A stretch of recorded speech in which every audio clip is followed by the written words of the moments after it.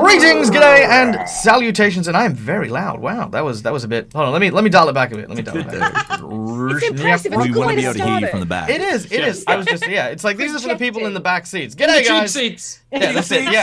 Yeah, that's right. Up in the nosebleeds. There's no such thing as a bad seat at one of my streams. G'day, guys. My name's Michael. I'm the DeadAussieGamer, and we are here today at GaryCon Live, ready to play some D&D. Now, for those of you who don't know why you're here, apart from obviously these wonderful performers, GaryCon is a wonderful and amazing collection of like-minded individuals that have gathered in the name of memorance to the godfather of games in role-playing, and that is none other than Gary Gygax, hosted by, of course, his son Luke Gygax, who is a wonderful and incredible human being. Every year, people come from all around the world to celebrate this amazing gift that we call role-playing. Joining me today are these fellow performers, storytellers, actors, and actresses who have come to share a story with you guys in chat as well. So, thank you and welcome to all my players. Hi, guys! Hello. All Just right. happy to be here. I want to rain great to be dice here. upon me, but I'm scared to injure myself, so just pretend. Oh. Whoa! Well, as long as we're not throwing out those D4s, there you go. Oh, no, Dirty there's one Dancing on the style. You ground. just like pull the rope and you arch your back and the dice just rain. To rain dice on you. I should grab I'll my just throw a bag and D20. tip it out. just pour it down. And then Dred has to do his. That's it. Can you imagine if I just tipped this over myself? Yeah, I didn't know. Well, see, Just I throw a single D20 in the air. Oh, beautiful. I That's just a have to get my dice train, just be like, 49 D6. and just start throwing dice Bludgeoning everywhere. damage. Make it hail. Let's do it. Make it hail. All right. So, ladies and gentlemen, let's tell you about what we're doing today. Today we are going to be playing a game which is set in my homebrew world known as Alestria, in an adventure that is actually a spiritual sequel to a series I ran called The Winds of Wilderan. It is set in a world where anthropomorphized animals are the majority of the races that are here, but not all over the world, just in this particular island. Adventuring into this land are a group of intrepid explorers, all of which who are fantastic characters and creatures from the kingdom of Trist, a nearby neighboring lands which has grown concerned about the quiet that has fallen over Wilderan. To introduce to you the characters that will be playing today, and of course the wonderful and amazing talent that will be wielding them, I now throw it over to my players, starting with none other than the handsome Robert Hartley, GM. Hi, Rob. Hello, everyone. I am Robert Hartley, GM. I am a dungeon master full-time, partly for a comedy group in New Zealand called Viva La Dirt League. You can find our stuff over on YouTube. And also just in my own right as well on YouTube and on Twitch. I stream several days a week doing Dungeons & Dragons related content. Today I will be playing a paladin for the first time ever. I've been playing Dungeons & Dragons for about 6 years now, and I've played one of every class except paladin. So I chose paladin for that exact reason today. I'll be Trapper, who is a wild hunt shifter. I'll throw it down to Dred below me. I'm sorry, I was just so smiting. Don't look at my nose, dude. Pun intended, smiting, coming in strong. Hi, I'm Josh, the dreaded GM. I've been described as having dreadlocks and being a game master, and I'm here to play some Dungeons and Dragons with these amazing folks. If you want to know where I am on the internet, just Google in dreaded GM and you'll find me, or head over to the Twitch channel where I do all types of cool things. Today I'm playing, let me see if I can get the voice. Thoric Lupin. And he is an ancestral barbarian that is bringing the might of the pack and the ancestors to full rage spectacularness. So yeah, I'm gonna have fun tonight and today, and I'm glad to be here. I'm gonna throw it down to you. Hello, new friend. Who are you? Oh, I caught it. Ooh, I was lucky. Hi, I am Ellen. I am a performer, theatre maker, playwright, and I'm also a creator and performer for the TTRPG actual play podcast, Roll to Cast, the things just behind me, the logo. That's Roll to Cast, ROLE, and we play a different game every season. So we've gone all the way from Cyberpunk to Pulp Cthulhu to Kids on Bikes to The Witcher. So it's just a gas to think that like probably 3 years ago I had only played one role-playing game. And now you play heaps. and now I play all of them. Just I dare you to find a game I haven't played. No, don't, please. There's so many on my list. Well, have you heard of Wonderhome? Because that's what I really want to play. I've been dying to play Okay, Wonderhome. all right. Yeah. So if I run it, Dread has if you get- derailed the introduction. If you part. get, Yes, if you get chaos. an invite, okay, I'm sorry. Let's stop. There was a call. There was a call, and I had to answer. It was a call response, I to get it. answer. Yeah. And speaking of cawing, get it? I'm playing an Aarakocra Let's see if we can. called Karaka, who is a drunken master monk who is pretty broad, just loves shiny things and crafting and shiny things, and those are the two things that mainly fill Karaka's brain. So they're just here to hang out and have a good time, essentially. I'm very excited to bring them to this wonderful game, and I will pass it to. It's on the other side, but I always mess this up. Wait, Other way. which side do I have to be This on? way. The other way. Yeah. It's always Okay. opposite. All right, That way. and I'm going to pass it to you, Gemma. Woo! I'm bad at You sports. got it. Oh Perfect. man, that was impressive. Thank you. I failed high school sports. That's great for me. I think our character's going to get along very well because mine also like shiny things and is just here to vibe. Hello, I am Gemma Driscoll. I am a streamer, a television presenter, occasional actress of things, D&D player in the one-shot variety because I get scared about schedules. Hello, I am here to have some fun and to vibe and hopefully kill some things. I don't know. We'll see how we go. You can find me at G of D on all the socials. And I am playing a Treyor Ballard, who is a Vulpin rogue. I haven't played a rogue in many years, so looking forward to seeing how this goes. But she is a little kleptomaniac with a heart of gold and very sticky fingers. So she is keen to get amongst it and see what this land has to offer, both for her purse and for her experience. Okay, I gotta drop it down, don't I? Okay, Yep. Are you ready? Hang on, I'm gonna drop Yeah. like a D20. Just gonna catch it. Here we go. 3, 2, 1, go, AJ! Ah. It's pretty good. I'm sorry, it was a Pretty natural good. one. That was I'm so pretty good. sorry. Oh no. I'm fine. Everything's okay. Hi guys, I'm was AJ great. Winters. I am a role player and a world builder over at Winter's Tales. And today I am playing Isla Farah, a chaotic gnome rogue? Question mark? We shall see. All right. Yeah, simple, to the point. I love it. That's it. You don't need to know much more. She saw our chaos and went, you know what? Yeah. I've learned. Yeah, Yeah. I wasn't ready for someone you- staying on You topic. don't need to know anything more than I tell you, okay? Forget about it. Yeah, you don't need to know, okay? You don't need to know. Amazing. All right. Now, ladies and gentlemen, of course, these excellent performers are here for your entertainment and enjoyment. But in addition, to help bring you this amazing show, we have a variety of sponsors that have come out of the woodworks in order to help make GaryCon 2022, the Australian takeover, even better. And, of course, where better to start talking about than, of course, our friends over at Wooden Forge Gaming.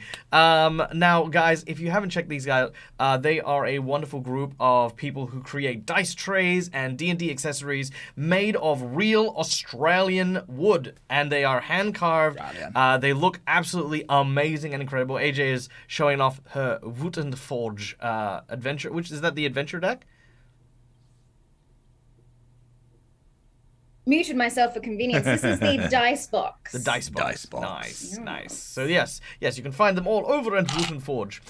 In addition, another member of our sponsorship team is none other than the Dragon's Lair Salisbury, a wonderful group of board gaming and trading card games, as well as miniature games that are sold out of this store in South Australia. The shop address is 379 Galway Street. No, I said that wrong. Gawler Street in Salisbury, South Australia. So if you're in the area and if you want to check them out, go send some love over to our dear friends at Dragon's Lair Salisbury.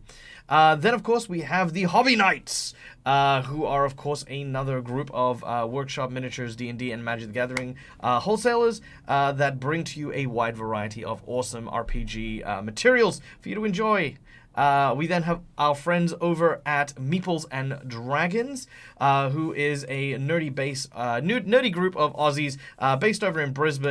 Melbourne, who specialize in pretty much exactly this, getting nerdy TTRPG folks together for awesome time, great adventures, and wonderful causes, such as Jasper's Game Day. Then, of course, bringing all of these people to a head is none other than the man himself, Heath from the Antipodian D20, a wonderful and amazing human being who does tabletop role-playing game streams, meets and interviews a wide variety of people within the space, and, has all of our love and respect. And last but certainly not least, of course, if you enjoy the artworks that you can see on stream right now, then of course these lovely character arts come courtesy of none other than Hero Forge, a 3D model making and printing service that is free to use, where you can actually create these kind of amazing characters and help bring to life your next campaign. Whew, there we go. You did it. I did it. It's done. It. I managed to do your thing. And of course, why did I go through all of that without, of course, mentioning that we have prizes? Yes, that's right. We have prizes for you in the audience because we love you and the sponsors love you. And thanks to Dragon's Lair Salisbury, we have 2 gifts for you guys today, and that is, of course, a copy of the Wild Beyond the Witchlight book, as well as some premium metal dice, a horde set value valued at about $60. How are we going to give these prizes away? Well, I am going to, throughout the course of the game, be putting together a secret word. The secret word will come in the form of the answer to a puzzle, riddle, or something or another. This will be asked when we come back from our halfway break, and anyone who gives us the correct answer will go into the running. I will then roll a dice, and then they will be the ones who will win said prizes. So look forward to that. And, of course, enjoy the show. I think I'm done, right? That's so freaking cool, by the way. You did it! Cool. I did it. Yeah, I that's get okay. So now we all just head off, right? Yeah, that's it. Yeah, Okay, yeah, thanks, that guys. was Yeah, all. it's Yeah, great. that's Having it. us bye! I'm done. I'm I'm just really here Wait, for throwing wait, the let me check. prizes at people. So, this is a nice in between. Yeah, it is. I got a 20. We're done. Oh, yeah, cool. Well, there is one Hi, last guys. thing. There is one last thing, and this comes as a personal shout-out more than anything else. Ladies and gentlemen, I want to take a quick moment to personally congratulate the marriage of Satine Phoenix. Satine Stone Phoenix and Jensen. So congratulations, guys. Rob and I... I'm sure they're watching. Yeah, I'm sure you guys are watching and not like neck Sleeping? deep in cake or Yeah. but We're having the best time. that's how if I celebrated a wedding, that's literally what just like a Straight- freaking straight like to the- yeah, like the drinking ducks, just me whack.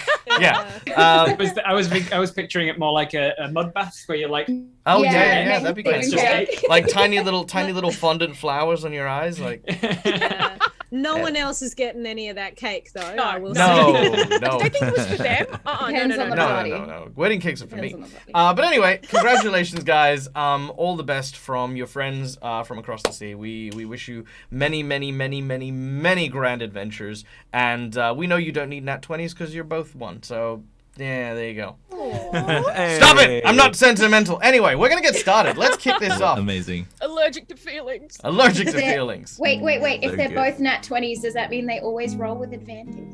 Hey. That's a good one. I like that. Yeah. That's very nice. All right. We find ourselves in the realm of Alestria, a world surrounded by magic, mysteries, monsters, and villains abound. The world of Alestria was forged from the wars between many different races. The dragons who had battled for supremacy were defeated many years ago and exiled to a dimension unto themselves. The races of the elves sought to use magic as carvers and weavers of spellcraft and isolated themselves to the land of Salastar. And nestled quietly away is the island known as Wilderan.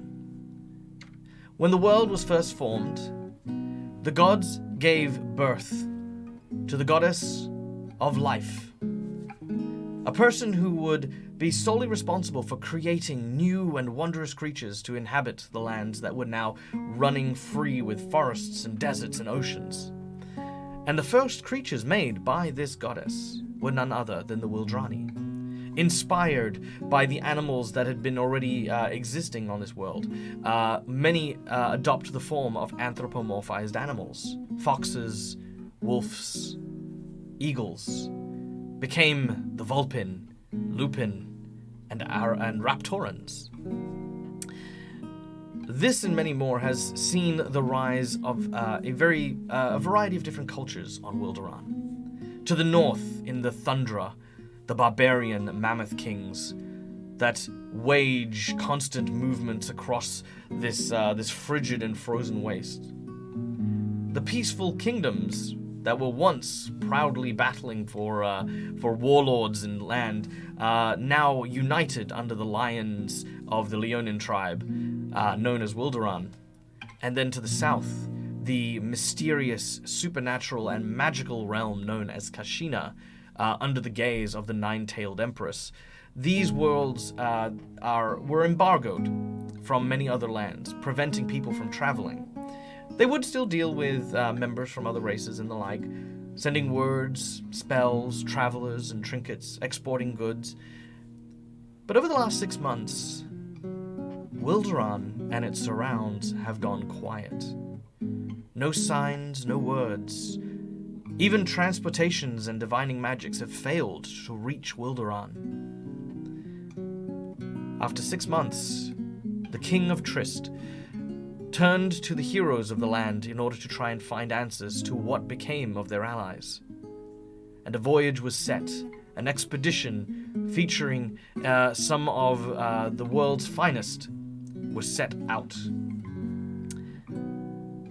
It is here upon the high seas that our journey begins. A barge filled with a variety of sweaty dwarves and halflings that seem to pull and tug at the various ropes and ship fixings are quickly making their way through choppy terrain as cloudy weathers cover the sky as you approach. The sound of the thunderous hum from below seems to be only silenced by the shouts of the quartermaster. "Bring that sail in! Come on! You don't want us to be listing and put more stress on the mast than it needs to be. Look, if you don't drop that sail, I'm going to drop you off the ship." As this happens, Isla, where aboard the ship is your character, and what, pray, does your character look like? Isla is at the front of the ship, fully arms spread, just like letting the sea spray hit her. Isla is this gnome, and she is wearing bright colors, but she hides it all underneath this sort of darkened robe for when she needs to be stealthy. And you can see that her hair is sort of slicked back with this dark ichor, but now that the ocean spray is sort of hitting it, you can see like bright green hair poking out from underneath it. And she's just, I was going to say balls to the wall, but that's probably the wrong term. She's just like out in the wind, just like, yeah! Seated at the front of the bowsprit, every time the ship dives and ducks underneath one of these waves, it's almost that same sinking feeling you get on a roller coaster. And as the wave kicks back up, it lifts you high into the air, and you can feel your hair kind of pulling backwards as you can only see sky for various pieces before once again the bow comes crashing down. Next, Trailer. You happen to be on deck. How is your character feeling about this ocean travel? Treo is not McLoving the dips and the crashing waves, and is kind of bent over the side with kind of like a bucket nestled quite comfortably under her arm. Just trying not to look like she's going to hurl at any moment, but also keeping it quite close to just into every so often. A small halfling man sort of seems to be there kind of trying to help you out. His name is Sprit. Because I just said the word bowsprit, and that's what was in my head when I just thought of that word. So, Sprit is a cabin boy, and he's been charged with making sure that obviously the guests on the voyage feel comfortable. He seems to have several kind of dried out reeds of ginger, and seems to be kind of like patting you on the back, and every now and then when the bucket gets a little too full, he's like throwing the bucket over and then giving it a wash, and then, you know, giving you some of these little ginger snap things to chew on. You feeling all right? Oh, all right is a bit of an overstatement, but thank you. I really. Oh, I think I've got a bit on your collar, haven't I? Oh I'm no, so sorry. that's okay. It's fine. It's a work uniform. Oh, can I give you something? I feel like I need to give you Oh something. no, for no, this. it's my pleasure. I will say though, you know, you could just loosen your grip on your arm there, and As he sort of gestures at his hand, look, I which would is love turning to. blue a bit. I would love to. I would. I really would. no, that's It's the wins. Once again, over the side, managing to thankfully miss the poor cabin boy who's being so diligently helpful. To the sound of the feeding of fishes, we then turn to someone whose very, very keen and sharp eyes seem to be casting a gaze out into the horizon. Already having seen landfall from even this great distance, these sharp eyes, of course, belong to none other than Kuraka. Yeah, so Karaka, who is naturally in the form of a large crow, a large humanoid crow. Humanoid, you're right. Yeah, a humanoid crow, who's wearing a loose fitting tunic, who was playing with some string, but is also looking to anyone who is holding food rather loosely in their grasp, hoping that maybe he can peck it out of them. Just kind of like following people with their beady eyes. You notice that there is a large, rather heavy-set dwarven gentleman. His name is Fishguts, and as he walks out, he seems to have like a small lunch pail with him. As he's like, he looks over at Trailer, who is still vomiting. He kind of smiles, like that, you know, dirt-eating grin as he's like, landlubbers. And he reaches, as he leaves the pail, he reaches down and picks up like what looks to be a cigar from like his side pouch. Would you like to make a bid for his pail? Yes, Excellent. I would. Fantastic. Please make me a sleight of hand or a thievery check. I do not believe I have thievery, so it'll be a sleight of hand. Very well. Even though Karaka is doing it with his face. Sleight of beak. Yeah, thank you. All right, I better use my trusty little dice roller. Oh dear, no. That's a 7. Well, he got a 6 on his perception because I rolled like trash. Right. Love that.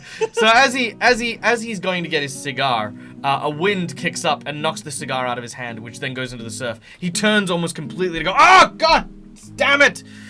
Oh, that was my last one." Sucker. And he looks around, and he can't see where Karaka's gone. Inside is a tuna sandwich with what looks to be a very fresh made tomato relish and several slices of cucumbers that have been steeped in a ranch and dill dressing.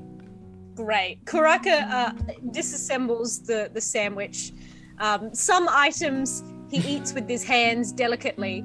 Others, like the bread, he just lays down on the floor in front of him as he's sitting cross-legged in a quite serene pose, and then just like starts pecking at it with his beak. As you do so, I need you to make a perception check. Sorry, yes. Slamming your head into the table. 17. 17? You can hear the peck, peck, peck, peck, peck, peck. Oh yeah, you can hear the sound of pecking. More specifically, you, Karaka, can hear the sounds of seagulls who begin to hold position in front of you where you've got your bread. Piss off! As I try and shoo them away with All right, my wings. let's make an animal handling check then. I know what you're up to, and it won't work. I don't know what... Mine. Oh, no. Mine. That is also a trash roll. That's 8. All right. Last but not least, make me a dexterity saving throw, please. Right. That's a 22. Ooh. All right. Thankfully, you do manage to grab one of the seagulls as it dive bombs your piece of bread. As it grabs it, you manage to reach out and grab the bird by the legs. In its panic, it's released the piece of bread, which immediately then falls down onto deck. You just Thoric. use the bread as bait. You've got something even better. That's true. A That's bird. true. Chicken. Thoric, as you are on deck, what are you doing? All right. What you will see is mountains of muscle giving host to a dark forest as you hear the sound of sliding stone against metal.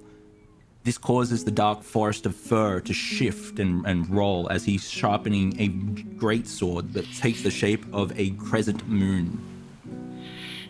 You can see that he's watching the stone slide against the edge as he considers and thinks about all the combats and past challenges he's bested.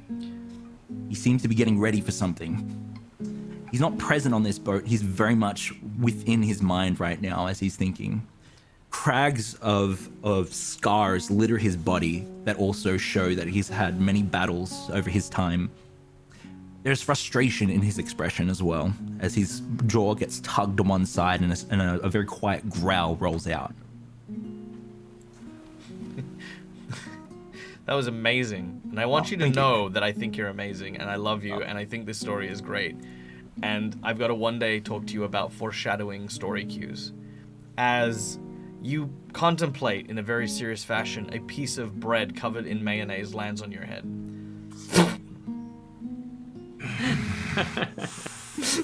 I look Sorry. up. You can see Karaka in the yard on the actual sail, sort of with a lunch pail, having been kind of pulled it apart, and she looks down. Amazing. She also has a seagull. I will take the sandwich off my head and just devour it in one bite, and then going back to sharpening my crescent greatsword. Very well. Suddenly hear A another dry Just- heave off the just side of the sound of the thing. Watching this go down. A single tear rolls from Karaka's eyes, but they nod knowingly. I felt a little bad because you made the guy sound super cool, and I was like, Oh, yeah. yeah, you're gonna get hit by a sandwich. Like, I know what happens at Dungeons and Dragons. It's okay, fine. all right. Yeah. Now, No Trapper, Cat Mountains now, if you will. you happen to be walking on deck with the man who is captain, a captain by the name of McDaniel. He is a strapping human with short hair, very, very kind of well cut and stuff like that. He has traveled this route many, many, many times. He was talking to you about the landing party, but as you are walking on deck, describe your character for us. You see a relatively large, stocky and tall, muscly individual. He looks human, except for a couple of features of his face. He is large and stocky and has light tanned skin, dark hair, pulled back into long bunches that aren't kind of a little bit wild. He wears a gambesson underneath, chainmail shirt underneath, leather overcoat essentially, with pauldrons as part of it. He carries on his back a large sort of kite shield with a symbol to the goddess of life. Did we get a name for her? Azalea. Azalea. He would worship Azalea. And what is her symbol, Azalea? Azalea's symbol is a flower. A flower. Well, there's a large flower on the shield. He also has underneath the shield, in a sort of holster, I guess, a halberd and a shorter spear to his side. Those are the two weapons that he fights with. His face is rough and gruff, and the face of somebody who doesn't really suffer fools gladly. He's not got a lot of time for pranks and hijinks. But he does just enjoy the finer things of life, of just taking time to relax and go on nature walks and things. He's a paladin of the gods of nature and life, and is a bit of a shifter as well. He was raised by wolves, and it was unusual in Wilderan that he was humanoid in appearance. Nobody really knows. Nobody has yet been able to tell him why he was different to everybody else, but he was human and had the ability to shift into a wolf-like creature at times. He then moved away from Wilderan and went to Trist, where I imagine he met Thoric and probably bonded with him well over the wolf thing. Yeah, and as somebody who really supports and idealizes sort of might makes right and the strongest leads kind of mentality, I imagine Trapper took to Thoric very well and sort of sees him as the alpha of his little pack of wolves. And he wears he often wears dark makeup across his face. Yeah. All right. Love it. I love it so much. Heck yes. Your stride is quite long compared to the captain's. As McDaniels follows, he says, "Well, it seems as though we'll be making landfall any time now, but I think the waves as they are may make pulling the ship too close a bit of a hazard. I don't suppose anyone on your team knows how to sail or manage a small vessel?" I mean, not that I know of. I ain't been with a lot of them for too long, but I can ask around. Okay. I know a lot of us know how to swim, or of course Karaka knows how to fly, so it shouldn't be a problem to just get across there. All right. Well, what we'll do is we'll prepare for you a small landing vessel, and we will weigh anchor here. We can stay for up to a week with provisions that we have, and still make it back to the port safely within 4 days. A week should be plenty here. All right. Well, we'll find what the problem is within no time, I'm sure. All right, well, take what you need, and if you require anything, Quartermaster Samsis will help you with that. Of course. All right. I'll start gathering them together. I'll walk over to Thoric and say, Thoric, and I kind of just bow my head towards you a little bit. Not like too super over reverently, but just like a acknowledgement. Captain says that we're almost. Oh, wait, and I'll pull out a handkerchief. You got a little, and I'll just wipe the mayonnaise off of his fur. The sandwich was delicious, but was it bird shit or? No, it was mayonnaise. Oh, good. Captain says it will be that we know of, yeah. Allegedly. Captain says we'll be weighing anchor here because the sea's too choppy to pull us all the way, and he'll get us a smaller boat, a vessel to get in. Right. Do you know if Treya or Ilya can sail? It hasn't come up. I'll go ask. Perhaps, yes. I'll make my way over to Treya as well. Yeah, Hey, you can see God. Thoric watches the back of him go with pride. Goes back to sharpening the sword. You don't look too good. The sooner we're off the boat, the happier I'll be. All right. Well, I think that answers my question. You don't know how to sail, do you? If we want to get to land in one piece, I wouldn't say I'm the best one to go to. How are you at swimming? Just completely random question. Look, honestly, right now, I think I'd be doing better in the water. Right, well, I'll see Certainly what I throw can you do. Then. overboard if you want to go overboard. You know what? At this point, it can't be any worse. Hey, oh yeah, Yeah? can you sail? No? Fuck. Can I just say I'm imagining like Ilya on the front of the ship going, "Hell no!" I'm just so keen. Just Dives under the water.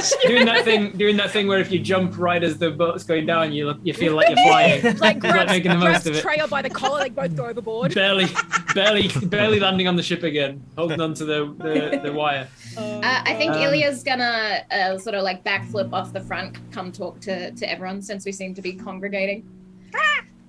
Hey, Karaka, get down here! Treyor's going to Alright. move her hood because she's kind of been bent over the front. And because I realized I hadn't described her before because she was in the middle of harking up her guts. Once Treyor pulls the hood back, there's this very light dusting of a nice sunset orange fur that's kind of a bit matted with God knows what she's been consuming since we got there, just around the mouth. Quite long pointed back ears that are kind of pushed to the back of the head where the hood has kind of crammed her in. She's wearing quite common clothes, a bit dusty, a bit dirty. But there's some of the jewels on her fingers suggest that she may not own what she is wearing, but she has excellent taste in what she has acquired. But she looks a little bit worse, we're a bit dark under the eyes and seemingly very keen to get off the boat. How tall is she? She's sitting at about 5'4", so she's Okay.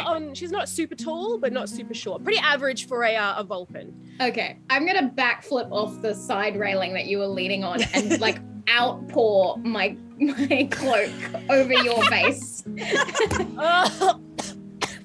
There we go. Little better. Very salty.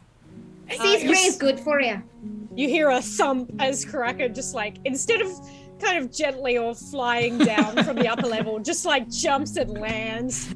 She's gonna Trail throws one of the ginger snaps over to Karaka. Saw you lost your sandwich. Sorry about that. Yes, it was a great time of distress, but as we all lose things in life, so does life bring us new things. Well, if it helps, I also lost my sandwich, so I can relate a little bit. It's over there though. Karaka puts a wing on Treya's shoulder. That may have been me. I apologize. We pan upwards to the sight of an ethereal sandwich in the sky, like fading into a cloud. It's flying away. You'll be remembered fondly. You're in a better place now. I was taught not to rely on objects being permanent in life. We must not have a connection to the material possessions, otherwise they will own us. And Twisting so the I rings say, in the hand. Quite so I say, give me your sandwiches. Right Wait, sentiment, what's this wrong about takeaway. sailing? Why do we need to sail? Well, the sea's a bit choppy, as you may have noticed. Oh, yes, great. Really? So, I hadn't noticed that. So it's a little bit too choppy to take us all the way into shore. So he says he's going to drop anchor here, get us a little dinghy, and we'll sail out from here to the thing. I mean, as long as it's rowing, I should be fine, but I don't know how big the vessel's going to be. So Treya's gonna go on a smaller boat in the choppy waters. Yeah, okay. Hey, you closer to the water, you'll feel the waving less. Honestly, I think you're kind of right. I think I'd rather be on a smaller boat right now, but hey, it's fine. We'll get there. Why don't you all just fly there? This I think you know the answer to that, Karaka. Parents Yeah, smug cares. He like looks around at the group, like looks down again. Oh, yep, that's why you can't fly. I can try. All right, I Captain. mean, we can all try once in our lives, I guess. Yes, Mr. Trapper. How big is this dinghy, and is it ready? We're all ready to go when you are. Yes, no, it's right over here. He takes you over to what looks to be a rather heavy-set dinghy. It's quite long, could fit about maybe 8 people aboard it. As you look upon it, there is a chest, and he explains that there are some sundry supplies able enough to create a small landing camp for you and your companions. In addition, enough food for the week that they said that they would stay here for you and your group as well. They've also included a few small provisions. You have in there a map of Wilderan, as well as a climbing and adventuring toolkit.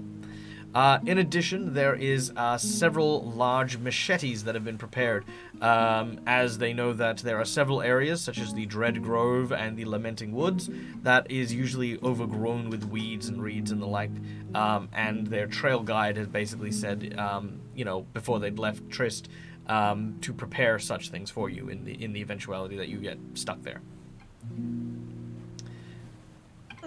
Right. All right, we're heading out then. No objections. Let's do it. All right. Nice. Time is of the essence. Oh, McDaniels. Yes. If you change your mind on the way back, you know where my bunk is. She hops onto the smaller boat. He seems a bit flustered at the proposal. He goes, "I'm working," and he sort of stumbles over his words as you begin to board the smaller vessel. Now, Your thankfully, loss.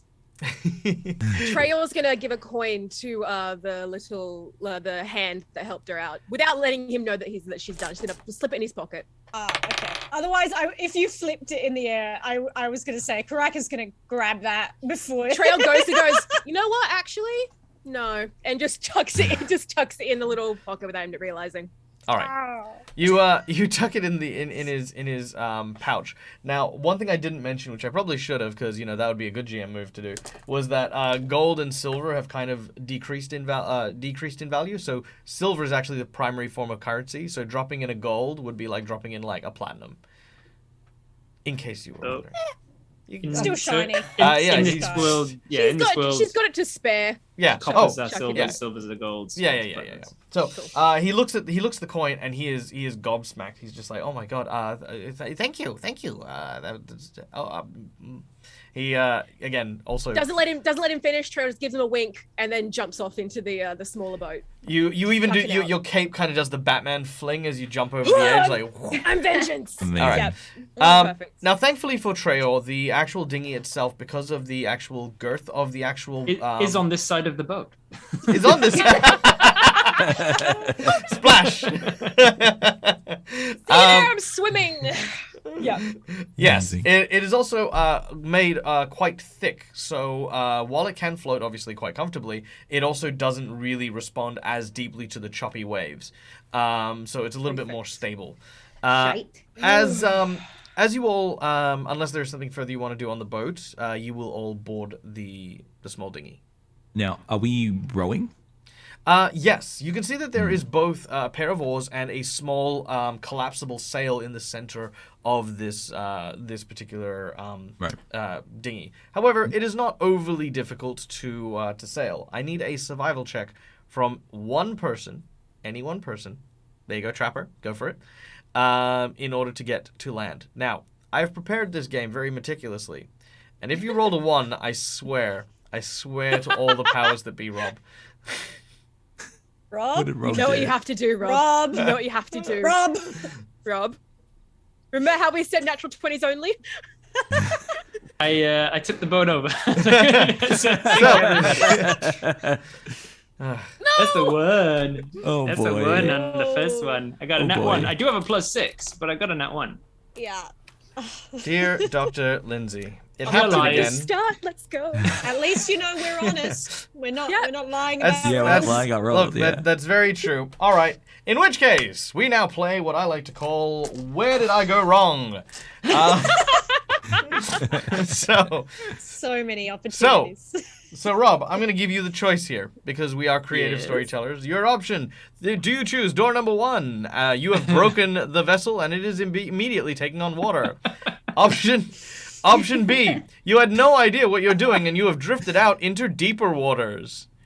Or option 3, you have, however, managed to create the weirdest and windiest path to shore, but in doing so, have made yourself appear like a giant injured seal. Number Try 3. again with that one. Number 3, my lord. Number three. It's like Family All right. Feud all over.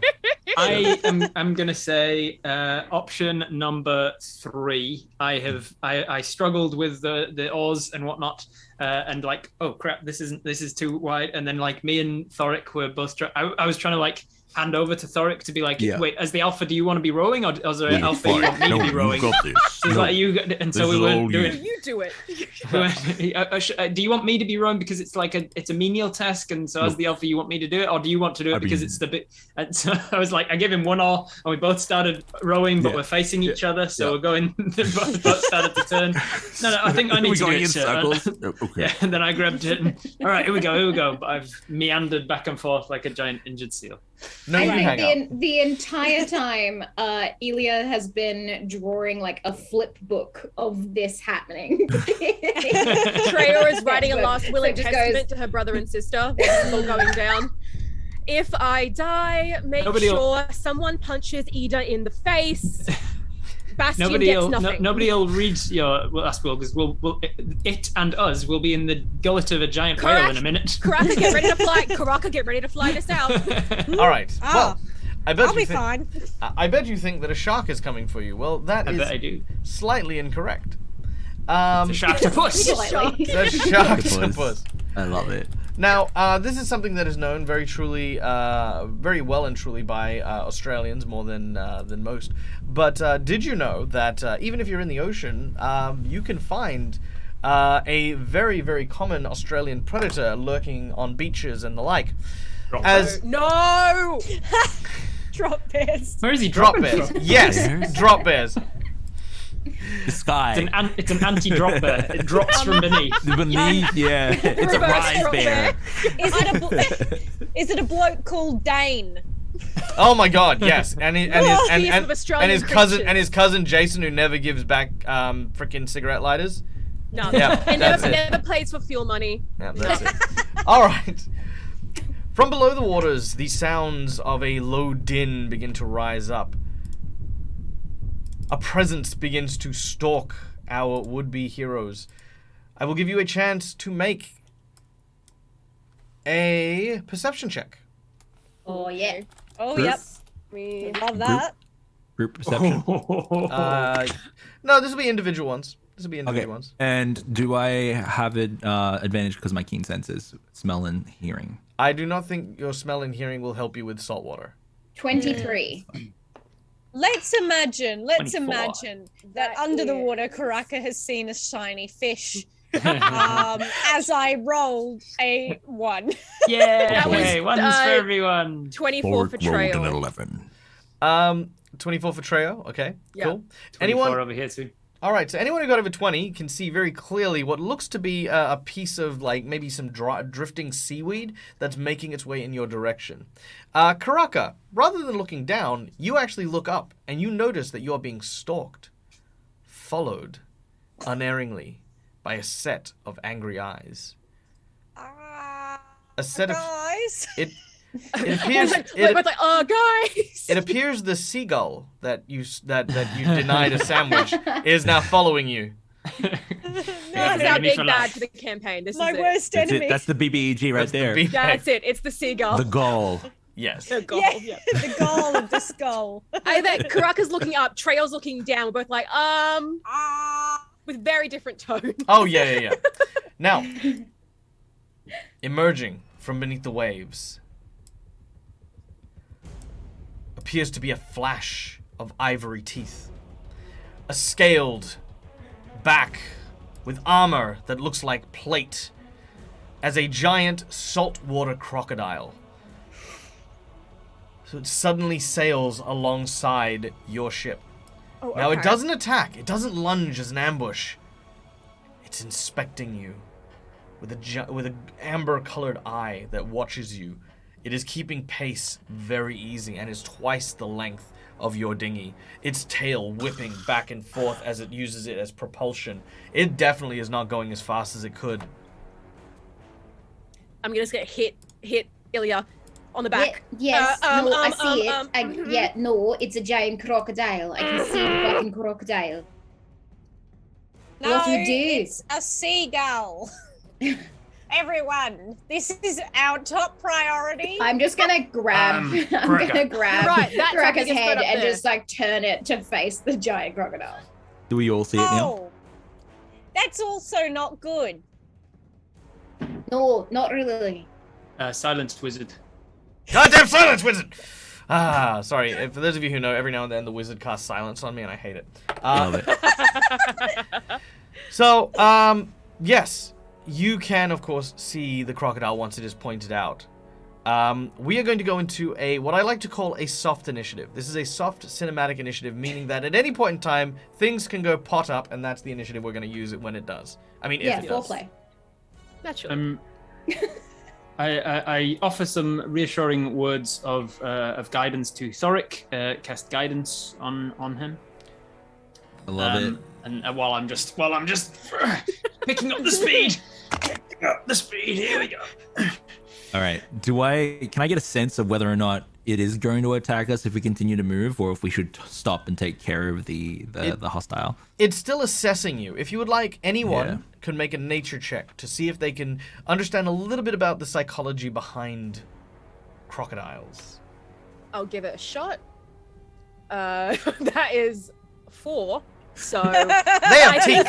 I'm aware it is a crocodile, and that's as much as I need to know. I don't know. I feel like with that, you might not even know it's a crocodile. It's like giant bite It's fish. That's a big fish. Bite fish. Could I use Big lizard go chomp. Yes. could I use my animal handling to tell to Try and handle this animal. Well, no, because what I want to do is I want to get the seagull to fly close to it, hoping that the crocodile will eat the seagull, All right. and I can piss off in my merry way. You know what? That is genius. And I So, apologize, Thoric. for- I know you've for- got a thing, For but I'm gonna. our scale, it's following us like a nice, delicious club sandwich, and you've thrown a grain of rice at it and Yeah. gone, eat that instead. Yeah. Yeah. Okay, All right. let's see. So Thoric, I know you've got a result, and I'm gonna hang on to yours for a second, if that's all right. Oh, was I doing a nature check as well? Oh, I thought you were. I thought that's what No, you I were waiting will. to. Okay. Yeah, that's fine. All That's right. a 10. Now, Karaka, Yes. you look up at the seagull and you look at the giant creature. As you do so, you reach into your jacket and you pull out the other half of that sandwich. Make your animal handling check. Great. That is a 12 only. This is going so well. Well, look, to be Seagulls- fair, A brilliant plan, foil. look, to be fair, it is a seagull. It's not a magic seagull, and he's not, Yeah. and you're not trying to handle animal the crocodile, because that'd Yes, be much. I mean, throw. That's a good point. So That's you Get a true. seagull to follow food is like a DC 3. Yeah. So you take the still mayonnaise coated like bread, and you just suddenly look at the gator, and I need you to make a ranged attack. And you can use your regular ranged attack. I'm fine with that because it's a piece of bread. I'm going, Karaka, it's not going to be interested in your sandwich. You're just going to piss it off. We'll see. We'll see. Oh, throw a sandwich at the crocodile. Ariel's just like, throw sandwich at big, bitey lizard. Ugh. We've already established none of us can fly except you bastard. That is 13. With a 13, In the snout. with a 13, there is this soft thwack as I imagine Karaka sort of goes, "Scond him!" As just whack straight in the face. Now, this immediately angers the gator. You watch as it kind of like thrashes a little bit, losing some distance because it's been struck by a stray sandwich, and suddenly the seagull, who had been watching like a hawk, whoosh, begins to move down when suddenly it lands square on the nose of the gator. Boom! Bites its face to like pick the sandwich, and as a reflex, the gator opens its mouth, and in a single chomp, clamps down on the bird and starts to shake its head back and forth. It disappears below the water, buying the group enough time to Guys, I safely did it. sail I away. def- But I just defeated the seagull. that was clearly the goal. You did it. All right, You did it. And Karaka. just for our Yeah. lovely audience, the sound effects you can hear is from Sirenscape because we love Sirenscape and they make games sound awesome. But for your pleasure, that was the chewing sounds. Oh, Sound like squeaky no. shoes. how does it Yeah. feel, guys? We've defeated the big bad already. Look at us Yeah. go. Yeah, there you go. All right, Winning. so This is it. We're one D&D. We're done. That's Cheers. it. absolutely. You think Let it go, back death up. is the end? That seagull will come back later on as a zombie Yeah, seagull. that's a Oh, yeah. EG ski got Gonna Oh, be- no. we're gonna be harangued by a crocodile poo later in the game. I don't know. Druid, no, it's just taking druid levels, and Yeah. now it's got a companion. Can I do another One perception giant check seagull. just to make sure it's not following us? And I will use my guidance that was given to me by Trapper. You do not need to. You just want. will He wants to automatically- use I it just wanna because I use gave him the guidance. Yeah, You I need automatically to do something with his guidance. Can I keep my guidance for later then? I can give you. I know you can cast as many times as you want. It's fine. I just You want just this want one. this one. Fred, you can keep your guidance. Yeah. Love it. So, Hells yeah. Looking behind, Thoric, you know that the creature is well and truly busy. You can see the water still churning as you sail away. After about 5 minutes of rowing, you eventually come to what looks to be a stony beach. I had a joke there. I'm not going to use it. As you arrive, you can see that to the north of where you have landed, there is a large and intertwined forest mixed with vines, reeds, and other low-hanging branches that create an almost perfectly shaded canopy for miles and miles. According to your map, this is the Lamenting Woods. And it is where you have landed. Now, there is a small cliff face leading up to the actual woods themselves from the stony beach. It's about maybe 20 foot high. As you pull the large dinghy onto the land, you can sort of secure it. And from here on in, guys, the scene is yours. Ariel immediately gets on the ground, starts kissing the ground. Kissing the ground. Thank God.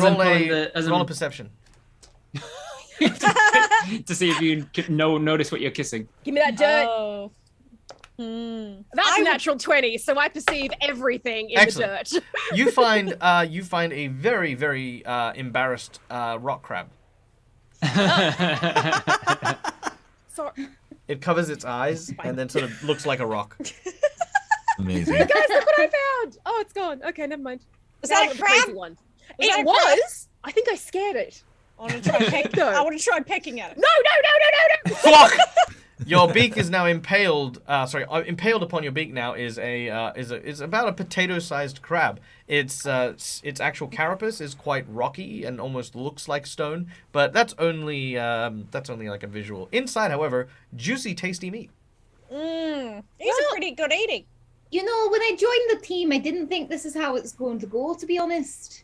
That's because you need to set expectations aside. They only weigh you down. Just keep the bar really low. It's how I've gone through most of life. It works. Karaka is talking, not having taken the crab off her mouth, like...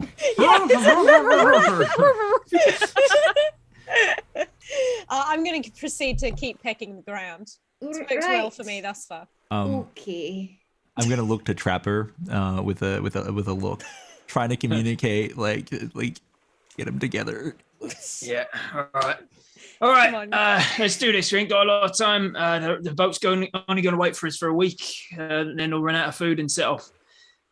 So best get a move on. I drag the dinghy right up off the shore, right above high tide level. And I'm not going to put a lot of effort into like hiding it, but if there is some like fallen branches or a bush that's low enough, I'll just stuff it under that. I'll tie some of the ropes around the bigger rocks and stuff to keep it. Very well. We should scout to make sure there's no ambushes or hostiles in the area. Yeah, let's go. I'll crack idea. out the map and orient it. Get in and get Let's have a out. look.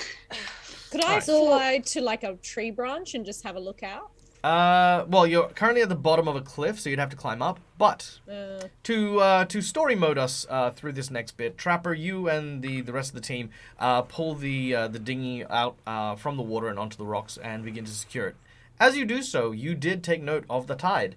Looking up upon the cliff face, you can actually see that the tide comes in quite high here. And had you secured it here, your boat guaranteed would have washed away. You make your way further along the beach where you can find that the high tide line isn't actually reaching and secure your boat fast there. Ilya, your knots are super tight, and Treo and Thoric, you find a narrow passageway that leads up, winding between the actual cliff face itself up to the actual Lamenting Woods. Karaka, you accompany them and climb and scale a large tree. However, looking out at the canopy does not yield you much in the way of results. For looking out at the canopy means that you actually just see what looks to be a sprawling spread of greenery with no way of looking down past it. I will, however, get you to make a perception as you have bird eye vision. Oh. Oh. Yeah, no, that's another. Yeah, nah, that's another nat one. Oh, BB. boy. Find another seagull and another sandwich. The crab has come back for revenge. Yeah. All right. That's, yeah. Hey, Dredd, stop asking for things. Yeah, no, it's fine. I didn't realize what I was getting myself into. So you look out to sea, and you can see the boat where the lookout, which is actually, you know what, another member of the Ravenfolk family, a person by the name of Garrick. Garrick, was kind of sweet on you during the ride, and you can see that he's using his crow vision to kind of look out and see if you've landed safely. Bit creepy. That is what your natural one gets you, is the weirdo from the ship. It's just bloody Garrick. Couldn't have even been a nice looking one, could it? Cool. Big Which laugh. one's the nice looking one? The little one that was helping me. He was kind of McDaniel. Ah. McDaniel's a bit Amazing. dreamy and all. Oh, McDaniel's. Oh boy, he could do things. What to me. happened? Oh, Did something folks happen stirring with some you McDaniels two, as well. Ilya? I noticed a little bit of a... He's not got many feathers. Well, to be fair, not a lot of us do. I don't think I have lots of feathers either, to be honest. You know, Is that being right? a gnome and all. I have a few. And I'll show you like some feathers that I've collected. Sitting in my hands. That's actually really nice. But no, he lost Oh. a bet to me last night doing poker, and so I thought I'd take him out on one of the loss. Unfortunately, he keeps claiming he's working, so Right. I'll whittle him down, I think. You'll get there. Anyway. When we're rich coming back from this trip, I'm sure he'll love to spend time with you. Just give him something shiny. He'll love it. Okay. That's how it works with everyone else. It's great. As riveting as this conversation You is, I believe we should heard me move when I said a forward. week. Yeah, we go a week. Oh, good point. Good Let's point. move. So, Right, so how I'm Crapper, thinking are we- you the leader here? Oh no. Captain? I say no and instinctively look towards Thoric. No. that would be Thoric, me. you're the Yeah. leader? Yeah. Whoever we're hiding behind, cool. You, great. So what are we doing? I think that we should scout with a forward and back scout. I think that you, Karaka, should take to the skies. So whoever the front scout will be will watch take Karaka's lead. All right. I'll If take anything that. of interest becomes pertinent, Karaka, circle, and we will make sure that we arrive there. Me and Trapper will be the middle, acting as both forward and back shock troops. Before I fly off, just because there have been miscommunications in the past, what constitutes something worth looking out for? That's what I was going to ask. Yeah. Ruins, hostiles, carcasses, danger. Not If it's sandwiches shiny, or seagulls. if it's going to kill us. Got it. No, All right. no shiny Less of objects. Please don't take us just as Yeah, less of the random shiny stuff, coins all or right? anything. Just- Although let Yeah. me know, I would like to circle back eventually, so keep that in mind. Yes. So I'll ask you. Stuff that Freya, looks like civilization, particularly humanoid ones. I'm so excited about this. Honestly, Me I love a too. good mystery. Love a good, Freya, mystery Ilya. novel. which one of you would like to be the forward scout? Oh, I'll put my hands up. Yeah. Right. We'll be relying on you to lead us towards wherever we're going. Treya, Great. you need to follow behind to make sure we're not being followed. So if you do see that we're being followed, make some sort of signal. What signal would you like to use?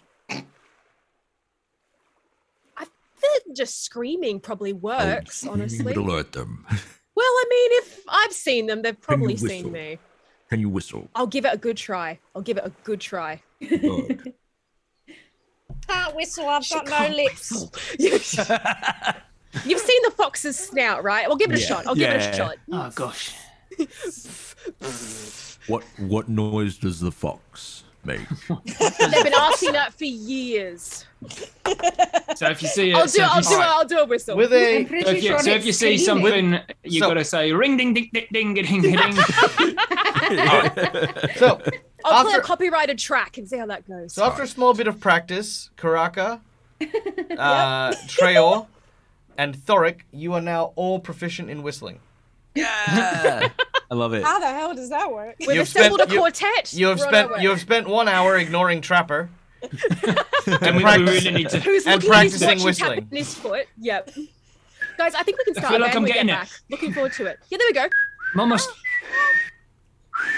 That's it. That's the one. Yeah. Sounds This like is an not- awkward Oh, choir. it's not better than shouting. There's, Yeah. there's nothing in Then just nature that shout. whistles this way, so it's gonna Yeah, be you just just as shout. clear I as said script. screaming Way to works, go. but we'll do covert. I like the style. Mm. And plus, when we Alright. get back, we'll form a quartet. Boom. No. We're whistling. We're whistling. Yeah. I'm gonna scout up ahead, you know? I'm gonna do what I said I was going to do. All right, I'll bugger off then. I'll let you know Off if you I've go. seen anything. Ooh. Now, Karaka takes to the air, scouting from above the canopies. You notice that there are ways for you to break through the canopies, but not see through them very easily. It makes it very difficult to tell what lies ahead. However, you could probably see not too far away, maybe about 1 or 2 miles away from the shore, is what looks to be an old, dilapidated, and abandoned ruin of some kind. Its architecture, it seems to be very squarish in nature, almost like a ziggurat or a series of ziggurats that have been overgrown by the land here. Ilya, you are taking the lead to scout on the ground. Is anyone with you as well? Nope. No. Ilya would be a forward scout. Okay. I'm gonna stealth up ahead, check out what I can see. All right. You hear something in the distance as you are scouting up ahead. You're not quite sure what it is, but it sounds like something big moving through the trees. What just happened there? Something big moving through the trees. I'm. Okay. I think I just froze. No, I'm Yeah, I back. froze as well. Everyone did. Yeah, No, I I froze, and that just means everyone froze. Yeah. Oh, okay. no. was like, not now. Something big moving through the trees, you said, right? Yep. Okay, can I see what it is? You cannot see it, but you can definitely hear the trees groaning and shifting. Okay, I'd like to stealth up closer to it, see what I perceive with my eyes. All right, make a stealth check. Thoric, Trapper, and Treor, you guys are following in suit, and you've traveled maybe, half a mile now, into the woods, following Ilya and Karaka's guidance as you do so, staying close together and keeping a tight-knit formation. 19. 19. Yeah, it's something massive. And you've managed to remain stealthed for the time being. And you see what looks to be a group or a herd of dinosaurs. A series of Paracephalosauruses, a couple of stegos, and a Triceratops seem to be grazing on the ground here. Holy You fucking can shit. What? Have I seen these before? as you Where I'm from? they're not common. No, I mean they're very exotic. Like pretty much the only place that they are around is here and the Badlands of the Crag World, which is All right. a different no one goes there. The Pachycephalosaurus is a bonk, right? Yes. Yeah. Cool. It's bonk. It's fine. So long story short, we played a game. There's a Pachycephalosaurus. It was my pet, and name was Bonk because it headbutts things. Yep. Ah, cute. We loved Bonk. We love Bonk. Aw. Ilya, as you say, holy shit, you hear a voice echo what you say. Holy shit! Hey. Looking next to you, there is what looks to be a. I'm not even going to try to pronounce it. I'm just going to call it a compy because I'm Australian. And that's what we do with words. Is it a bird? It's a tiny bipedal lizard. It's very, very thin, has a very, very short neck, and like tiny little head. It's like literally like maybe like the size of a chicken, if that. I choke it out. It does. Oh my god. Go to sleep. Go to sleep. Go to sleep. Go to sleep. Oh no! Rocket. It is remarkably fragile. As you shake its neck, you hear this soft, sickening pop, and it's no longer moving. Oh crap. Cool. Wait, was that a bird? Did you just kill a... It was a lizard. It was a lizard. It was a lizard. It was a lizard. Oh, that's fine. That's fine then. I tuck it under the underbrush and I go report back to my. You good? You look a bit shaken. No, I'm fine. So there are dinosaurs up ahead. Yes. All right. Okay. Confused by that expression. It's been a long time. Since missed- what? You laid your hands on a dinosaur, or why are you making it sound like that?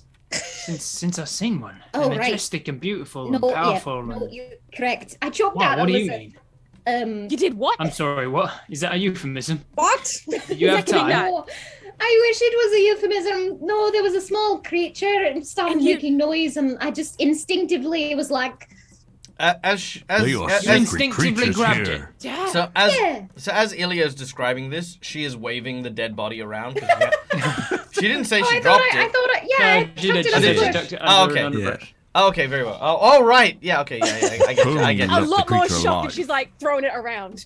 Yeah, yeah. Oh, that's Okay. distasteful. What? I can't say I'm okay with that. But... Sorry, it spooked me. It repeated what I said. I got a bit. That's just what they. Anyway, oh, it was a- just it was thought a I'd fair let enough. you know. Your first time's always a bit scary with these things. I get it. First time. What? No, I haven't What? seen a copy in a while. Nothing. Didn't say it. Nope. Okay. Dinosaurs. Yeah. Yes. Which ones? Which ones? How big? I don't know. You don't know? I Was don't there know. one- Look See, like? all I really know long is neck? they're big, they're scaly. How big? How big? Like, Like, big as me? Bigger?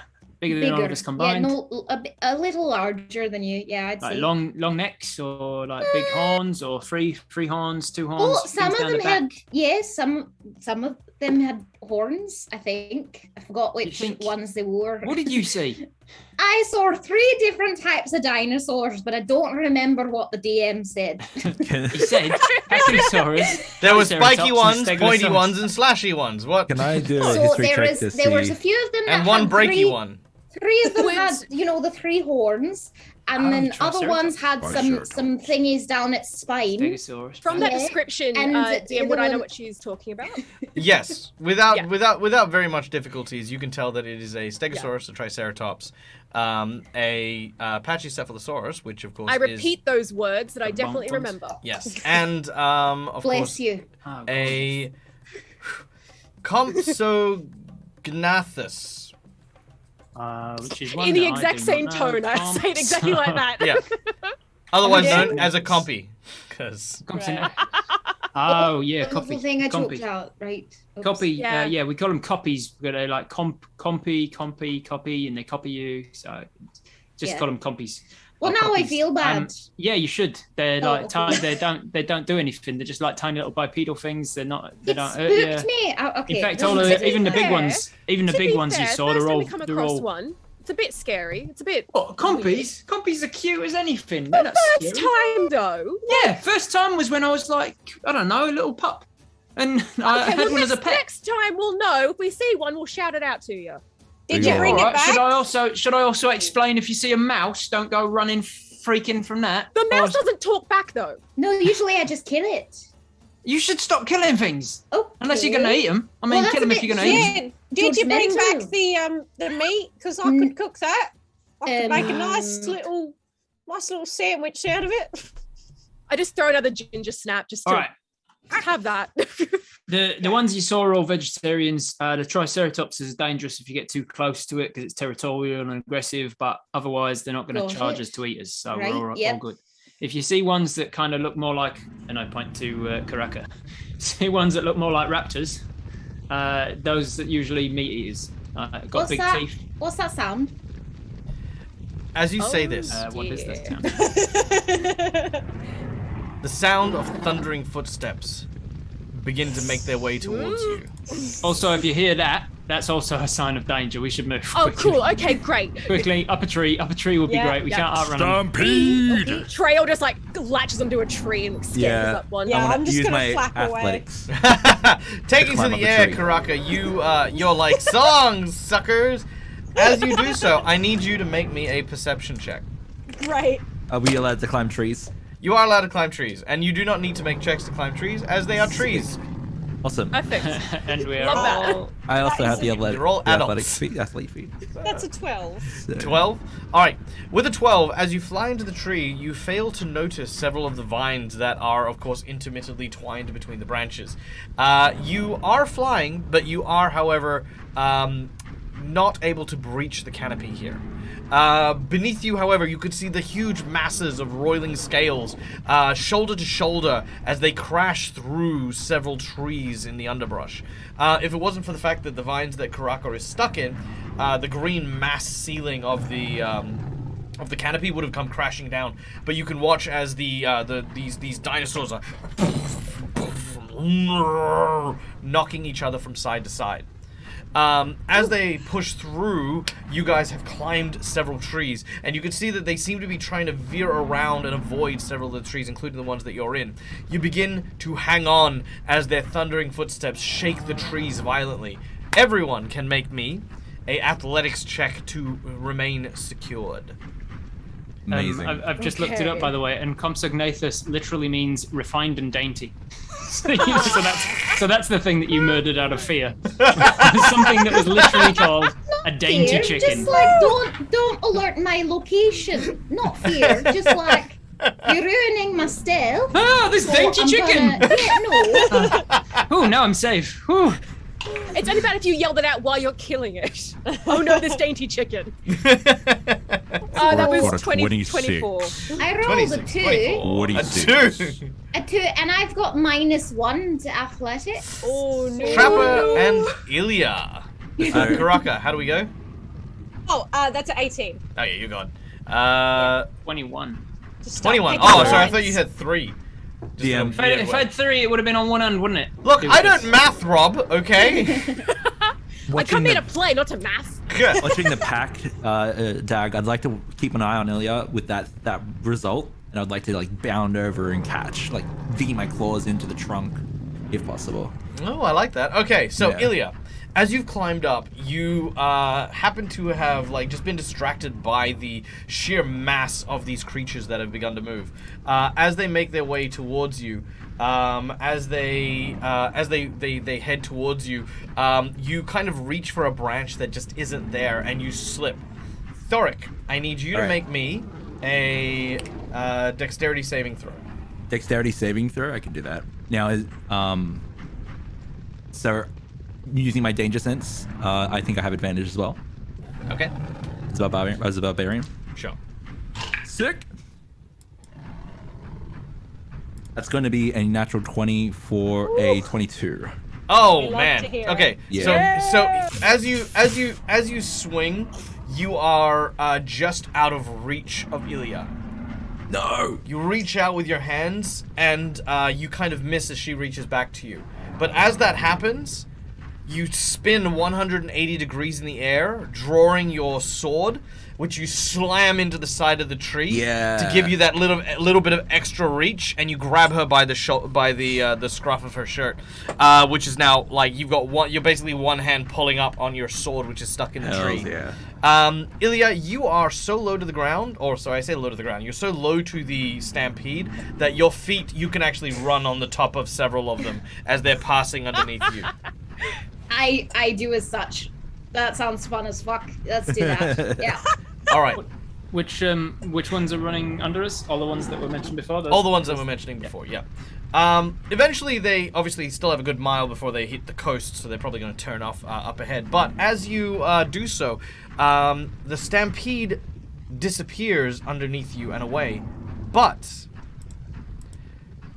limping behind the group is a triceratops that seems to have a nasty gash in its leg. Oh. As it does so, you can see that 4 hissing raptors begin to encircle and surround it. Now, this is somewhat below where you are.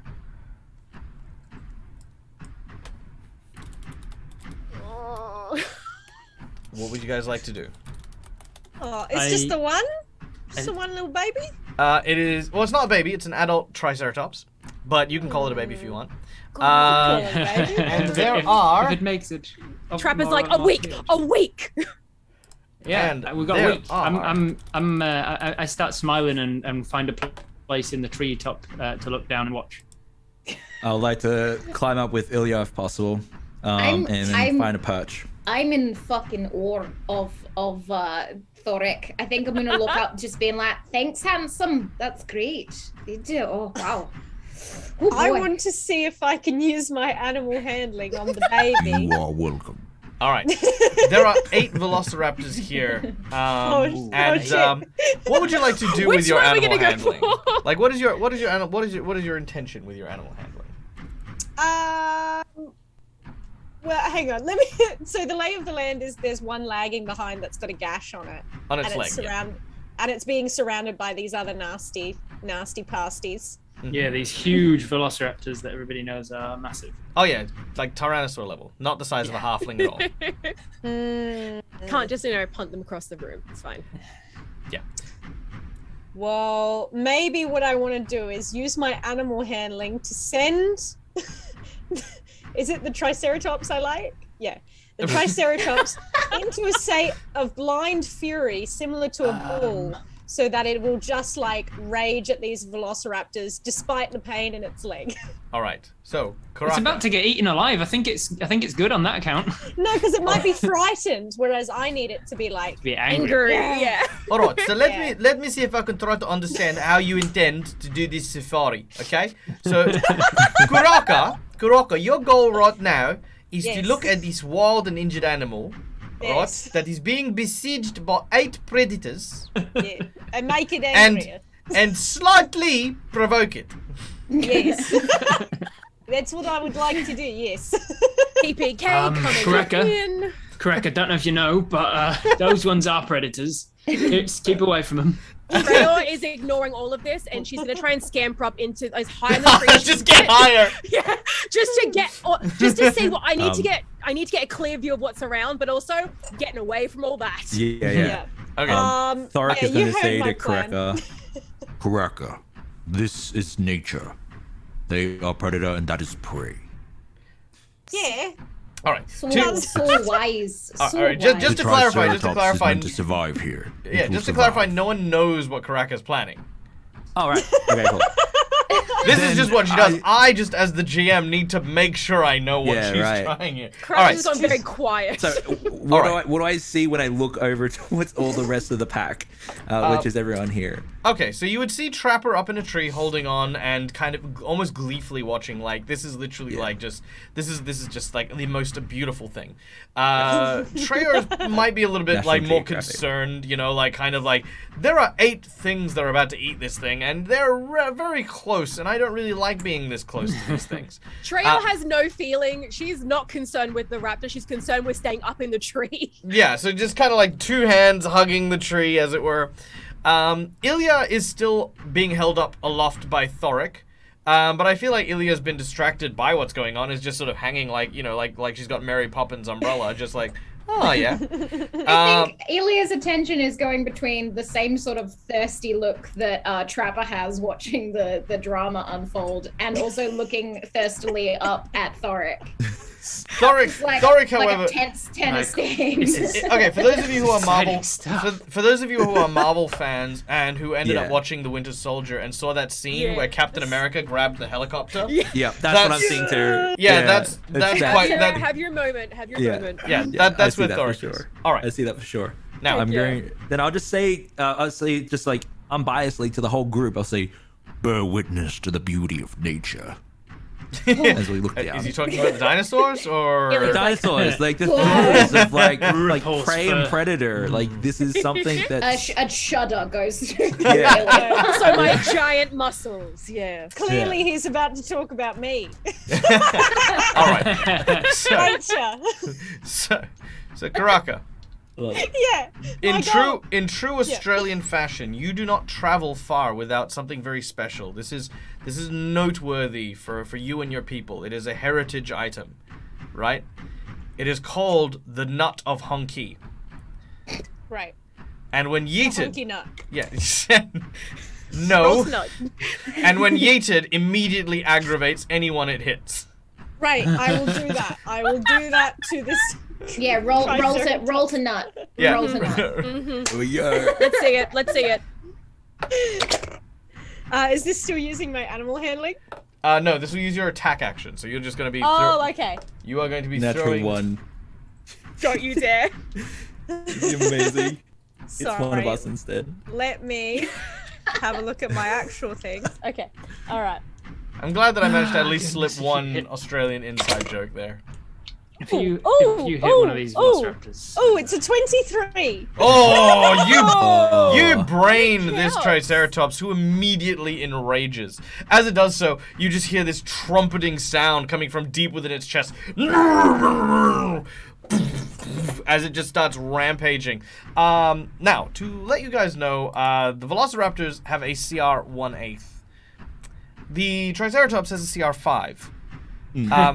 While it is injured, of course, it was more they were waiting for it to tire out. However, reinvigorated by sheer anger at the nature of someone throwing a honky nut square into its face, it is now just flown into this barbaric rage. It bangs on trees, it swings its tail around, it crushes and steps on some of the Velociraptors.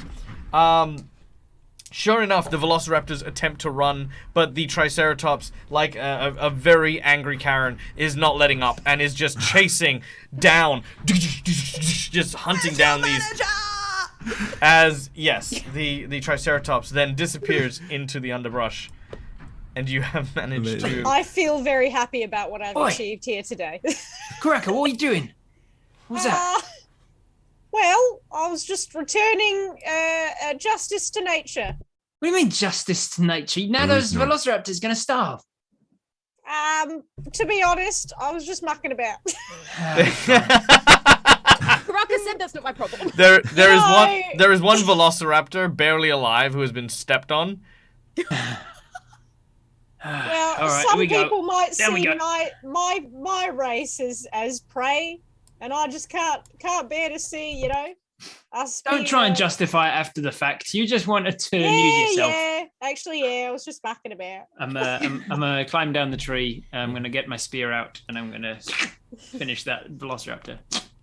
I was gonna Oh, say he was nice. fine, but yep, he died. No, Not anymore. you said he was struggling because he'd been stepped on by a triceratops. You'd He is not struggle if you were surviving. stepped on. I didn't say he was Yeah, dead. because I'd be dying. Just damage. Can Okay, I well- take some of the meat?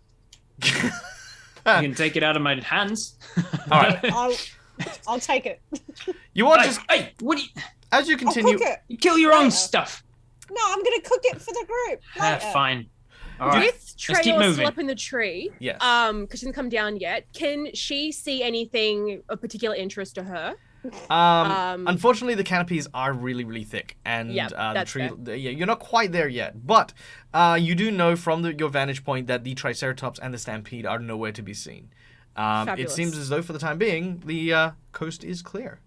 Cool. She's gonna swing down the tree like in a rotating fashion. All right, you I'll land. climb down too, graceful. and then help Ilya down. Are you okay? Yeah. I'm fine. Yep. Thank you. Thanks. You're welcome. So much. Batmap's keeping a track of our kill count. I'm We're on going 10. to. We're on 10. That's 7 starved to death velociraptors, Right. 1 speared, a choked chicken, and a seagull. Doing done great it. so far, guys. We're doing Yeah. great. I feel good. Great. Yep. Absolutely. Oh So. wait, there's a crab as well somewhere in there. Oh, Must yeah, be yeah, that's right. you killed a crab. Yeah. Yep. Mhm. The death count. We are endangering the local ecosystem here. That's okay. yeah, we're What the ecosystem? invasive Yeah, species. we are. Hey, Dag, have we leveled up yet from all those? Yeah, kills? we leveled Have up. Have we got enough XP? You mean all the innocent wildlife in a place Yeah. called Wilderan? No. Yeah. Damn. No such thing as innocent wildlife. Clearly, we've barely made a dent. We need to try harder. Yeah. All right, I clack my shield, my spear on the shield, and I say, "Come on, get a move on. All We've right. we've got less than a week now." Give a nod to Ilya before bounding off. You begin What to make what? nod. Nod to sorry. Ilya. Just Oh. just- All right. Yeah. Let's kind of make some eyes at Ilya, and then continue on the way. The Ilya and Treyor walk behind Thoric and Trapper, enjoying the wonderful views and landscapes. as Karaka, you are scouting, and Trapper, you're kind of again taking notes of a lot of the flora and fauna that you pass. You notice that there are, of course, reptiles and insects and the like here. It looks as though this untapped piece of wilderness is, well, as the name implies, untapped. Traveling together, you make your way further into the jungle, and at about maybe an hour or so further in, you come across a very unusual statue. This statue is very unusual. It's not like usual statues that you see. Yeah, You would call it unusual? Yeah. All right. The opposite of usual, I dare say. So I'm looking at it with my eyes. I don't think that was carved. Does look... Oh, yeah. The statue appears to depict what looks to be a satyr or a faun being dragged by what looks to be a lupin, very similar to Thoric, dressed in guard armor, kind of almost pulling away. Both seem to have fixed gazes off into the distance to the north. The faun with her hand outreached, almost as if trying to grab something. Can I check for any I don't know what to look for on this? Detect magic or not detect, like can I check for, because it wasn't doesn't look like it's been carved. Can I try and get a vibe of what this statue is? If there's more to it? Roll for vibe. Roll for vibe. Can I roll for vibe check? Your vibe check is that you have heard of creatures such as basilisks and cockatrices and medusas and the like, all of which you have the ability to turn creatures into stone. The level of detail that seems to be here definitely gives the implication that maybe these people were turned to stone. But if they were turned many years, well, not many years ago, but a long time ago, as they seem to have overgrowth and moss and stuff like that over their persons. Well, that's a bit unnerving. It's a bit derivative, isn't it? I get right down to the fawn's face. I don't mind the detail. I get right down to like this far from the fawn's face, and then I'll turn around. If you kiss it, looking. I swear. No, I turn around to look where she's looking. As you turn around, you can see that she seems to be looking northward. And as you look northward, that, by the way, Karaka, is where you had seen the direction of the square-based Zigguratian ruins. Ow! Yeah, there's definitely looking north. Dang. Yeah, there's some ruins that way. I would like to do a history check to see if I recall anything about these cigarettes or this forest. Hang about, Karaka. So you said that there was some ruins that way that you're just telling us now.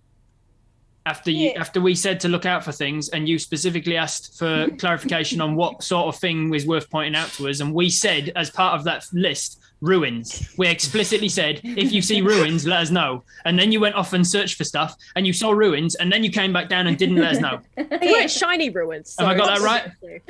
Hearing that, that's what I was. What's the problem? Ilya's just giggling. It's just like trying to hide it. Just like I've given So Karaka good. a very, very low intelligence. All right. Like I think I after see all the that problem. conversation, there Karaka's was like, a lot of dinosaurs. If Taking up the focus. Yeah, if it's all right, I'd like to maybe add a little bit of like headcanon flavor. Karaka, you notice, tends to always kind of be veering left and right. The ravens of the Raptoran races have their eyes slightly off-centered, which means that they find it difficult to look at things in the close. Which means that while talking to Karaka, she's always kind of... No, looks like she's saying no. Yeah, looks like she's... yeah, it's like... So, Very confusing. so did you see anything? yes. Yes. Yes, I did. And no. I saw many things, only Yeah. some of them useful. What particular things would you like me to talk about? All right. How far were these ruins? How far were they, DM? They are 2 miles north of where you currently are. In All this right. 2 miles that way. All right. That way. All right. I say we go towards that because that's clearly the problem. And I say be on the lookout. Well, not the lookout, but if you if you hear movement and stuff, be Things prepared turning to things into stone. be prepared to just disappear. Don't worry about it, Ilya. Forix just gone off into the darkness. He has truly disappeared. I don't know what's happened. Let me check my camera. He likes to go off into the darkness and just like Wow, his stealth blends is in so with all of high. his dark fur and that. He Why just would- like, why would my I camera's care? overheated. Why would I care? Oh, no. Trapper? It's weird to point out that I would be specifically I just saw worried that about. your eyes kind of darted. No, as if, it's like, so the ruins. ruins. Yeah, 2 miles. Let's go. Oh Be yeah. aware to look down if you hear movement. There's something's turned these folk to stone. Oh. What if is you're there- not looking directly at them? I- Kind of on each side. Yeah. only one half of you turns to stone.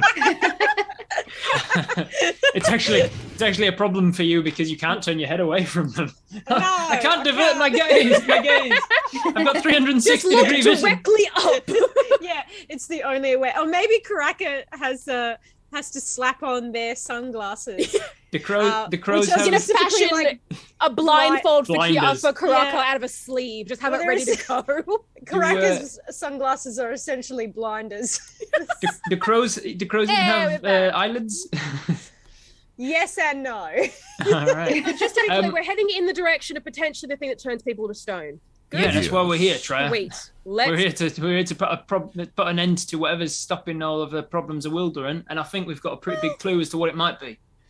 GM, can I do a yes. history check to pertain anything to the knowledge of this place and the ruins? No, because I Okay. will give you this. Because I will give you this information. Fair enough. You may not. All right. As someone who spent much of your youth in Wilderan, you know that the southern reaches of the Lamenting Woods were home to the Serpenti, a group of serpent folk who had the lower body of a serpent and the head of a serpent, but a more humanoid torso section. I am describing. It was before you said the humanoid bit. It sounded like you said the lower part of a serpent and the upper half of a serpent, and I was like, "You're describing serpents." The middle is very different. The middle is different. It's just a human torso with 2 wiggly ends. Yeah, that's it. That's a very roundabout way of Yeah. describing serpents. That's like, Just yeah. describes all of his animals like that. So you go to the guy to buy a horse, and Yes. he brings you out something that's got the back of a horse in, But and also, it's front legs of a horse, But in the and it's got a neck. but it's got like a dad bod in the middle. Yeah, of course. No, the Amazing. serpent is the bit in the middle. What happened to the Serpentini? Well, I'm glad you asked. The Serpenti are known as the spiritualists. Serpentini. The spiritualists, as well as the wizards and arcanists of Wilderan. There is a lot of distrust around these individuals, as they are well known for performing ritualistic magics among their kind. Very few venture into the Lamenting Woods, as there are rumors that those who go in often fall victim to their evil machinations and wicked spell casting and the like. Talking about all this information to everyone, I'll say, so we should be careful for any magical wards or likewise. Yeah. I remember the Serpenti.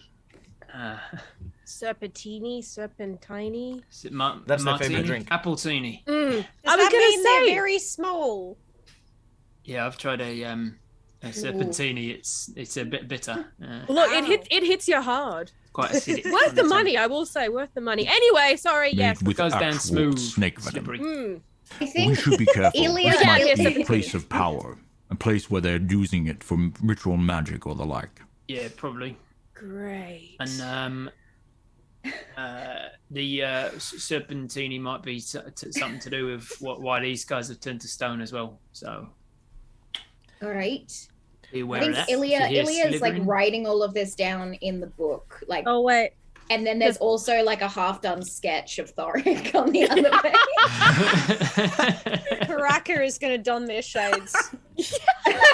That's amazing. Just got 10 times cooler. How'd that happen? Yeah, but my perception is truly fucked. It's only half of each eye that you can see. You're in the shade.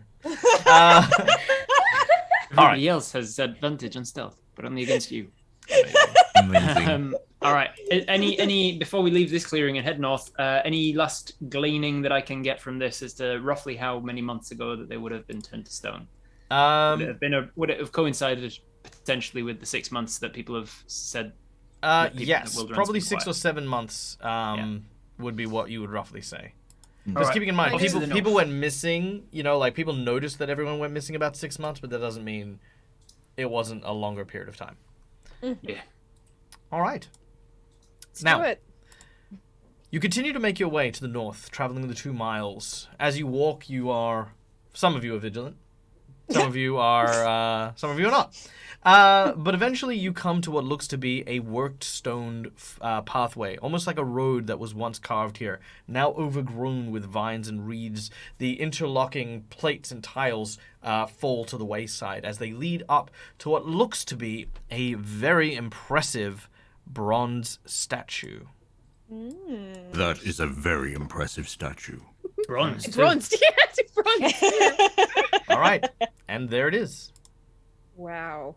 Don't look at it in the Oh. eyes. Oh, Now, hang on. Again, if you're going to kiss it, All good. let's Now, have a do look. let us know if you wish what you wish to do, because it is in the center of what looks to be a town square, which ironically also looks like Ooh, Rob, okay. because he's our town square. Treo is going to just kind of like, if it's all intact, is there any parts that can be removed from this statue? Are you approaching it? Yes. Void I'm it. gonna. Dexterity Okay, save. actually, could I? As Oh. Cool. Okay. wait, what? Dexterity save for me. Thank God that I'm good at that. Did I just jinx that? That's 17. With a 17, you step on one of the particular plates. It crumbles almost like chalk beneath your feet. You manage to pull your foot out of the hole just in time to notice that inside of the little tiny foothold is what looks to be rubber concrete. Whoa. You also okay. suddenly feel wind sort of blowing against your neck and hair. Guys, Yeah. Yeah. do you feel that? No. No. Treo's gonna draw the blades out just in case. Get my. Now, it's not like a Yeah. it's not Get like a my breath. chilled out. It's almost like kind of like a very short, sharp burst of air. Okay. There was like a wind, like a quick wind as I pulled my foot out of here. What is that? Yeah, maybe we don't. Can I Ready as well. inspect? Can Go I out inspect into the the- hole that I just put my Is foot it a in? trap? Don't know. I'm gonna find out. All right. Ah. Anyone Let who me stick wishes my face in it define a and trap. see. so, Yeah. so anyone who wishes to may make a perception check to try and inspect this particular trap. Okay. We will hold off on those people who are going to look for other traps for just a moment. I got wait. an 18. I'll do other traps. 18, Yeah. 17. 17. Anyone else? Yep. Nope. Okay. 8. I'm Helen, doing you other look, traps you look after great with those this. glasses. No, I That is think such a I vibe. think Elia's I got can't out her daggers and is just standing in front of Thoric, just like prepped, ready, defensive. This is the This next tiny, pose for this tiny sketch. rogue That's gnome gonna will be it. protect this giant wolf barbarian. Yes, exactly. You have to go through me first. That's what I'm saying. Yeah. So, Cool. Yeah. So I'm just gonna I got both daggers out still, just kind of poking through the trap, trying to see what's what. are you poking the trap? Oh no, but like my daggers, I've got. Poke Yeah, the trap. stick it in there. No, Yeah. I'm not gonna poke the trap. I just stuck my checking. foot in it. I I mean, just stuck my foot in it. Well, yeah, you have avoided putting your foot in rubber concrete, so I'm glad that you didn't Yes. then just decide to stick your knives into it. No, But no. Thoric and Treor, you both notice very quickly that among the ruins and the like, several of the trees that are here appear to be fake. And they have what look to be tiny little divots that seem to be in it. That seems to have been where the wind came out. Likely where darts would have flown at the person who had fallen victim to the trap and landed in the glue, being unable to move and avoid said darts. Look, I'll be honest. The craftsmanship, impressive. Love what they're going for. Hate that Yeah. I was almost in it. That's something I've always known about the Serpenti, good at traps. Yeah. Martinis, traps. What can't they do? Yeah. That's Catch good us. to know. Yeah. Now, Oh, Trapper, good. I need you to make... Actually, nah, you know what, Trapper? I'm going to give you a history check here. Oh yeah. Hachapow! That's an 18. Okay. Serpenti traps are very unique because there is always a small modicum of magic involved. The magic does not activate when it is cold. In fact, it's almost as if those creatures who are warm enough are the only ones who trigger these traps. So they're made for warm-blooded creatures, is basically what I'm telling you guys to sum up. Right. They're designed to be able for themselves to not succumb to it, being that they're reptilian. Well, I suppose when they're reptilian and have been in the sun for a bit, then they probably have to avoid the traps. But when they're middle of the night, they've cooled off, they a little bit slower, they can avoid their own traps. I guess that also explains the dinosaurs, because the dinosaurs don't seem to be turned to stone or trapped or anything. And I guess with everyone at stone at the moment, no one's going to be hitting these. I think it might have been a sort of a genocidal bit of they were trying to get rid of all the mammals and the mammal folk. Might have been and the birds. Did you try to join genocidal and mammal? Oh, genocidal. Where's it? Genocidal. There we go. Got there in the end. I don't know. I'm not good with the words. But It's a great word not to know. Look, sure. Valid. They might have Valid. been trying to kill all the mammals, is what I'm saying, Okay. and the birds in that, and then just keep the reptiles alive. So I guess we learn from our mistakes. Don't go chasing the shiny things and put your feet where they don't belong. Cool. I've never learned from that. Well, you can fly, so benefit to you. So does this town that we found ourselves in look like it's been abandoned for the last 6 months? There is no town. It is simply a statue in the middle of the of this. You said square. a town square. Yeah, but it's like a ruin. So like, there's like no actual buildings remaining. It's just like the foundation structure. The ruins. Right. Yeah. Thing. And then where the square would have been, there's this thing. So Correct. it seems like the ruins have been ruins for years or just months. The ruins have been ruins for years. Yeah. And this statue is looking pretty. Is this worn down, pretty untouched? It looks as though up until recently, and I say recently as in within 6 months perhaps, it had been properly kept for and cleaned. So there is some tarnishing, but not much. So they cared for this. Yeah. It was likely kept clean until around 6 months ago, or has it been? Yeah. And how recent are the traps? Are the traps like new? They're still fresh, as in the glue hasn't hardened over time, because if it aged, it would have hardened. That being said, the supposed darts not being loaded might be is a bit curious. Like maybe something else triggered this, and then, or maybe they decided, hey, we don't want to kill people, so let's take the darts out of this trap and just capture them. I'm gonna say to everyone, just a little bit of fun here. But if we were turned to stone or into statue, I would have you think of your pose now. That's a very good point. And then I'm going to flex and I would also do like the deadlift pose as well. Adjust my pose when you say that. I'm like, yeah, that's right. I'm gonna take out a stress ball into my pocket with the face of another Vulpin with an Eda scrawled on it, and just get ready to squeeze it. That's my pose. Now, as I sort of set my pose, and just pucker the lips. I nod, and then like hero stance. I've got mine, and then I'm going to get ready, put my sword away, and then just rush to like bulldoze the statue or to push it to see if there's. Oh, okay. Yeah, all right. So I'm just like as he's running, I'll just like graze my hand along him as he passes me, run my hand through his fur, and as he passes me, say, "Keep your senses sharp," and I'll cast guidance on him. All right, hell yeah. So Thoric, you very suddenly dart forward. As you do so, you begin to step onto various locations, and as you do, the first step that you take, this light sort of comes out from where your feet are, and creates a perfect circle around you. I need a wisdom saving throw. oh boy, I'm good at those. As a barbarian, I'm sure you are. So good. Wait, is it? Oh, it's on a dex. Okay, it's fine. Oh wait, is he still within 10 feet of me? Yes.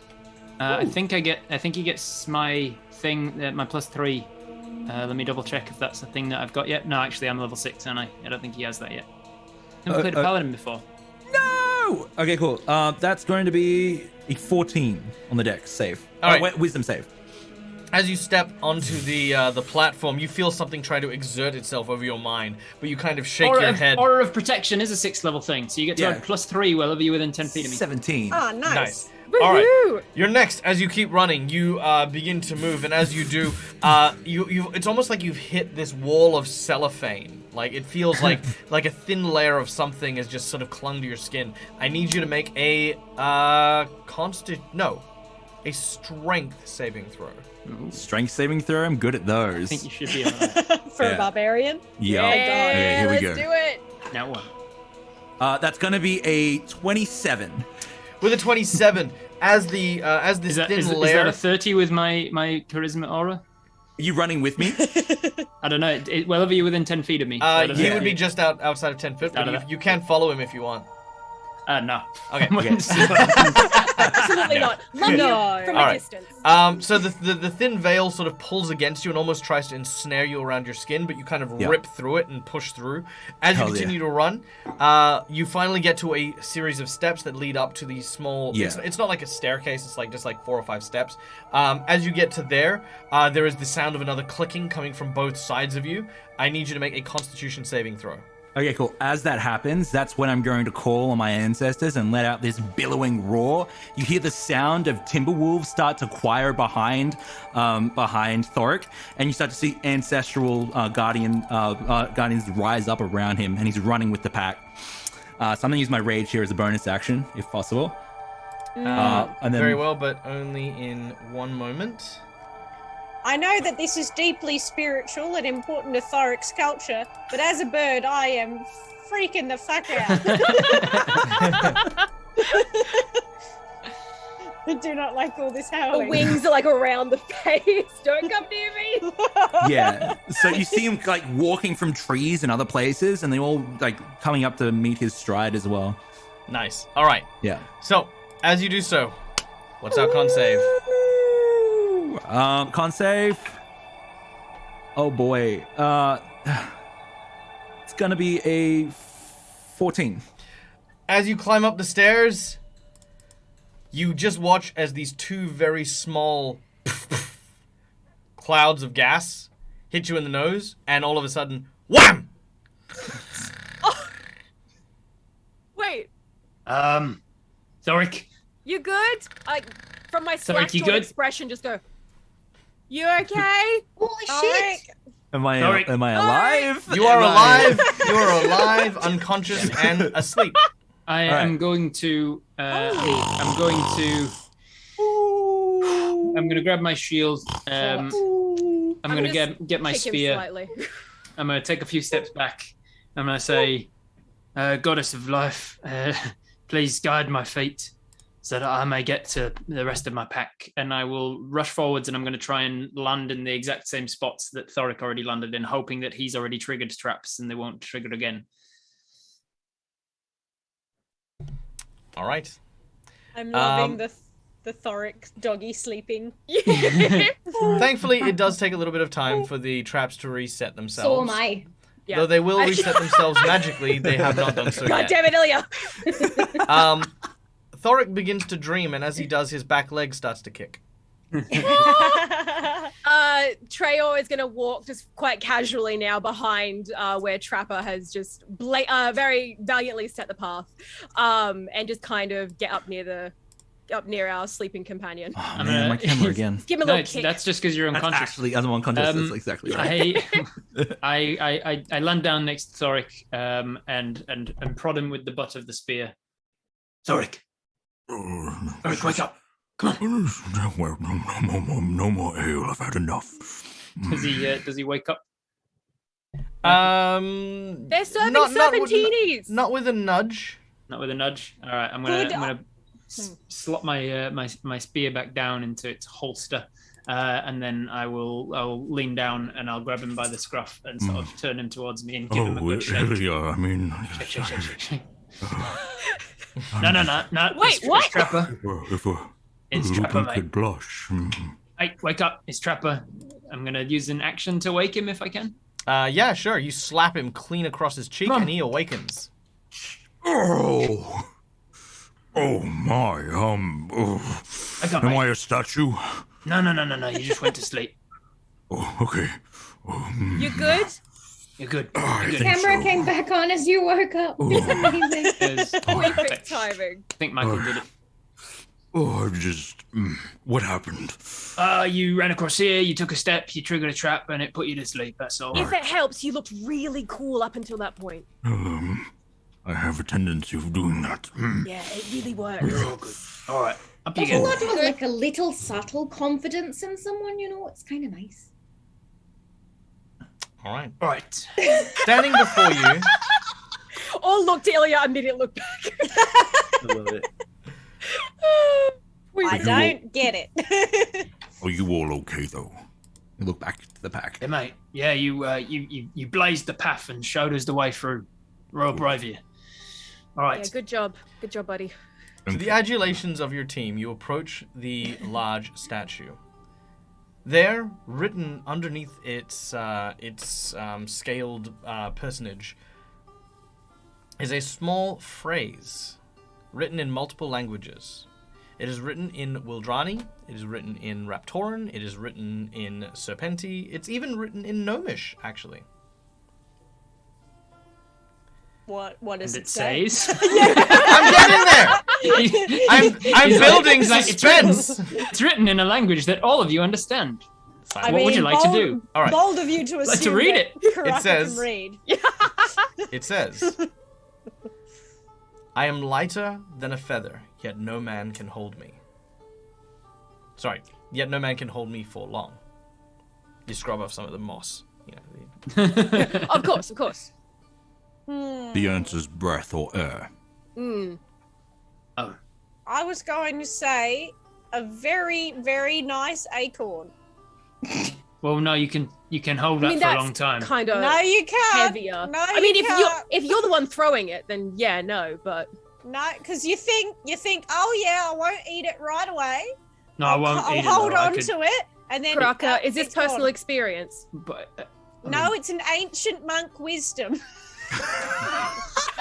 Told for generations. I love it. That's Trapper, great. Trapper adore you. Trapper takes a D4 of sighing damage. well, actually, as Trapper sighs, Yeah. the wings of the statue start to Yeah. descend. And as they do so, an illusion immediately disappears from around the ruins surrounding you. And yes, sure enough, you are actually in a town. One that looks to be filled with people. The population is entirely Serpenti. There are shops, there are stalls, there are markets, there are large monuments, chapels, and cathedrals, and the like. All of which are kind of appear like almost like a wave of prismatic colors that washes over them like a soap wash. However, I'd like to immediately disguise myself as a serpentine child. you may do so. Just However, like a bit of face paint and like I drag my cloak out to look like a tail. So it's not even magic. no. It's a disguise kit. It's cosplay. I love it. All right. This guy's kit is like a Amazing. secondary thing. Like it's not like I'm gonna do it. Just click my fingers and Yeah. like, You I'm don't gonna know. immediately You've got a real open up my snake in bag that and get my backpack, disguise out and staple start it to putting the on back. paint. I mean, not to peel back the curtains, but I managed to do the makeup for this 15 minutes in 15 minutes. So I just Yeah, slapped a 15 bunch minutes. of. I did like a really look. Ilya has been doing this for a while. This is her skill set. All right. All right. Are they interacting with us? Are they? No. If These people. if I could finish, they are all stone. Damn it. Oh, Right, what a blades waste. away. Aelia, what are you doing? Why? Oh.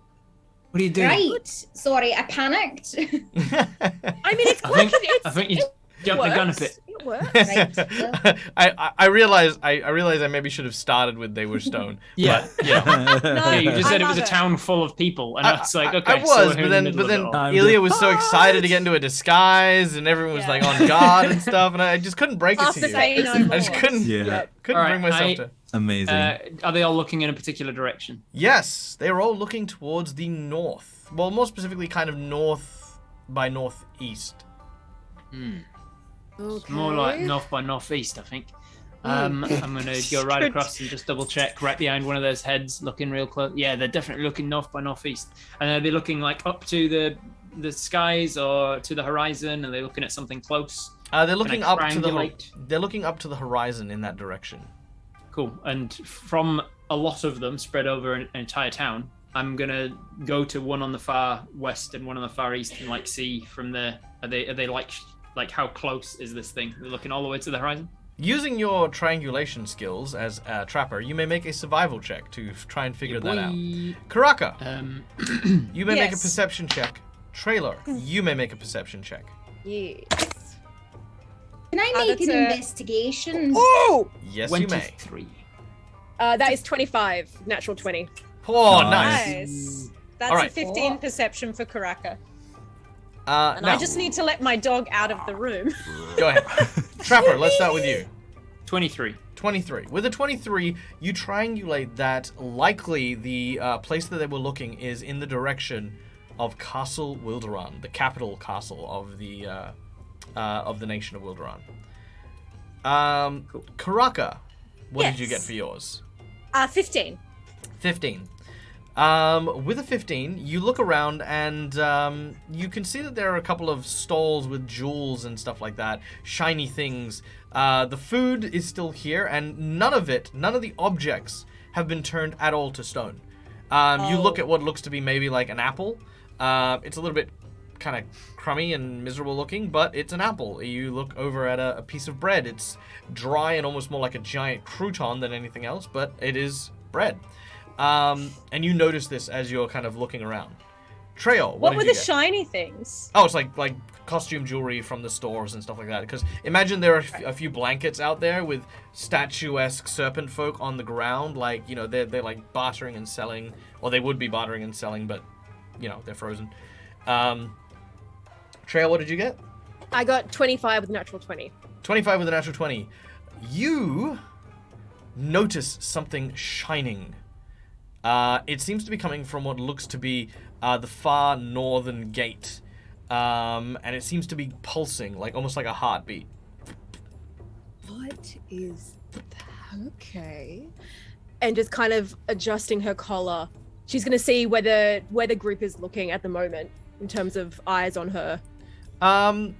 If you wish to find a moment to slip away, you may make a stealth check, but we will come back to that. You can roll it and I'll come back to it. Ilya, as you begin 23. 23, nice. As you investigate, you begin to look around, looking at the various statues, and obviously, like what Trapper is suggesting, they all look like they were focused on a predominant source. Looking at the various cultural influences here, the people here don't look like they're mad cultists doing evil rituals. It's very commonplace. In fact, if you were to replace the statues with humans, it would be a very standard fare, save for some of the gods who obviously have like bows and arrows and stuff like that.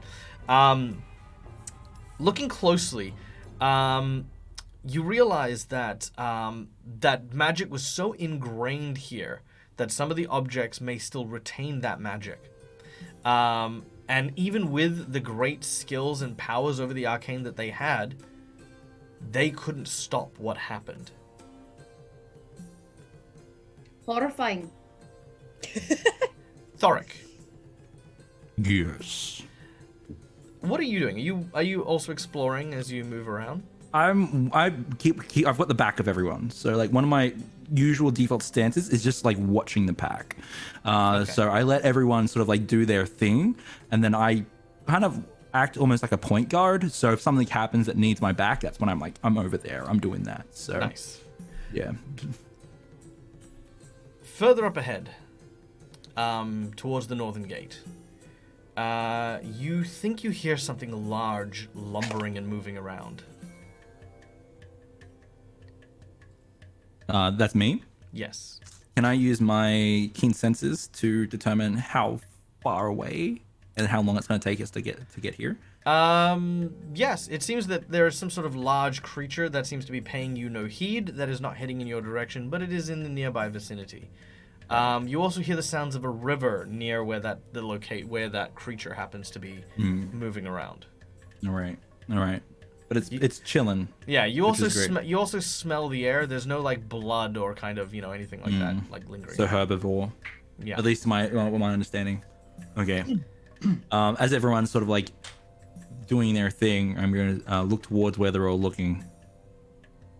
And say, but I think that our destination is that way. There is something big ahead of us, near a river. Yeah.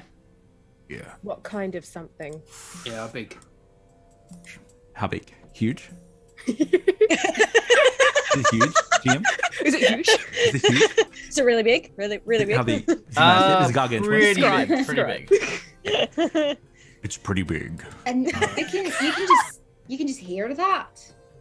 It's Yes. crunching in that. Ears. It would be the Right. it would be the weight behind the steps that it would take that you would hear. So It's some kind heavy of like and we lumbers. should definitely make our way that way, because if it's a dinosaur, you know, it's more data to our what's the word, our idea that it's like only attacking mammals and that. Research. Our perception, I'm going I to. don't know what the word is. It doesn't matter. perspective. I'm gonna look to Trapper and I'm gonna say, Investigation. We came up with like this idea, this Theory?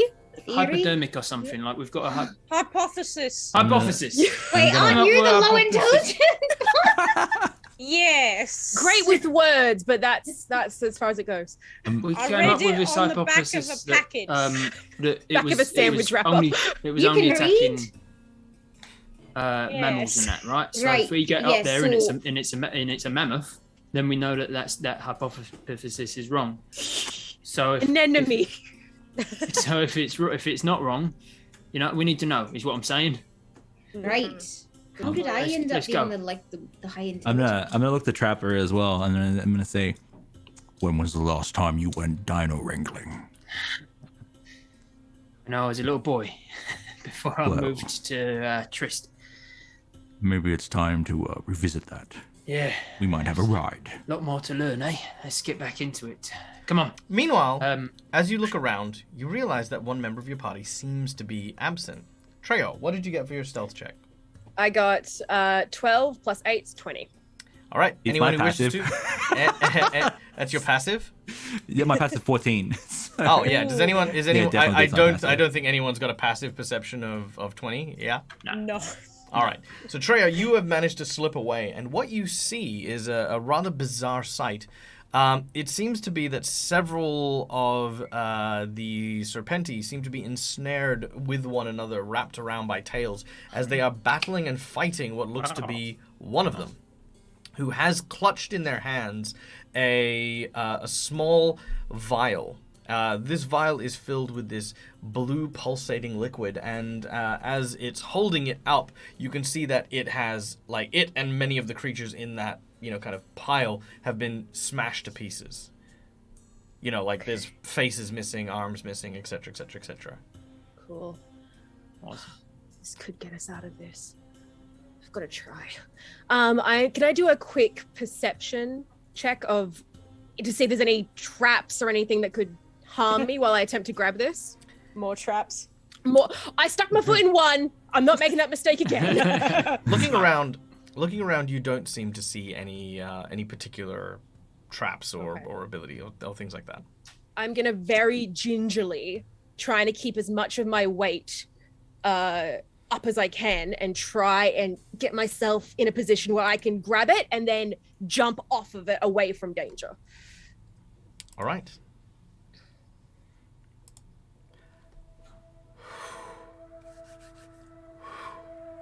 You reach gently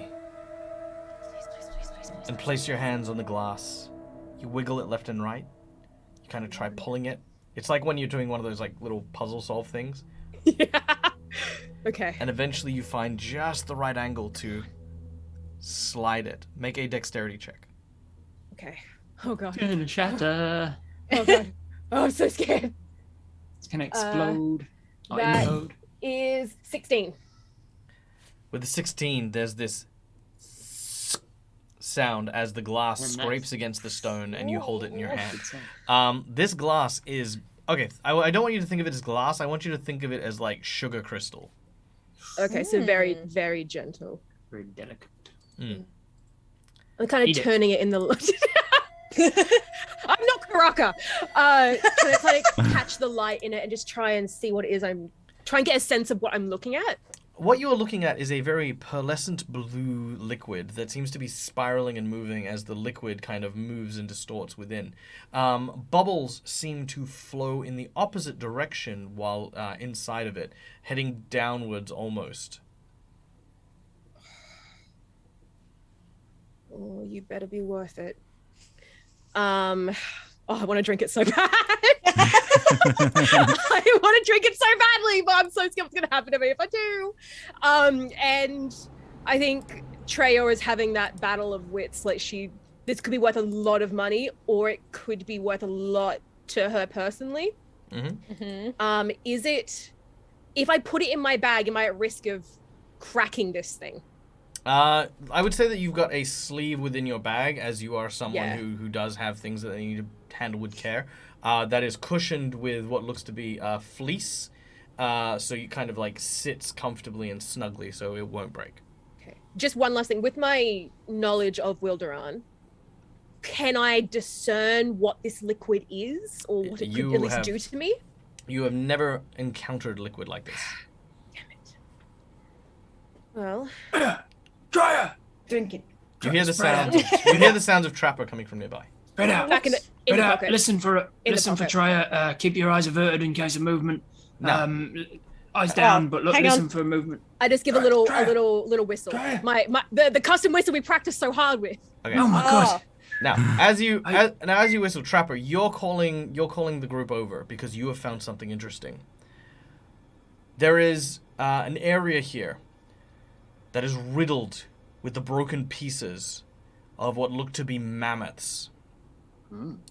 Large elephantine creatures, about 3 or 4 times the size of a Luxodon, covered in, well, what was fur but now is stone, shattered to pieces. You can see that there are Serpenti doing battle against these creatures. You can see that there are a large group of individuals who are like kind of fending off. You can see that some of them have been gored by the elephants, and you hear the sounds of this large roiling river.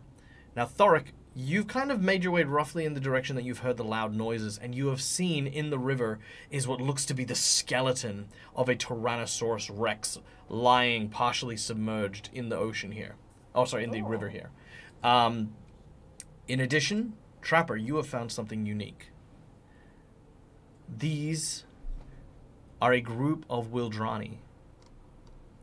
And very specifically, you see one that seems to have been standing there, battling almost unerringly against a never-ending tide of these mammoths, with nothing but a frying pan.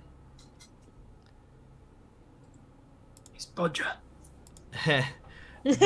This is the site of what they've you watched see. Disney's Rapunzel.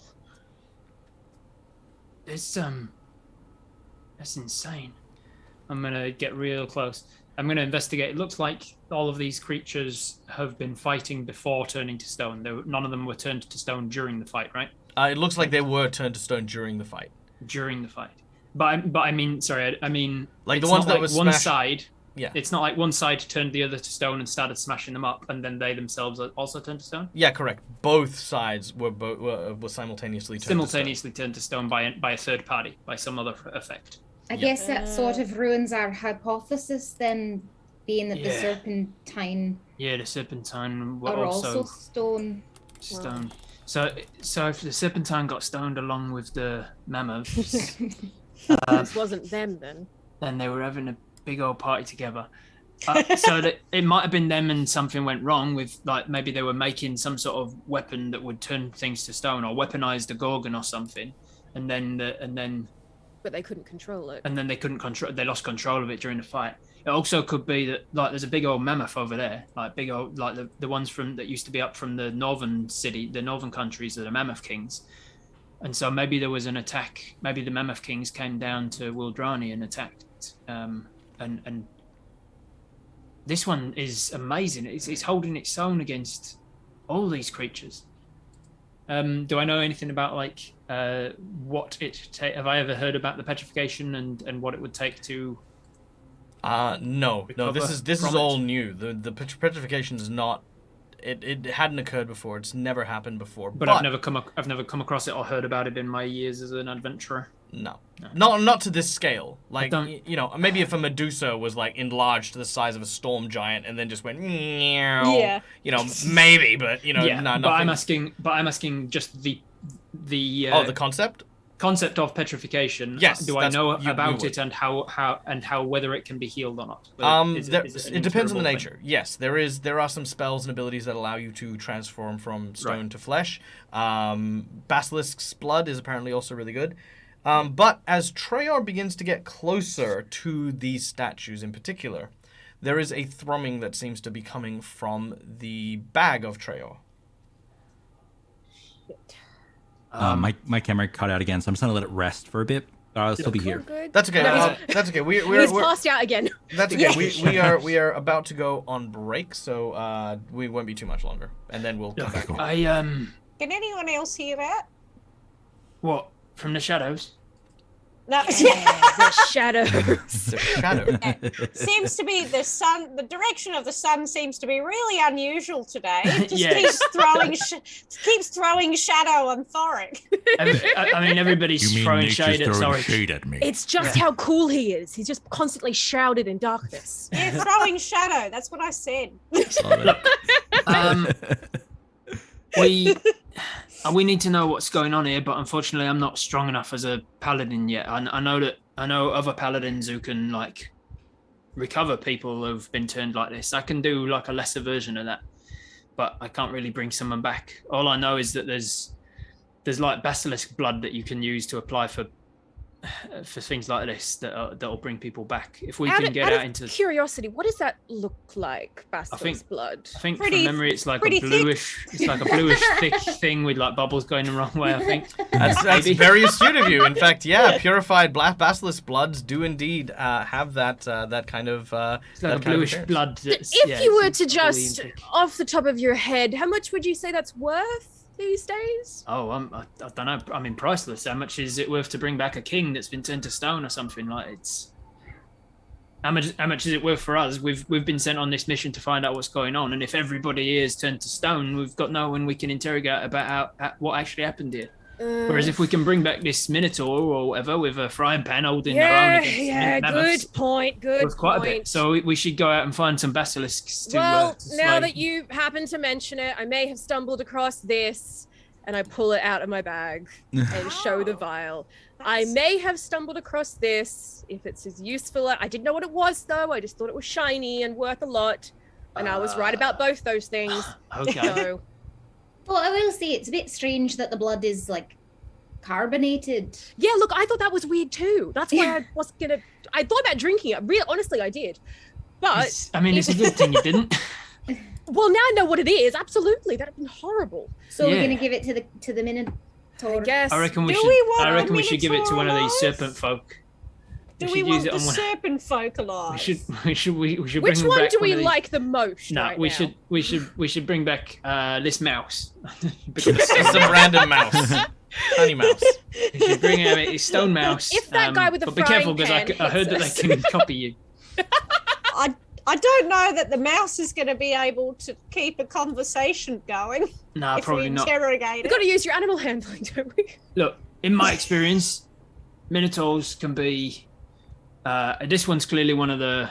You said that I know in your games there's like wild creatures and like sentient creatures, and the minotaurs can be both. But there's like a visual difference, right? So I could tell from appearance that this is one of the sentient folk. Correct. In my world, the monstrous races originally were born from the blood of the Tarask, and that is what their progenitors were, or Tarascan, as some people may refer to them as. That's what their genitals were. They did you say? were quite monstrous, but Oh, the progenitors, yeah. progenitals. Anyway, Yeah. the I missed all of that. Progenitals. We're all progenitals. We're here. Anyway, They've got Tarask progenitals. the important thing is that a great wizard by the name of Cinderfang gave names to members of the feral races, giving them offshoots. So there are minotaurs who are civilized and society orientated, and then there are the ferals, which are like they're more monstrous. So they would be like larger horns, quills on their back instead of like fur, hands with massive claws, and they'd be quadrupeds, for example. They are visually also very monstrous. So you would look at this one and say, no, this is not a feral minotaur. This is not one of the ferals, so I reckon we can talk to it, she, her, then whatever it is. They also have a fry pan, so that's good. That means there must be some civilized in some way. Civilized enough to have frying pans and be able to hold their own against all this. I don't know the first thing about applying it though, so I guess we just take it easy. Straight down the gullet. Are they also known to have labyrinth recall? Yes. Yeah. Okay. Now, one last thing I want to throw out here as well is the Wildrani were not Tarascan. So they were born from Azalea. So she would not be feral at all. No Wildrani is, because they were never born from the Tarasque. Right. All right. How do we do this then? Good thing her mouth is open. Does anybody know? Is it in the mouth or is it in the eyes? If you've been like turned to stone from looking at something. Good point. I don't think we should pour it in her eyes. Who has a spray bottle? That'd be amazing. Wipe it on her though, or I have a -1 in Arcana. So. Maybe dip finger and then across the eyes and up the nose and just like try and get dip fingers. I'm just gonna. Have you ever gotten blood in your eyes? Blood in your eyes is not a good thing. I've never been turned to stone, and I imagine that's worse. And it's carbonated. Maybe it's refreshing. I don't know. All right. I'm gonna go in the mouth and just do not all of it, just a little bit. Do we do rock paper scissors, or is that? Why don't we just use a little bit of? Why don't we use a little bit of liquid? Look, she's already doing rock. Never mind. I'm just gonna pour a little bit on the tongue, just a little bit in the mouth, just down the gullet. All right. Yeah, I was gonna say we don't have to use all of the liquid in one go. Oh no! I got my thumb on the lid, just like just kind of very slowly adding little bits and pieces. All right. Yeah, drip fed like a baby bird. Okay, so you lean over and you place the bottle's opening on its tongue and begin to slowly but surely drip, drop by drop, this very, very brilliant blue liquid out and over her lips. It flows into her mouth and down into her gullet. First, only a few drips, then more, and then more. As this happens, once the bottle reaches roughly the end of the... a surge of magic begins to rise up into the actual center of this creature, and white stone starts to appear in its center and crack and break and fall to pieces. I grab Treya by the back of the shoulder blades and pull back away out of Pan's reach. Pan's reach. Hand on the vial, keeping it very safe. Out of the way. Okay. I'm going. Now, as this occurs, ladies and gentlemen, boys and girls, I would like to introduce to you our player 6. Allow me to introduce to you Flint, aka Mocha, who was one of my wonderful stars of the Winds of Wilderan, as the stone statue crumbles to pieces, revealing, of course, a bovine woman. Flint, welcome, and would you start us off by describing your character for us? All right. So they would see this extremely tall Bovinian woman, just like got the gold nose ring there. One of the horns is chipped. And the moment she gets out of the petrification, just immediately and just hits the air and just like. Whoa! Slow it down. You're all right. Nobody's hurting you. What the hell is going on? Nobody's hurting you. You're all right. Hi, stone, not stone. Hi. Yes, you were turned to stone, same as all these folk. We've brought you back. Calm it down. We're not here to hurt you. Fennec, sorrel puddles. What?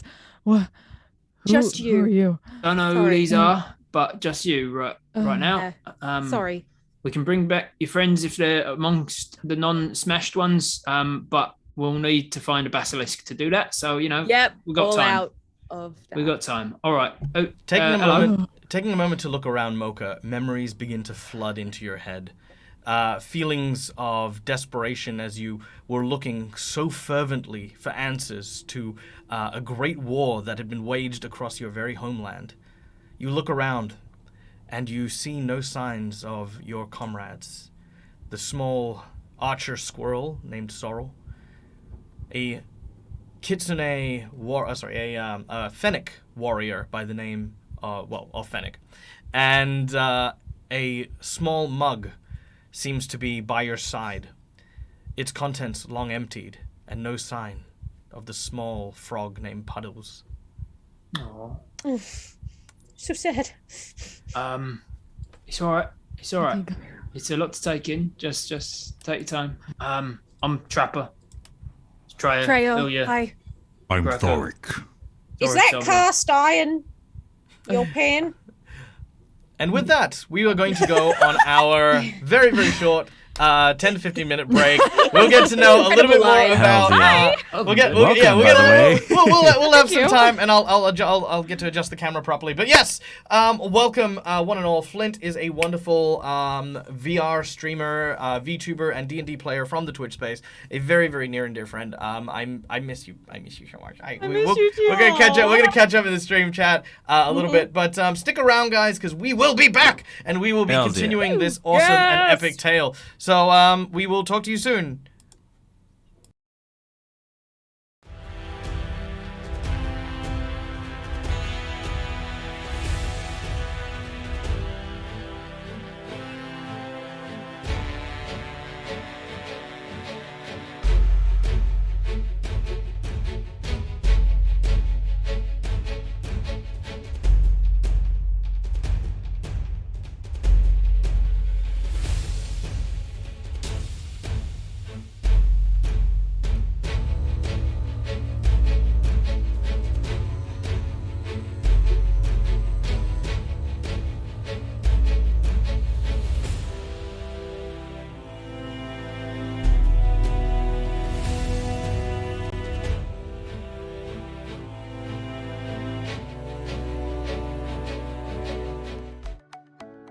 Level Up Dice. We are innovators in semi-precious, aluminium, wood bone, and even heavy metals. We have so many exciting projects in the works for 2022, including new releases at GaryCon. You can also support GaryCon by following the link above to discover everything we have to offer.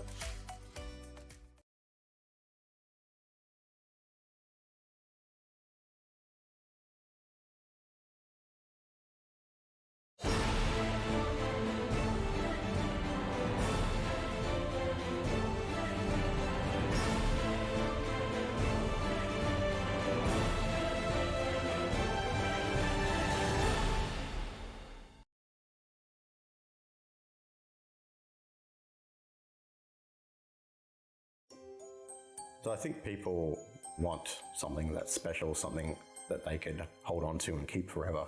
Maybe something they can pass on to their children and their grandchildren. And I think wood is really one of those materials that with time it ages and it builds character and it tells a story. And that's what we're about.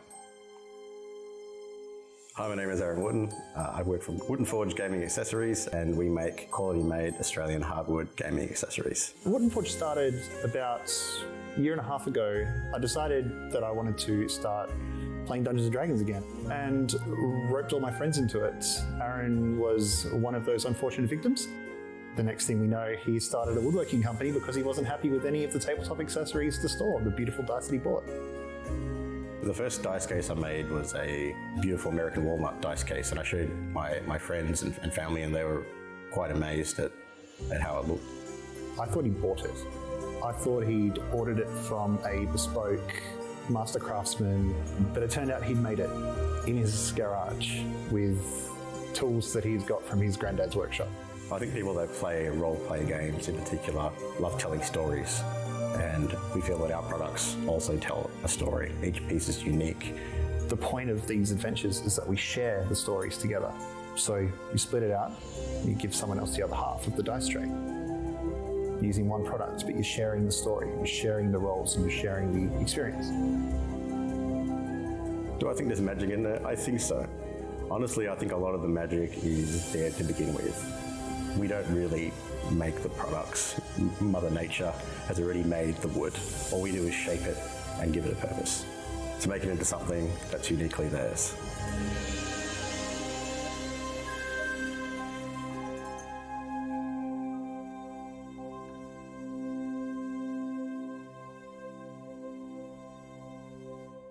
Mari.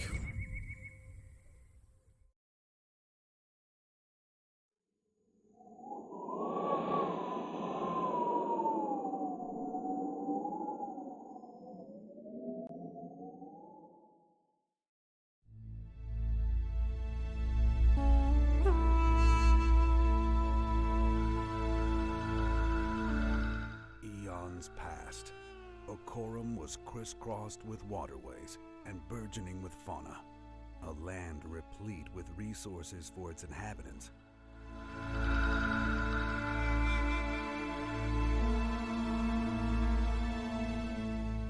One group prospered exceptionally well. Eventually, through the systematic conquering and incorporating of neighboring peoples and their lands to its own, the Empire of the Idrisid was born. The Empire's might was its mastery of Dweomercraft, and through it, their dominion covered the entirety of Okorum in relatively short order. Over the course of many centuries, their influence extended even into other planes of existence. But at the height of its empire, they erred grievously and unleashed a cataclysmic elemental force in the heart of their civilization. Idrisid arcane might was outstripped by its hubris, and it cost them everything. Centuries have passed since the disaster that changed Okorum, creating the Blighted Land, the wasteland it is today.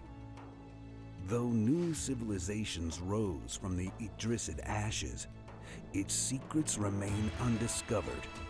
And while many Shintufi structures survived the wrath, its populace was decimated. Yet the city's populace teems anew, a mishmash of folk both human and otherwise, drawn by the grandeur of the surviving structures and the undiscovered treasures and knowledge of the former Idrisid Empire. Hidden somewhere in the desolate, dangerous reaches of the Blighted Lands, the Idrisid's ancient treasures await discovery.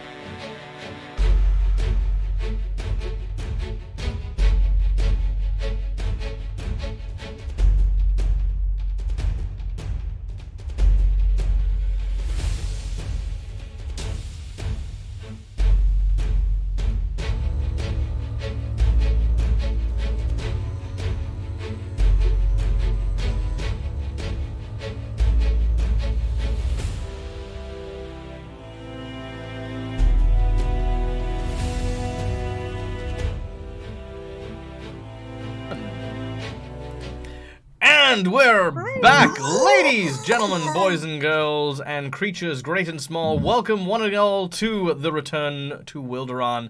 My name is Michael, I'm the DeadAussieGamer, and joining me are these amazing and wonderful talented people. We have Robert Hartley, GM, the dreaded GM. Hello. We have the delightful and wonderfully talented Ellen, the incredible Gemma, the absolutely riveting AJ. He's running out of adjectives. You do it. Well, I was trying to use alliteration. I failed. And of course, joining us for the first time today is none other than the fantastic Flint. See, I did it there. Got there in the end. You did it well. You did riveting for me, so that was wrong. You get inspiration. But that's because you have red hair and riveting. Look, He's changing the rules now. Now you're changing the rules. Look, make it work. I never said I was good at things, okay? God, try them. You tried and therefore no one can criticize you, Dag. Hey, audience, how's it going? Listen, if you guys want to be players on my table, just send me an email. And I'm looking for some news Email and a little bit of. All right, now guys, we're here for the exciting bit, and that is, of course, the prizes. We have many gifts and presents and things that we wish to bestow to you people in the audience who have been here and who love us. We've shifted slightly. I don't know. I've been playing Curse of Strahd recently, so I've got my Igor on. Yes, master. What do you mean? I serve, master. All right, so the prizes that we have to give away to you guys are, of course, a copy of Wild Beyond the Witchlight, as well as a set of premium metal dice. Both of which are courtesy of Dragon's Lair Salisbury, a wonderful store in South Australia that has offered these amazing prizes. And of course, our first prize, which of course is going to be the Wild Beyond the Witchlight book, is going to come from those who had been watching the show, who can tell us within the next, let's say minute, I'm going to give it a minute, who can tell us within the next minute what the answer to the riddle of the serpent statue was. If you can tell us what the answer to the riddle of the serpent statue, sandwich. I will add you to the list, and then we're gonna roll a dice, and then we'll throw that in there. 1, 2, 3, 4. 1, 2, 3, 4, 5, 6, 7, 8, 9. Are we counting the minute? No. Yes, that's exactly what I'm doing. 60, 59. Yeah. I'm waiting till I get 20, and then I'm gonna roll a d20 if I get there. Right. I was just going to say, I used to live very close to Salisbury. Did ya? It's also where the Snowtown murders happened. Oh, boy. Oh, boy. Oh, boy. Why did you say it in such a perky, child entertainer voice? It's also where the tourist attraction voice. Because follow the clues. Because I'm follow very the cute. sign. Come, I'm very, children, follow the flag. I'm very little and cute, but also I like to talk about murder. Yes. That's like my brand. Can be cute, can also murder. I need to see on your updated bio, Ellen. If that's not on your updated bio by the end of today. Please don't let that color your opinion about Salisbury.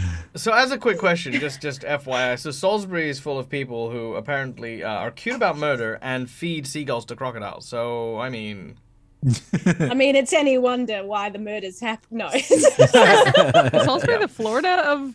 That just feels like a Florida thing. AJ, you're not from Salisbury, are you? Just checking. No. Okay, just checking. I can say that I'm Florida. Wait, why would I be? Well, because you killed the poor Compassaurus. I just figured. I choked him out, and I wasn't trying to kill the dude. Delicate just kind of stop it making noise.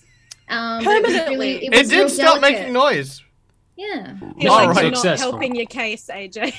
I don't need to. You know what? I don't need to help my case. Okay. It was a brilliant roleplay moment, and we'll stick with that. It was. All right, here we go. Now, we're going to do our roll, and we're going to see who gets the wonderful prize of a copy of Wild Beyond the Witchlight. Woo! Woo! There's a wild beyond that witchlight. I'm not even joking. It landed on its side. A D20 landed right in the middle. Win. So Everyone wins. Everybody wins. All right, I got number 4, so the fourth person down. So that is 1, 2, 3, 4. That is Neldaberry. Nailed it! All right, so Congratulations. So, Nelderberry, you have won the Wild Beyond the Witchlight prize. For more information, please draw your attention to the Antipodian D20. Just click on his name in chat. He's there. He'll say hi. And give him some details for which and where to send your fabulous and wonderful prize. Congratulations, Nelderberry. And do let us know. Hey, there we go. Yeah, good. I was just going to let us know you're in chat still. All right. Love it. As for the second set of prizes, which is, of course, our Metal Dice Hoard. Now, this Metal Dice Hoard is valued at $60 and is, metal dice are freaking chonky. And they are wonderful. So this one is going to be a quiz. This is going to be a quiz, and here's where we're going to go. I need someone in chat to tell me how many raptors were attacking the Triceratops earlier in today's game. The correct answer, I will be, again, rolling a set of dice. I'm going to, I'm going to roll a, well, I'm going to try to roll it. Yeah, so there's, Rob, I wonder how many places you can recite pi to. Me? Go on. Yeah. Do you want to take a guess how many decimals I know? I want to say 7. I think you can do it to 20. It is between those two numbers. I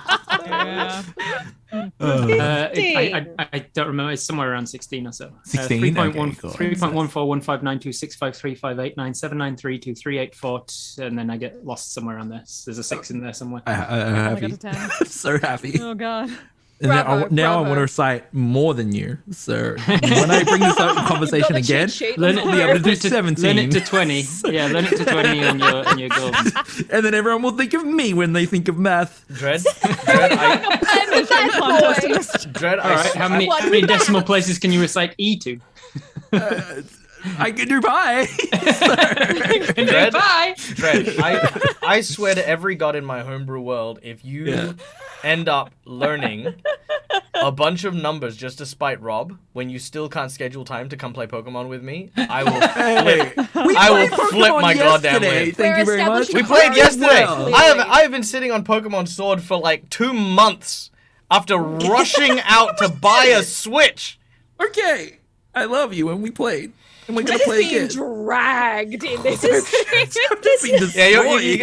see, now look what you've done. Now all my players are here, part of a domestic that I'm having with you. Yeah, I know. Why are we all so? It's okay. It's not about competition. It's just about being, y'all. Speaking of competitions, look, we have numbers. Segues. All right, we have our numbers. Let's see what we get. Now, Tree of Dave, I know that you said 6, but later on you said 8, so I'm going to count that one. But that's the number place that you're at. That is a 10. Well, big numbers. 1, 2, 3, 4, 5, 6, 7, 8, 9, 10. Ricky BB! Hey! Ricky BB! Congratulations. Congratulations. Ricky Bibi, which, of course, actually, for those of you who don't know, Ricky Bibi is actually one of the co-stars of our dear friend Eddie, who is the editor for my channel and a member of the Tabletop Explorers. So a little shout out there for you, Ricky. I do remember you. We haven't, because they haven't streamed in quite a while, but I do remember Ricky, and I love Ricky. Ricky's awesome.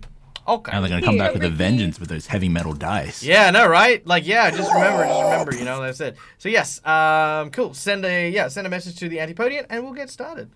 You swear that there were 7? Well, there were 7 after the Triceratops stood on one. Yeah, one we took out. Correct. So can we time out this Robert Hartley GM from chat? I mean, he's just spamming numbers at this point. You asked me for numbers.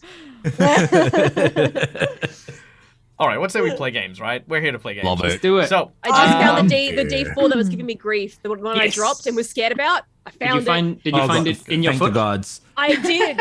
When I turned my desk and went, ow. There it is. It's so sharp, man. Yeah, I got a resin set that deadly. Oh yeah, this thing is made of Legos. Like they deconstructed Legos for that. I have a brass set from Level Up Dice, and it's quite literally a caltrop. It will. So cute. I put my healing potions in this little. Oh my god, I love it. They're actually shaped like potion bottles. Yeah, that makes me happy. Fun. That's so Anyway, cute. we should play, right? We should play. I guess we should play. There's a games. knock. Somebody's There's a knocking at knock. the door. Who's knocking? It's- Open the door. It's adventure knocking and no one's answering. I mean, I did twice. Oh, adventures today no. here. Thank you very much. Just numbers, only numbers.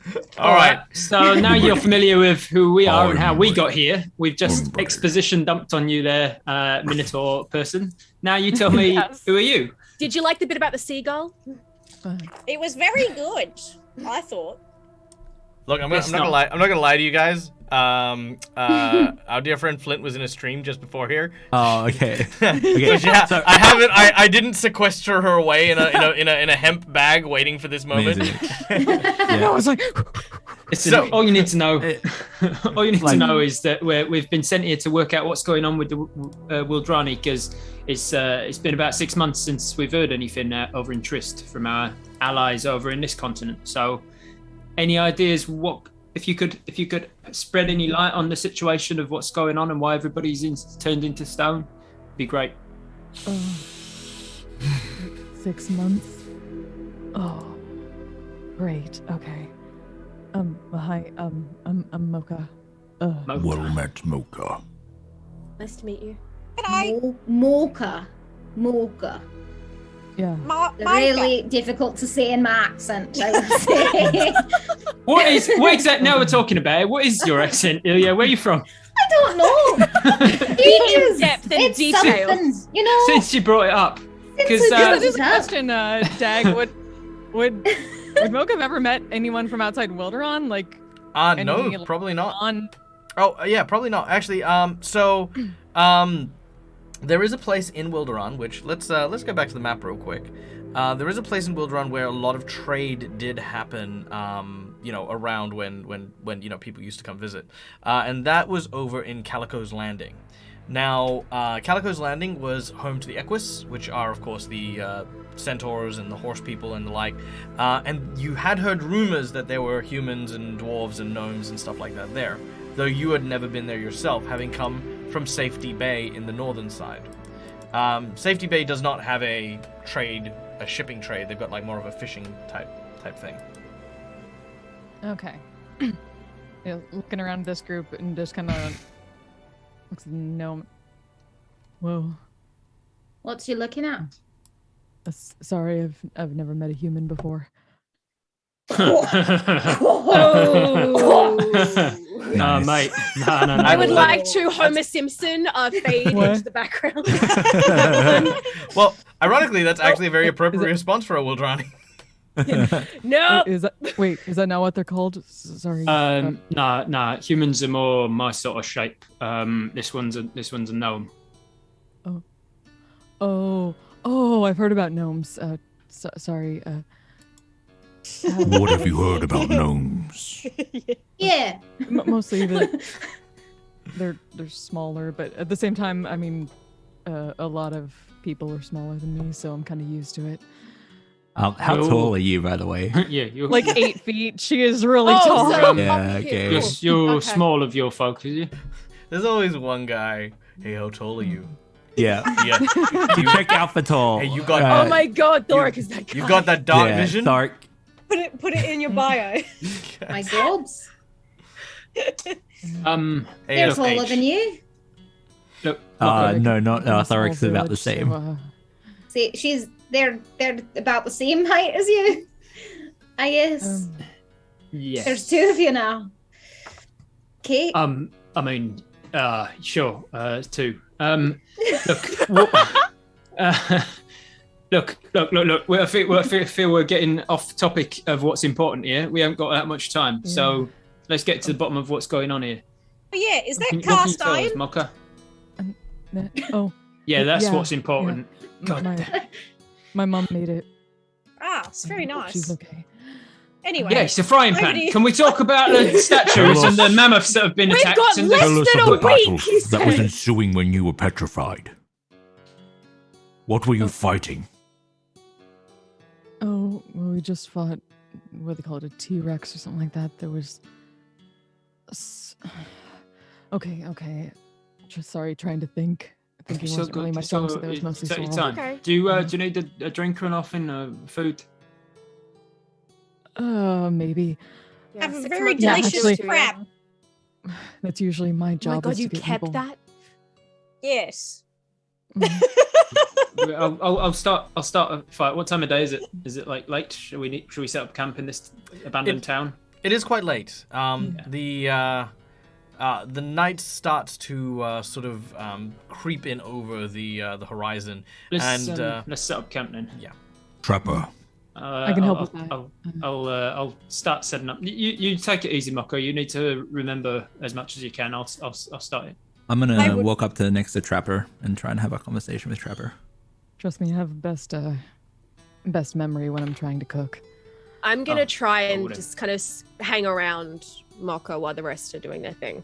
I would also like to assist in the cooking, but I'm not particularly interested in learning too much about taste testing. Like Karaka is not going to be asking about Moka's backstory. They're going to be like, what seasonings you're working with.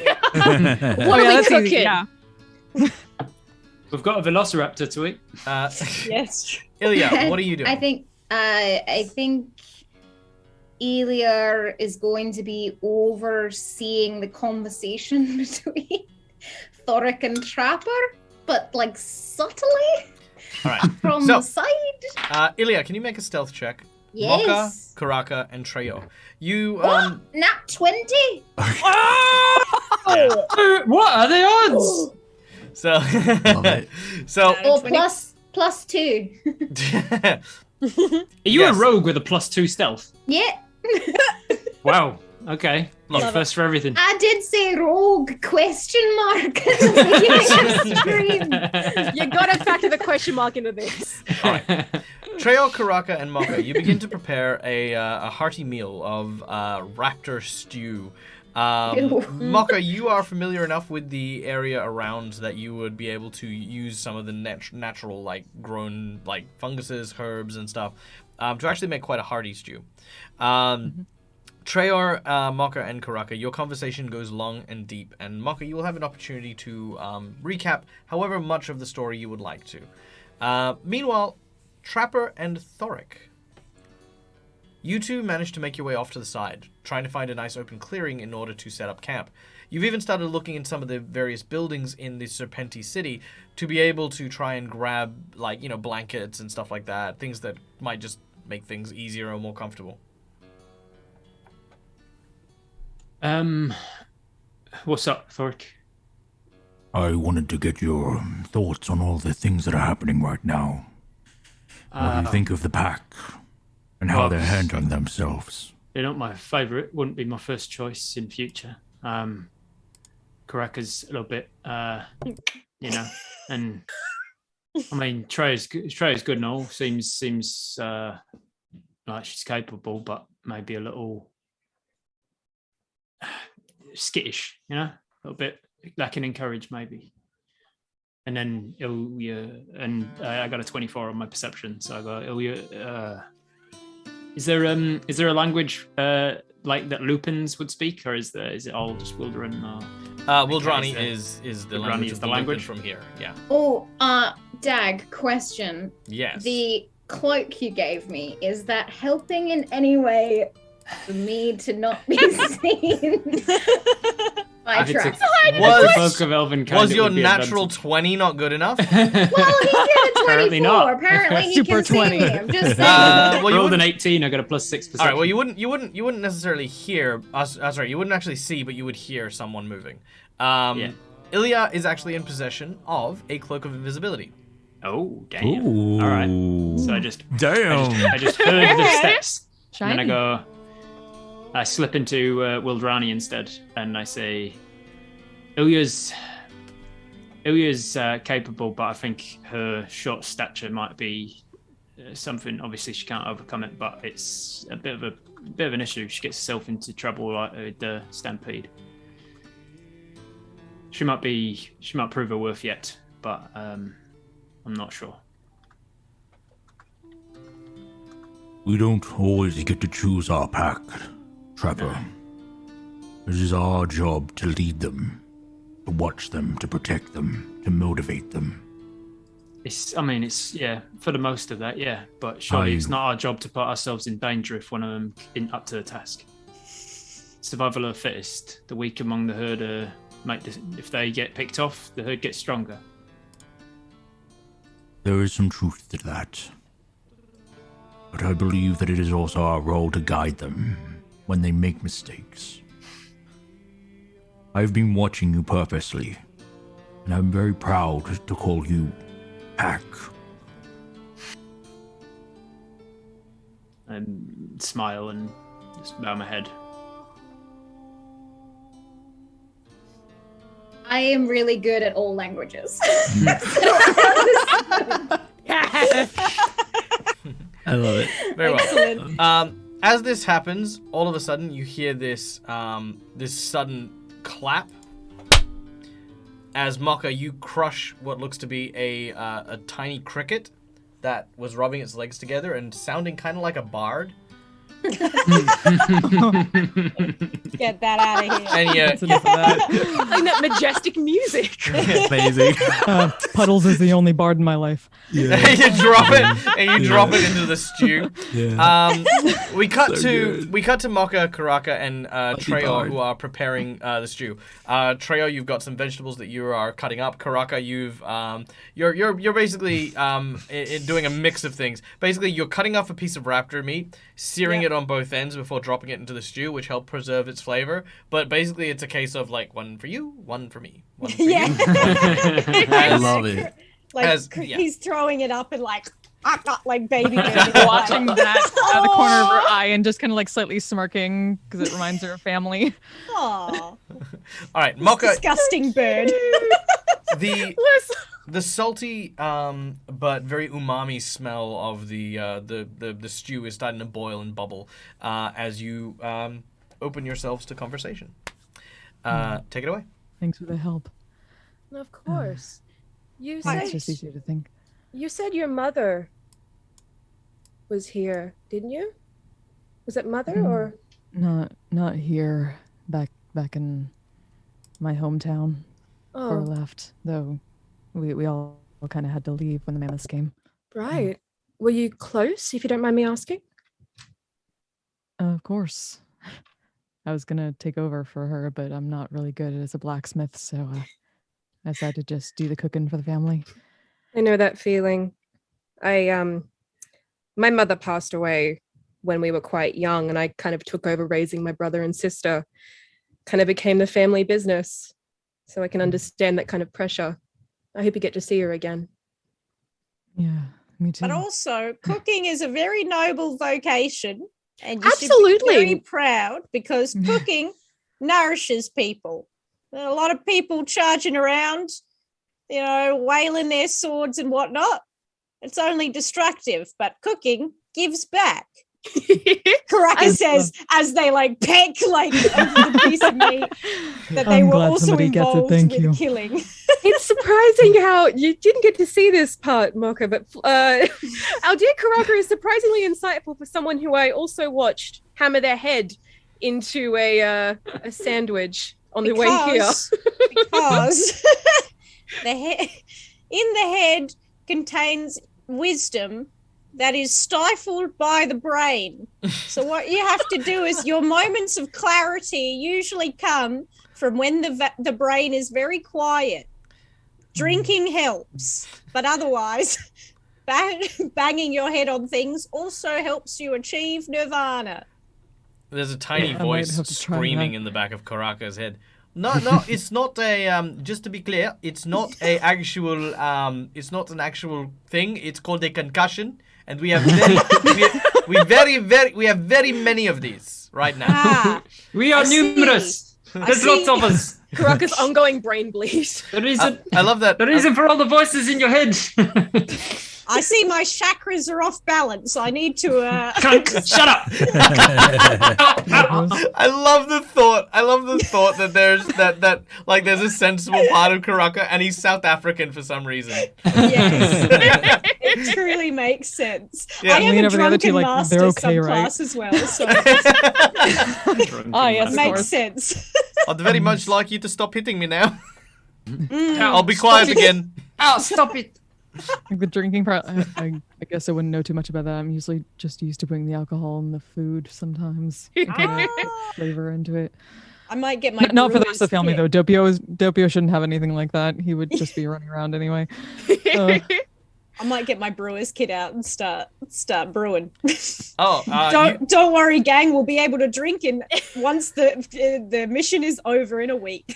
Oh, good. That's just what Mocha needs. Well, actually, Karaka, you take a moment and your wisdom, which is based on your perception, you smell around and you realize, wait a minute, all of the fruits and vegetables and things in this town have been fermenting for 6 months.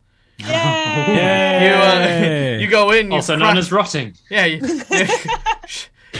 crack it over and you kind of you're like, yeah, this will be good, right?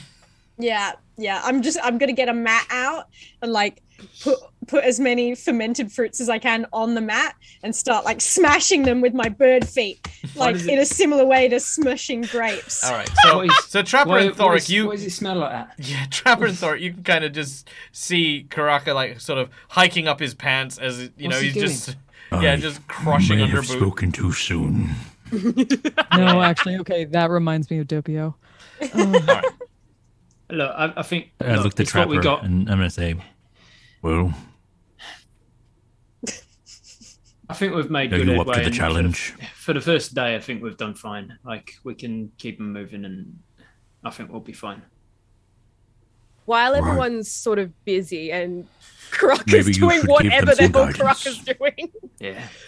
I'm making wine, obviously. Obviously, and I would know that watching you stamp on food without saying a word between us. I just knocked off my headphones. I'm just like, Karaka's doing what Karaka does. That's fine. I'm used to this now.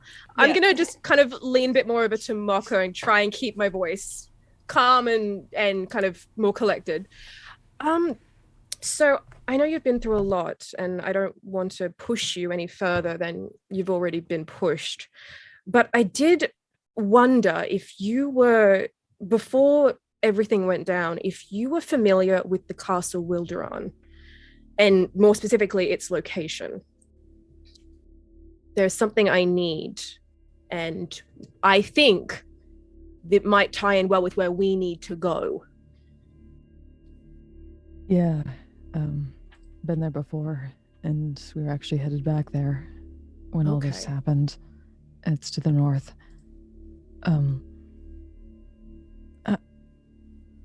How much do you all know about the war? Probably very little.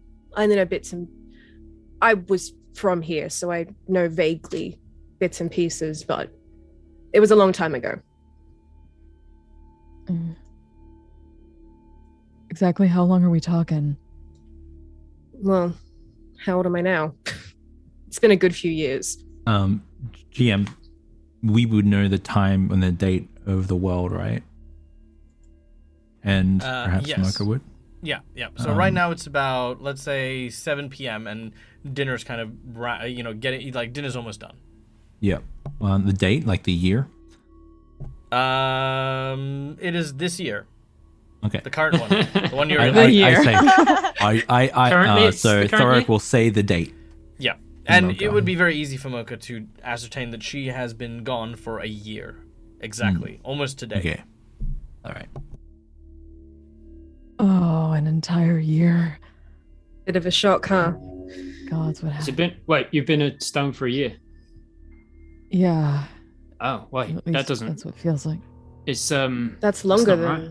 Yeah, that's long. That's like twice I as long come as we out of absolute nowhere beside Trapper, and I'm just like, we haven't. Holy shit! That doesn't work with our hypothesis, does Where it? have you been? Right here. Wait, so a year's gone by for you. So, all right. So it's only been about 6 months since the Kingdom of Trist stopped hearing from the Kingdom of Wilderan. So something happened before. Yeah, so something happened a year ago, turned everyone to stone. But then some people we were still. What sort of things were the Trist and Wilderan interactions? Was it like exports, imports, or was it just? Well, actually, it was very little. One of the reasons why it took so long was because there is a massive embargo on in and out of Wilderan. People do not travel there easily. This being said, Like, after just for the last year or for a long time now? forever. Right, Yeah, okay, yeah. gotcha. The reason being is that the war between Wilderan and Kashina, the island to the south, was so fervent and so violent that the Aquadrians, the race of the merfolk, actually said no one is allowed to sail until these two groups sort each other out. Right. The reason being is both were in possession of what they claimed to be weapons of great power that neither should own but both possess. The kingdoms of Trist and damn it, I forgot the name of my own kingdom. The other bad guys, the bad guys from the bad guys. Yeah, the bad guys. They conquer things. Bad guys. Okay. Yeah, you Dredd and Rob should help me, but it's fine. I don't know which bit you haven't been the descriptive things, enough. the guys with the metal spikes in their head. Oh yeah. The- Let me open up my pirate's notes. The Yeah. the guy with the T. These Is guys. aquatic? Anyway, the reason I didn't prep that is because it wasn't important to today. But anyway, because of them being around, because of the war that's happening, there is not much trade. The only reason you knew that something was wrong was because some of the Wildrani who were in Trist started using magic and spells to try and communicate back with family and friends and stuff like that, but were unable to. So even magic was prevented from getting in, which originally, goes through sanctions and mandates, and it's like, hey, I can't contact my family back home. All right, we'll look into it. Yeah, no, we'll look into it. No, yeah, maybe the spell's busted. We'll try again tomorrow. Right. So it could have been longer than a year, longer than 6 months. Yes, potentially. 6 months was Right. when it was publicly announced that It was boom. noticed. Yeah. Right. Yeah. Right. Okay. Well, that changes things, but our goal's still the same. Work out what happened. Hopefully, stop Yeah. it. Get out.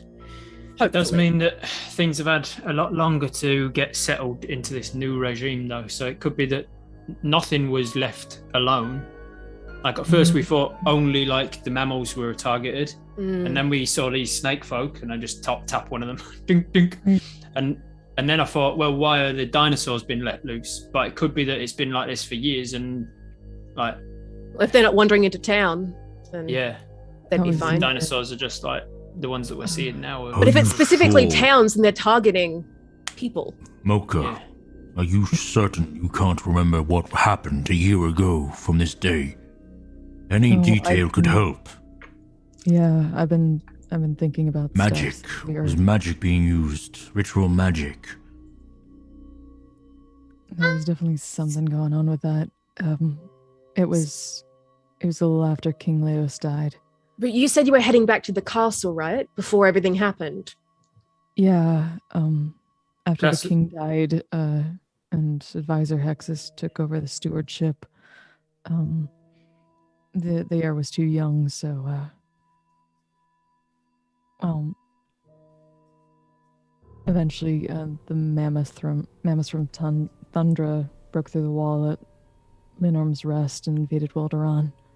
So it was the mammoths from Yikes. above that were attacking. Yeah, That puts things in our perspective. village was. Speaking of mammoths, did we not but 15 minutes ago hear some stomping about? Oh yeah, big Yeah. others. I said like it could have been a mammoth. And it could Yeah. have been a Right. Did dinosaur. we forget about that, or did it go I away? forget. Well, but it's then just we've been got hanging someone out. I mean, So- it wasn't bothering us. But It's we're been just, vibing. This was more we're just important. setting up camp. I just Yeah. no. Ilya, Okay. Sorry, I needed do to talk you- to Mocha. sorry. Do you feel like sorry. you could go scout in that direction? Anything for you, Thoric. I give it a grin and nod. Super quick. Treor, how many times Hello. have you said the words Castle Wilderan? I've only said Castle Wilderan once, Okay, and Mocha, but what I've about said you? castle twice. I think I just said it once in response to just like the castle. Very well. No reason. Keep going.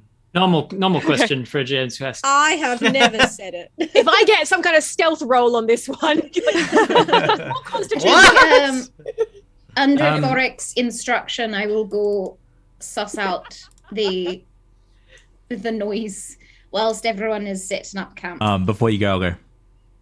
Be safe.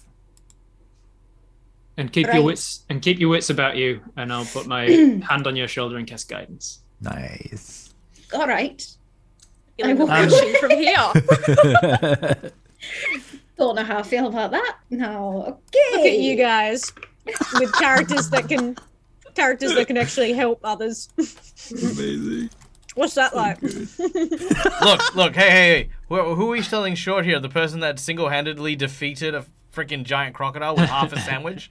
Well, Yeah, quickly, pull the other There's a one. lot of respect on that name. Yeah. quickly, as Trapper puts his hand on my shoulder and wishes me luck, I'm just gonna say something like very casually, but in the language he was speaking earlier, just as like a little like thank you, but in Wilderan, and just walk off.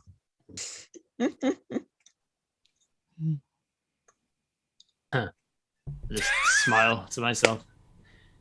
Now She seems nice. Look, let's get all cards on the table here so everybody's on the same page. All of these statues are looking towards the Castle Wildrani, Castle Westeron, Castle Westeros. Yes, that was it. That was the one. Whatever it's called. Definitely that That's one. exactly right, Rob. I say castle like 4 times while I try and remember the name of the thing. Does that do anything? Did I say it? No, I say it no, another it doesn't. time. I say it Does a 5th time. I say a castle. What's the name of that castle over there? Castle Anyway, looking Ivanlon. towards that castle. Yeah. The castle over there is Castle where they're Orbaloo, looking. yeah, The castle. You were saying mystical stuff, right? That's kind of what we went on a quest for. At least a Okay. little bit. Right. And you saw a light. He says, It's we didn't even know until later that was what we needed to do. We got told to go seek out the Striga for guidance. seek out a what? The Alfolk, the prophets. They're Right. mythical prophecies in Wilderan. What's the bet they turned After- to stone 2 now? Yeah. Where do you find the Striga? Recalling histories, you know that the Striga are an isolated community of owl people who do not accept ready visitors. They live up at the tallest peak of Skyrock Ridge, and it is said that their prophecies are so accurate that their entire culture hinges upon it, and a single Striga who is at the gate of it is simply called the Skykeeper, and they hand out very vivid and very accurate prophecy. So you were sent out to find the Striga to talk to them about what? Well, after the mammoths attacked, we just figured we needed guidance for dealing with the For war. like, that hey, was how do coming we through do from this? them. All right. Yeah. Did you get any answers? Why would the Striga Yeah. have even cared about that? Are they going to be affected by the mammoth war? Like they keep themselves way up out of the way, don't they? Wilderan was affected, Right. apparently. But So you were like, hey, our people, you need to help us out because it's your land as well.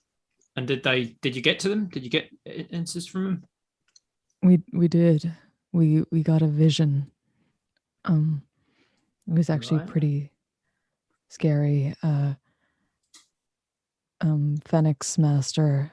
Fennec was one of my friends. He was, well, I kind of met him just before the mammoths attacked. He was from Thundra 2. Right. We saw his master polar bear get turned into some feral beast by someone from Wilderan, and it made the mammoths real mad. Wait. Okay. Someone can turn the Wilderan folk into the feral folk? That's what it looked like. Oh shit. That is not okay. No, that's not No. okay. That's It's like that name magic stuff. So We didn't really want to fight them, especially after that, but they were attacking our home. We're just trying to stop the war. how does that then apply to how you got here and fighting these people with a frying pan? Oh, that's just my weapon. Mom made it for me, so it's... This is your primary weapon. It's cute. Don't rag Yeah, on it's it. cute. It's not a weapon. It's beautiful. If you hit anyone It's hard actually enough with big that, as fuck. Well, she's super... Like, she's so tall, this thing is, like, accurate to her height. it's like the big size of our skillet. heads. Oh, Yeah. all right. That's actually a lot bigger than the Hero Forge mini made it look. Yeah, sorry, it's Tiny That's egg- definitely a tiny a egg big fryer. weapon. It's like, it's the size of a mall. Yes, all right. Yeah. If you put So that's your hard enough, okay. anything's a weapon. I'll just retcon the intonation, and I say instead of "that's your primary weapon," I say "that's your primary weapon." Nice. Yes. Beautiful. And I say, so how did you get into a scuffle with these snake people and the mammoths? Like, what was this like right after the attack? Was it a year ago that the mammoth people attacked?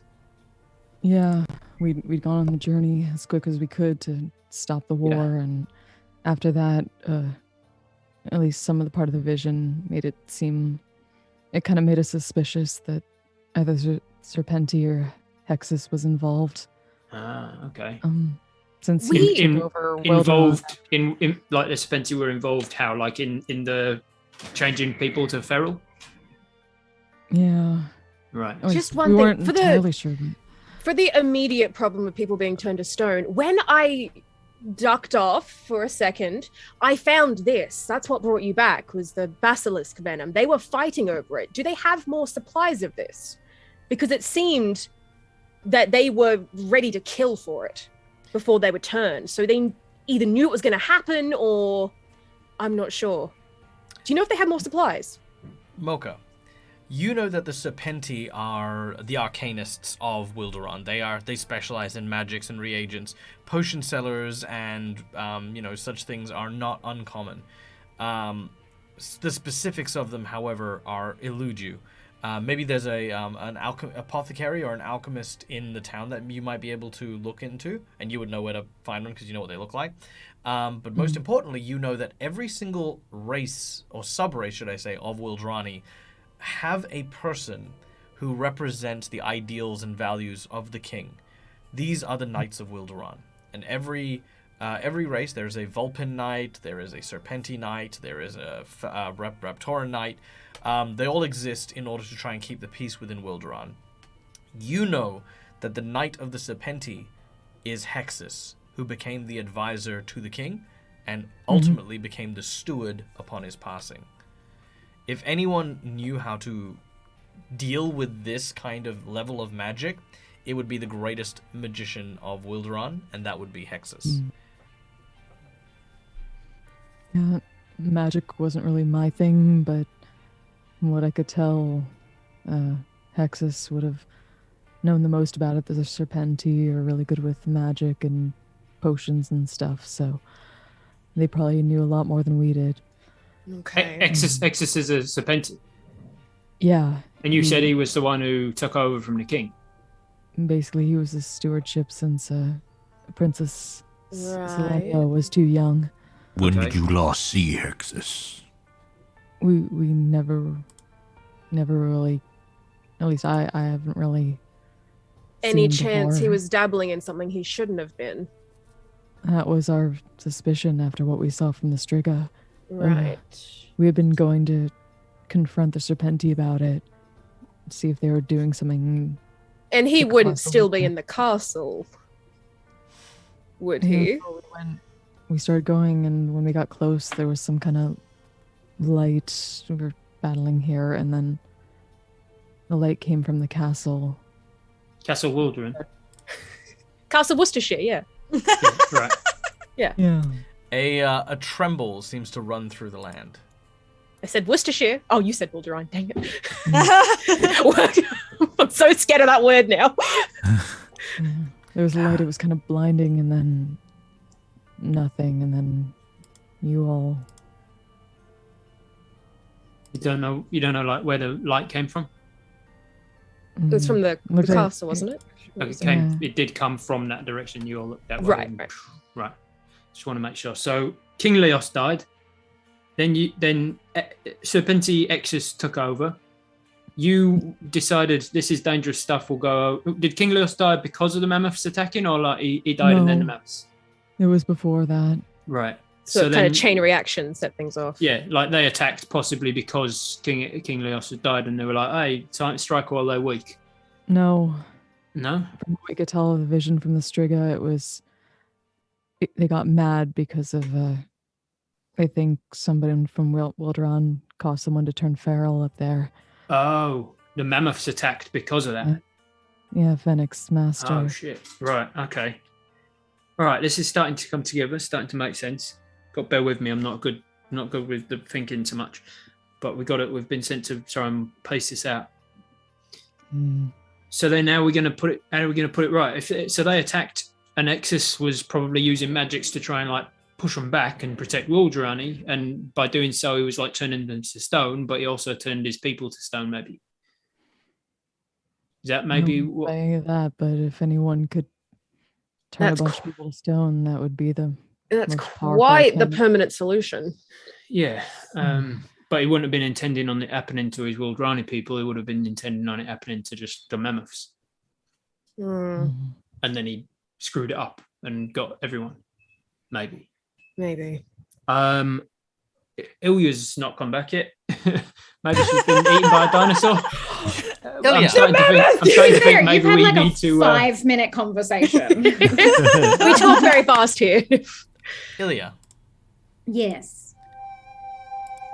you find yourself in the woods, following the river, not too far away from the ruins themselves. The moonlight seems to illuminate very beautifully off the river's edge. Further up ahead, you can see Thoric making his way, walking proudly. What? I seem to have joined you at this. No, wasn't Ilya following No. Thoric? Or maybe, No. maybe I'm sorry. It's been Following Thoric's- so long since No, she went up on her own. And if I'm Said here, following- I'm here. following Thoric's I orders. followed. Following yeah, Thoric's I, instructions. I went to check. Very well. Thoric, you've gone to check because Ilya seems to have disappeared for a long time. Ilya, you are sitting on a rock because you've had to climb over it in order to proceed forwards, as it were. It is a massive rock, covered in moss and kind of like slime because it's like next to the river's edge. Am I sitting on a mammoth? No, not anymore. You're not. Anyway. It's not a mammoth. It's not a a full one, griffin. anyway. It's a griffin with 4 heads and a scorpion tail. Okay, it was a mammoth. No, it actually wasn't a mammoth. Okay. But as the rumbling that happens, that Trapper and the rest of them feel through the land, you, Ilya, feel it a lot stronger. It seems to come from directly underneath you for a moment, but then quiet. Can I investigate? Yes, make an investigation check. That's a 17 plus 5. Very nice. 22. You scratch away at some of the moss, and you reveal something very peculiar. It's almost like a circular, very, very smooth piece of stone. Too smooth to have been like carved out of the stone and the rock. More like someone had polished it maybe with water or made it really, really shiny. As this happens, you watch as a stone slate seems to close and then reopen. The sound of a bellow.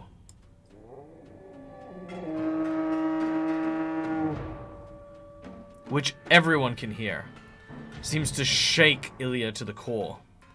And you watch as dirt and grass begin to fall from what looks to be the side profile of a massive, massive head. What you see... I'm on it?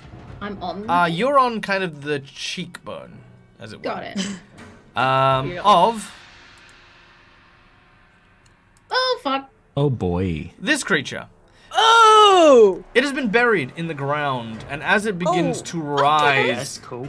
water begins to pour off it, almost like a waterfall. You can literally hear the thundering sound of the water as it begins to crash, and this creature's head begins to elevate.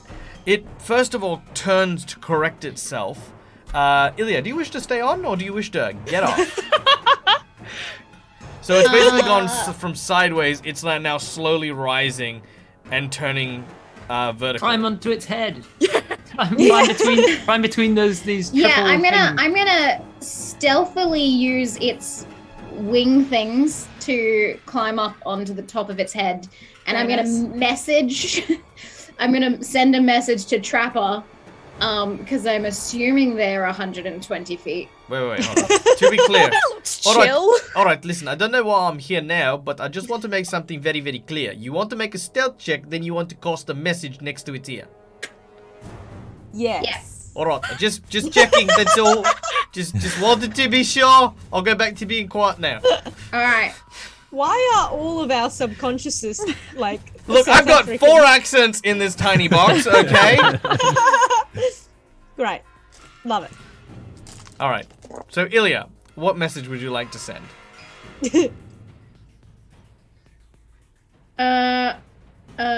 Help. Please, God, help me. Use in ground. its head for like Morse code. I send a message to Trapper, which is just like, I'm in danger. Help. As soon as she says that, you literally watch as this sharp, razored, armored figure made of stone corrects itself, sitting vertically. But not only that, it then suddenly erupts upwards, and almost like an impossibly sized tower rising upwards, like watching a skyscraper that doesn't seem to want to stop unearthing. The land itself actually dives in and creates a small landslide to fill in the gap that it was once housed in. Because what you're looking at is not a knight or a statue. What you are looking at is a stone colossal centaur. Oh, that's not good. As it raises from its 4 legs, Yeah, let's go. it begins to look around incredibly slowly. Now, if anyone's played Shadow of the Colossus, that's where we're at. Great. I My 2 measly little sticks. You just see So me I've waving just- on the top of its head. So I've just said we haven't heard familiar in a while. And I look over that way, and then I go immediately. I go, she's in trouble. And it's just after I say that, this happens, and I say, "It's go time!" And I grab my shield, grab my spear, and I say, "Eyes down!" Now here's the terrifying bit. Almost like the sound of a recorded voice, the mask of this creature starts to flash and flicker. And Ilya, you hear exactly what Trapper says as Trapper's voice comes from the helmet. The creature then seems to be focused on looking and trying to locate a voice or a thing in particular. Ooh, cool. Okay. No I pressure. start sprinting in that Just might all direction. die. When I cast the spell, did it do the same thing when I spoke? No. It Okay. seems to only be emanating Trapper's voice. Okay, I cast message again to Trapper, and I say, it's repeating what you're saying, so don't say jack shit. And I take out my Trapper, dagger. I swear to God, if you know that. Okay. Now that comes through just as I'm in the middle of saying, "Eyes down, let's go! Come on, move! Stay within 10 feet of me!" And I shout, "Stay within 10 feet!" What? What? What are we meant to do? Shit. you can hear that coming from the head. Now, Yeah. this creature, for size and scope, is a 90-foot tall creature. Yeah, boy. Now, Right. it currently has no weapon in its hand, but I'm going to give you a hint. It's going to take a few rounds to try and find them. You have however long it takes for it to find its gear to get the hell out of Dodge if you don't wish to be trampled. Yeah. I don't wish to be Oh, but we've trampled. got to get Ilya. You're gonna get Ilya. Okay. I'll be fine. Karaka, are you able? Is Karaka able to? Oh, I don't Get her want to back say here. I know how to get like, out of here. like fly over or Yeah, something. Yeah. grab her. Because if we all go over there, then we're all kind of screwed. Let's think you're distracted. I'm going to use my athlete feat to go over there and try and climb up and find Ilya to try and escape or do damage. You know what? Actually, I want to see this play out. I can go over and assist With this him. romance Okay. novel that's forming, Yeah. I want to see it play out. I'll give aid. Mocha, what are you doing? I like to go aid Thoric since he seems to know Yeah. where to find someone. Get up. Mocha, you know that there is something that you have that might be very, very useful for dealing with a quadrupedal juggernaut. You remember that you and your allies used it to get all the way into the Lamenting Woods while evading potential capture from the gnolls that happen to live to the south. That I should have asked about. Items. Okay. I never had it on this sheet, though. It was always in the fantasy ground, so well, you might have to remind me what it is. That's perfectly fine. You recall that you and your team had purchased or had been given a very, very amazing wagon that was provided by the gnolls, who were grateful for you to help quell a... I want you to remember this. For quelling the madness that suddenly and very spontaneously afflicted all of them for no reason, right? Yes, no reason at all. No reason at all. We didn't do anything. Subtle. I love how like there's a certain player understanding that everyone's like, oh, you know what happened there. Anyway, this wagon is very, very, very, very, very impressive. It has the following features. Are you ready, Mocha? You gonna write these down? Mm-hmm. It has the following components. It has, and don't laugh, it is important, it has a roof. It's not a convertible. Got it. Okay. Upon the roof, it has a quick retracting winch, which is attached to... It is attached to a... There's a word here.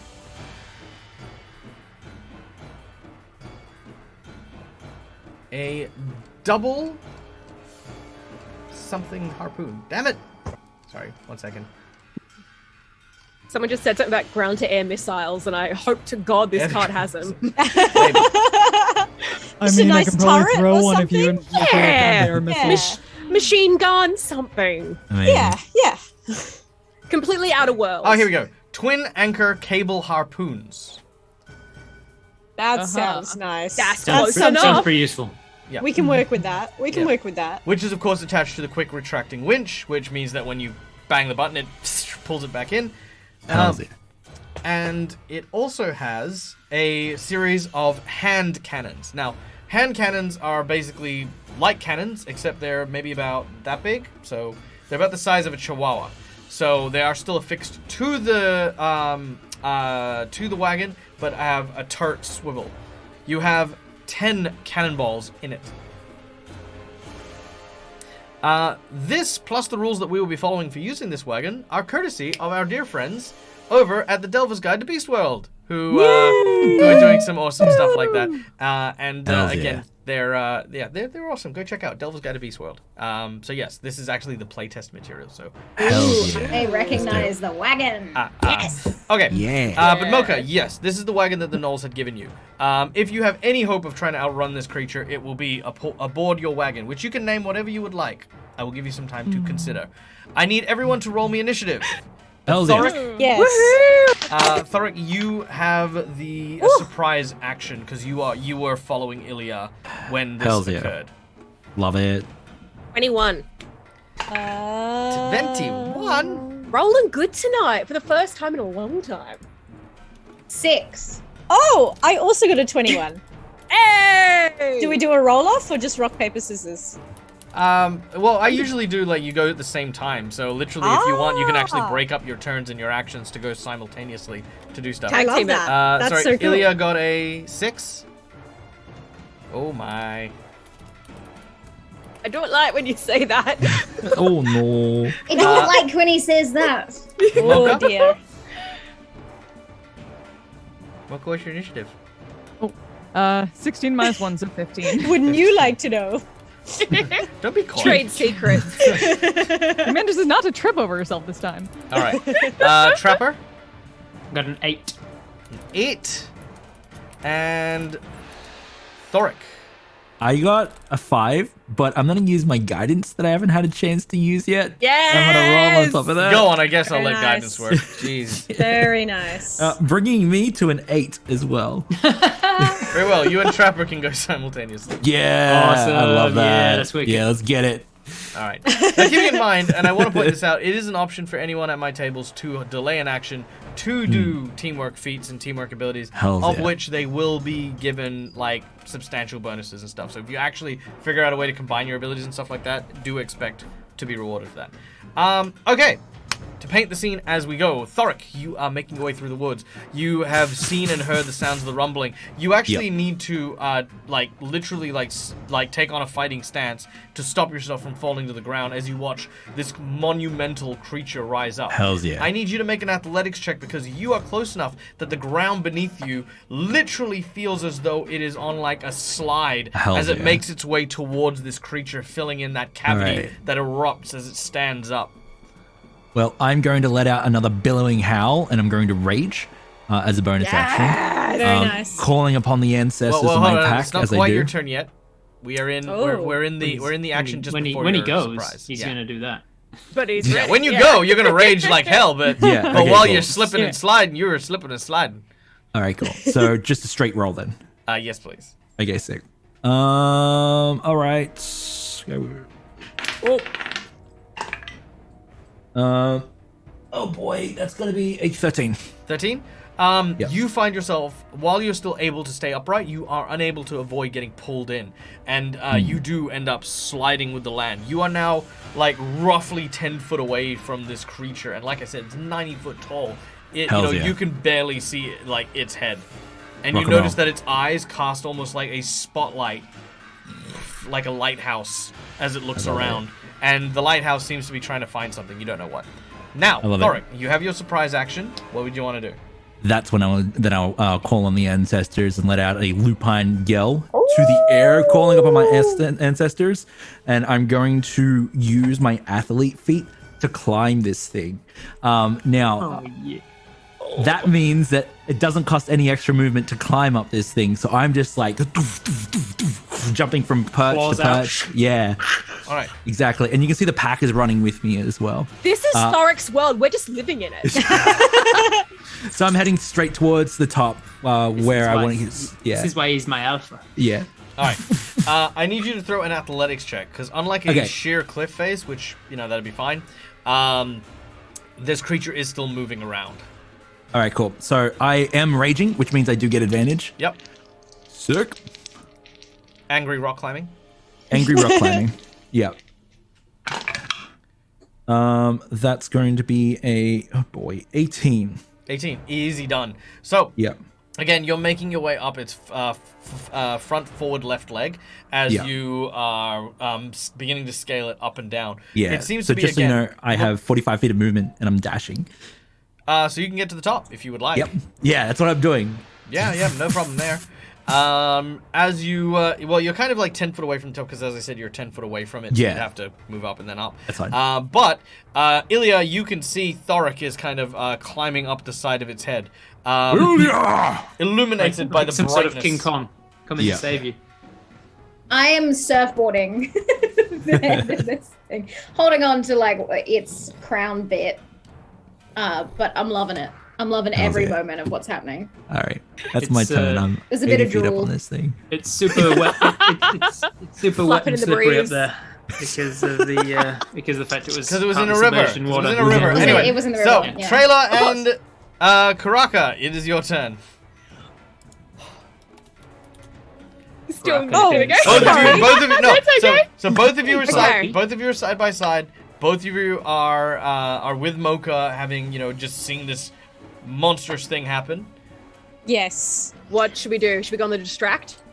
Well, I'm hoping maybe I can fly in and get Ilya. But then we still got to deal with Thoric still up there. Oh yeah. Okay. I'm just very distracted right now because my dog's being a nuisance. Valid. Yeah. So how far away is this thing again? How far away is this thing? This thing is, it is very hard to say. It is larger than you expect it to be. I would say that you'd what's your fly speed?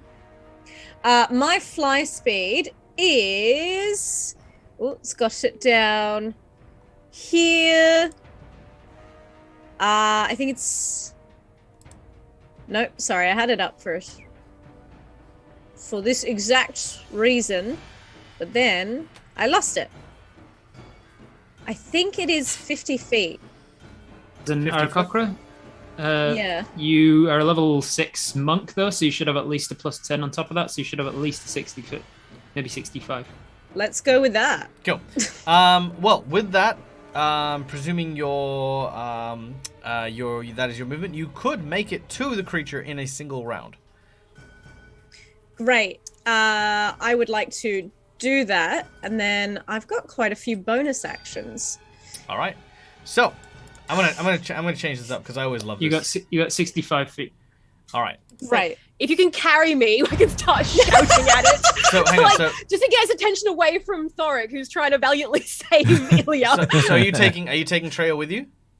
Yeah, let's do that. All right. this Carry me to freedom. All right. This counts as a combo maneuver. So. Woo. Karaka's wings stretch out, and you watch as, again, head turns side to side. As Treyor, you kind of like position yourself to be carried, and with these huge flapping wings, Karaka takes to the air and begins to soar towards the large creature. As you get closer, you realize just how big it is, and the creature again seems to be paying you no heed, but you see that its eyes have now locked onto something. You can see that there is a waterfall further up the river, and the creature reaches and tries to grab the waterfall.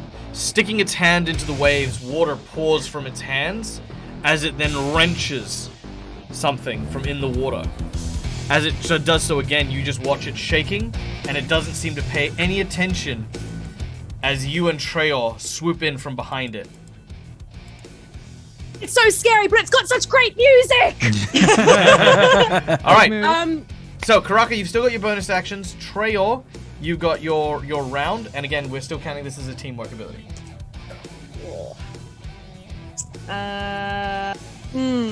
Actually, I think most of my bonus actions are if I've already attacked using my turn. Okay. I do have a dodge action as a bonus. Can I like hold that if it's like I swoop in and then I'm just ready to like dodge back if it comes at me? I'm happy for that. Great. I will spend a cheap point then. All right, Treyor. Yeah. Can't do a whole lot from up here. This is mostly to get its attention away from poor Thoric, who could easily get pummeled. I'm just gonna yell at it, "Oi! You big ugly rock over here!" And see if that gets its attention. Make an intimidation check. Oh, bring it. The music is making me feel way more confident than I actually am. So Good. That's where mistakes happen. Am I helping at all? Yes. Since like my wings are kind of flapping behind Treyer's like a, a messed up angel. Oh yeah, 100%. That is a 17. Nice. Yes. With a 17, you have successfully managed to draw the creature's attention. It gives one more large and very, very sluggish pull, and you watch as it rips what looks to be a solid bar of iron that pulls out and continues to grow, and you watch as water pours onto this large steel rod, which eventually gets stuck again, and then snaps, crumbling and destroying that actual damned ledge, changing the landscape to make it one larger flowing river. Thoric, you know that area that you kind of fell into, that little divot? That is now very quickly becoming a small lake as it fills with water. As this creature, with this dripping wet weapon, now holds an axe almost as tall as it is. So cool. It looks up directly at Karaka and Treyo. Both of you need to make me a wisdom saving throw as the bright light hits you. Oh, that's my worst one. Oh boy. Oh no. Okay. Oh god, pray for me, pray for me. I do not pass with a 7. I also got a 7. Oh man. All right. We're in it together, Treya. Now, Karaka, this is where the teamwork thing comes in. Because you had the readied action and because you guys are working as a team, you immediately go into a tucked barrel roll. You flip your legs forward and move Treyo to your chest area, where you then wrap her in your wings, and you spin downwards, dropping immediately 30 foot while rotating. You then unfurl your wings and have Treyo drop another 5 feet, only to catch her with the back of your legs as well. So you kind of like dipped yourself out of the line of sight as it's been too bright, and you reflectively shielded both of you from the attack. Amazing! This is the coolest thing I've ever done! Woo! All right. We then I go... need my action glasses. Hell yeah! Nice. Cool guys don't look at giant lights from rock monsters. It's No. fine. All right, Mocha, you're up next. All right. I'll sing all that. We're like, all right, we need to get out of here to the Wildewagon and jump up. She grabs like the skillet, and it's probably not completely like clean yet because they just had food. So she's going to just start running along, and as she's going in the direction of where she knows where the wagon is kept, she dunks the end of the skillet into the side of the river and cleans it off, and then is just like wrapping it up in some cloth from her belt as she goes along, trying to find it to get it weapon ready. Nice. All right. You do so, knowing that the wagon itself is currently hidden safely and securely. It is overgrown with moss and lichen, but you rip away this sheet of green to reveal what looks to be a large wagon whose back half looks like a snarling wolf, and its whole carriage looks to be like this kind of almost midnight blue and black with metal spikes all around it. And you see that the Wildewagon has been broken at the front with nothing attached to it. You stop for a moment and you're like, oh, you know, of course the horse isn't going to be here. Like, you know, it's been a year, right? Yeah. And that is when something moves in the bushes next to you.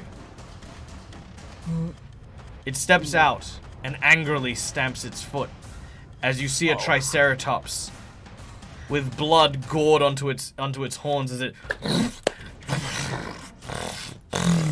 This is incredible. She like glares that so down. excited.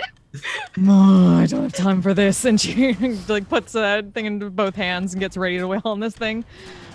All right. As you've got your both hands on your frying pan, I need you to make a animal handling check for me and send me the result privately in Discord. Now, Where's that seagull when you need it? Trapper. Oh, right, we fed it to the buddy. crocodile. Oh, yeah. All right, Trapper and Thoric, you're up next. All right. Where's Trapper exactly? Trapper is probably around its helmet or its shoulder. Oh, wow. Wait, no, Ilya. Oh, sorry. Ilya. Yes, where's Sorry, Trapper? let me rephrase. So I was like, wow. So, Ilya We is on its head. understand the love triangle is happening. We don't speak openly about it. That's All the right. private chat. Yeah. So, I'm gonna Ilya. say, go ahead, sir. Ilya's on the head. All right. Thoric's on the Ilya? shoulder. Eric's on the shoulder. Where am I? Trapper is at the front entrance where you've set up camp to the Serpenti village. You are currently 100 foot away, like running distance, towards the colossal creature. However, it is now kind of stuck central to a lake. It's in the center of that lake. Yeah, so it's got a 30 foot, or like 30 foot, like it's a 30 foot radius, lake. Yeah. Okay. What's your thinking, Thoric? You got anything in mind? I thought if you were, I do have something in mind. Let's see how I go here first. If you're okay, if I have to take this spot first. Yeah, you go. Okay, cool. Do I see Ilya? Do you see Ilya? Yeah.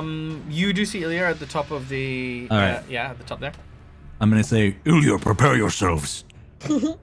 There's an old saying: the bigger they are, the harder they fall. I'm gonna go straight for the eye with my Crescent Kiss blade, and I want to hook the blade into its eye, and I want to try and bring it down as much as I can, however I can, or even if I just do damage.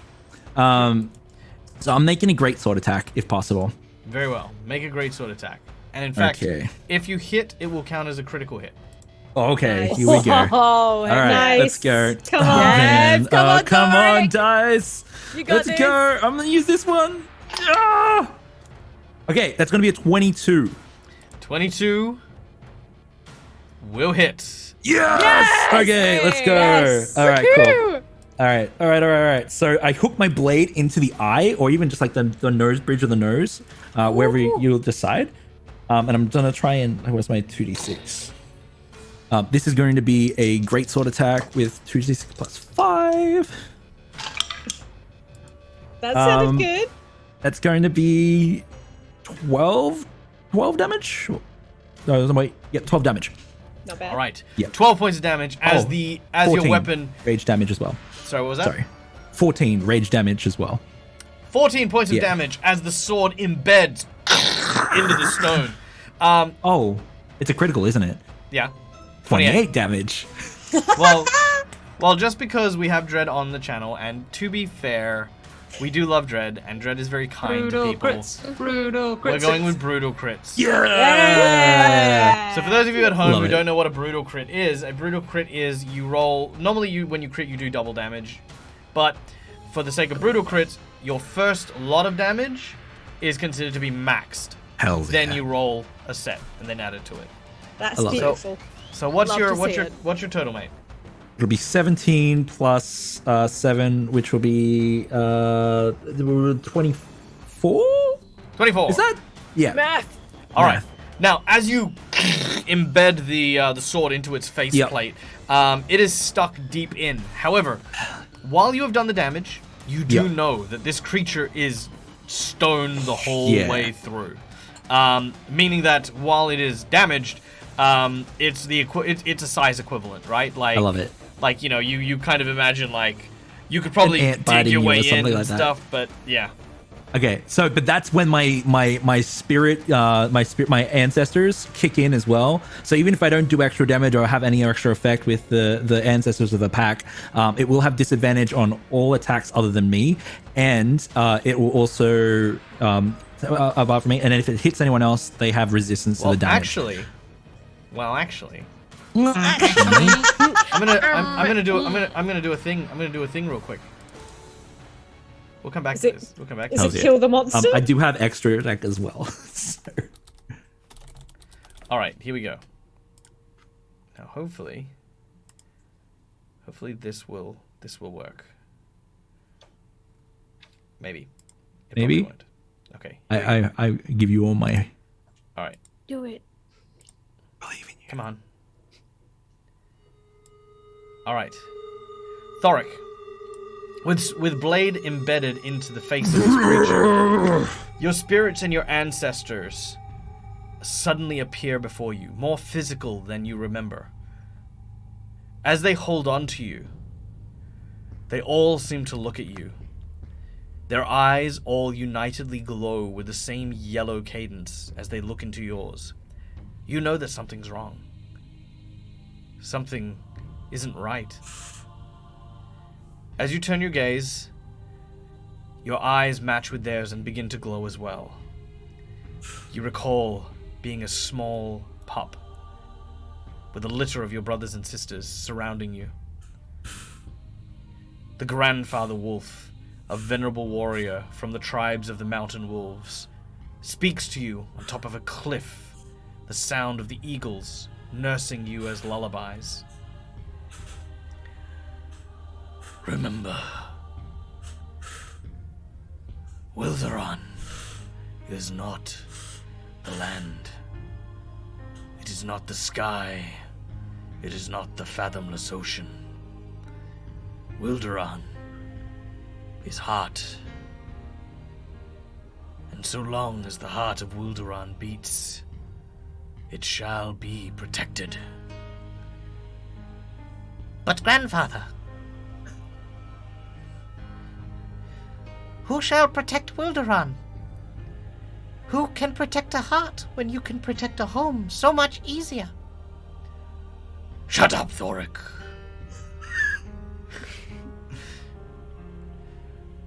To protect Wilderan in its darkest time, there are 4 great guardians who protect all those loyal to Wilderan.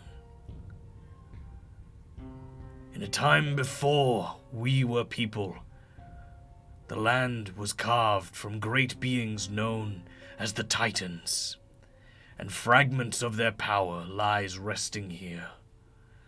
We are keepers of the Titan of water and stone. Remember, young Thoric. Remember that we in Wilderan do not guard lightly, and we always have the strength of the pack. And you see as he draws what looks to be a cave, kind of like one of those cave paintings with his fingers on one of these walls, he draws the exact centaur that you are currently riding. For the purposes of this fight, your ancestors will not aid you. Oh. Oh, fuck. All right. Trapper. I still have extra attack. Oh, sorry. Yeah, go on. Smack in the face again. Okay, fine. Well, there we go. well, Hit well, my well, ancestors. I'm But still don't forget, going. you guys are going at the same time. We're So up in the same time. So Yeah. between your two attacks, Trapper is running forwards, and I'm 90 feet away from it. Right? You said 90 feet before, right? You said 90 feet. 90 feet. Yeah, you said 90 it's feet. 90 foot, sure. Thank you. Yeah, Something like that. I'm pretty sure you said 90 feet. Very sure. So, so I'll run forwards with my I'm shield not out and the my maths spear. The shield and spear in hand, I'm charging forwards. One of the last people to actually leave the town, even though I was shouting to everybody to stay within 10 feet of me. And everybody's like, sure thing! Whee! Fly over here and run up the mountain. So I'm charging out of the village finally. I'm going to use the dash. I'm going to use the dash action as I run. And then as I get to within 30 feet of it, so I getting right up to the edge of the water, I shout up to Thoric. Thoric! What's my voice again? Cockney. All right. I say, are we doing no one to turn to? And then I slam down my spear. I sort of do a jump through the air and then slam down my spear, and I'm going to cast Compelled Duel on this thing. So that while Thoric is using his ancestors, as far as I know, to prevent this thing from attacking anyone but him, I'm using Compelled Duel to prevent it doing anyone from me. And then he's like, oh, who do I turn to? And then he's got disadvantage on everyone. So that's what I think we're doing this usual double team thing that we've done before. I don't realize that your ancestors aren't going to be helping, so now he's just going to come straight for me. Right. So that's the idea. But he has to first fail a wisdom saving throw for this to succeed. I love so I'm it. casting Compelled Duel on him. See what happens. It automatically succeeds. Damn it. So I cast this thing. This green energy bursts out from me, and as I land, it makes me look like a little bit like centaur-like, as if I'm an enemy of his ilk. Oh, sorry. But I maybe I misspoke. You won. Oh, I won. It's already trying to kill you. Oh, good. As soon as the moment you do this, the eyes immediately. I love that. And they go from being this bright green to a very kind of wild blue. And you are now bathed in this light. And no matter where you move or what you do, the light does not seem to shift from you. Awesome. Well, from everybody's perspective, they all see this light, this green sort of nature magic light emit from my shield and from my spear as I drive it into the ground. My form seems to take on that of a centaur and like grow to maybe like a half of his size before it then just disappears. But it's from his perspective, he sees like an equal that he has to target. Hell's So he is compelled to go towards me at all opportunities. If he ever tries to walk away from me or move or attack somebody else, it's disadvantage and all that. And that's my turn. Hell's yeah. All right. And Second attack. And I'm hoping that Thoric is gonna do his thing, which prevents him from attacking me. Thoric, you'll get advantage because it's paying attention to Trapper, and as it turns its head, it is vulnerable. In addition, once again, if you land your hit, you land a crit. Right. I'm gonna look back to my ancestors and say, very well. You are blinded by the ways of old. I have a new pack now. and I'm going to hook myself up as best I can, and I'm gonna try and go straight into the eyes, the eyelets, to attack the eye itself. Very nice. Thoric. Save me. Have advantage and vulnerability. Okay. And did you say crit if it hits? Yep. Okay. All right. That's going to be a... Oh, man. I can't believe I had advantage, and this is my result. A 16. That actually will miss. Yeah. Oh no. So, Thoric, as you go in and you try to hit the eye, here's what actually happens. You swing your sword with everything you've got, the muscles in your arm strain and stretch, and as you kink, you hit the visor above the eyelid. Oh, I love it. And as you do so, it just stops and halts your attack midway. Yeah, awesome. Okay. Amazing. I love it. That's my turn. All right. Isla. I look at person. Everyone's trying to save you. Okay, I would like to Legolas style slide down the helmet and mount Thoric. Listen, there's a time and a place. No shame here, Dag. What you get up to in your own time. No kink shaming. That's right. Look, No I kink just shame so good. You know that I love PG it. rating I had. Just yeah. There you go. Okay. Anyway, no, that's fine. All right, so brought you me back, Dag. You gotta expect this. Earlier. look. There's a reason I bring AJ to places. It's amazing. Anyway. So AJ. There's no reason I bring AJ to places. It is. It's Actual connotation. Yes. It works. So good. If it works, it works. Oh, Right? okay. I see. So I can see carry what on I'm describing. You know. The mounting. Well, not the mounting. Describe what you do. It's fine. I'm going to get on to Thoric's back.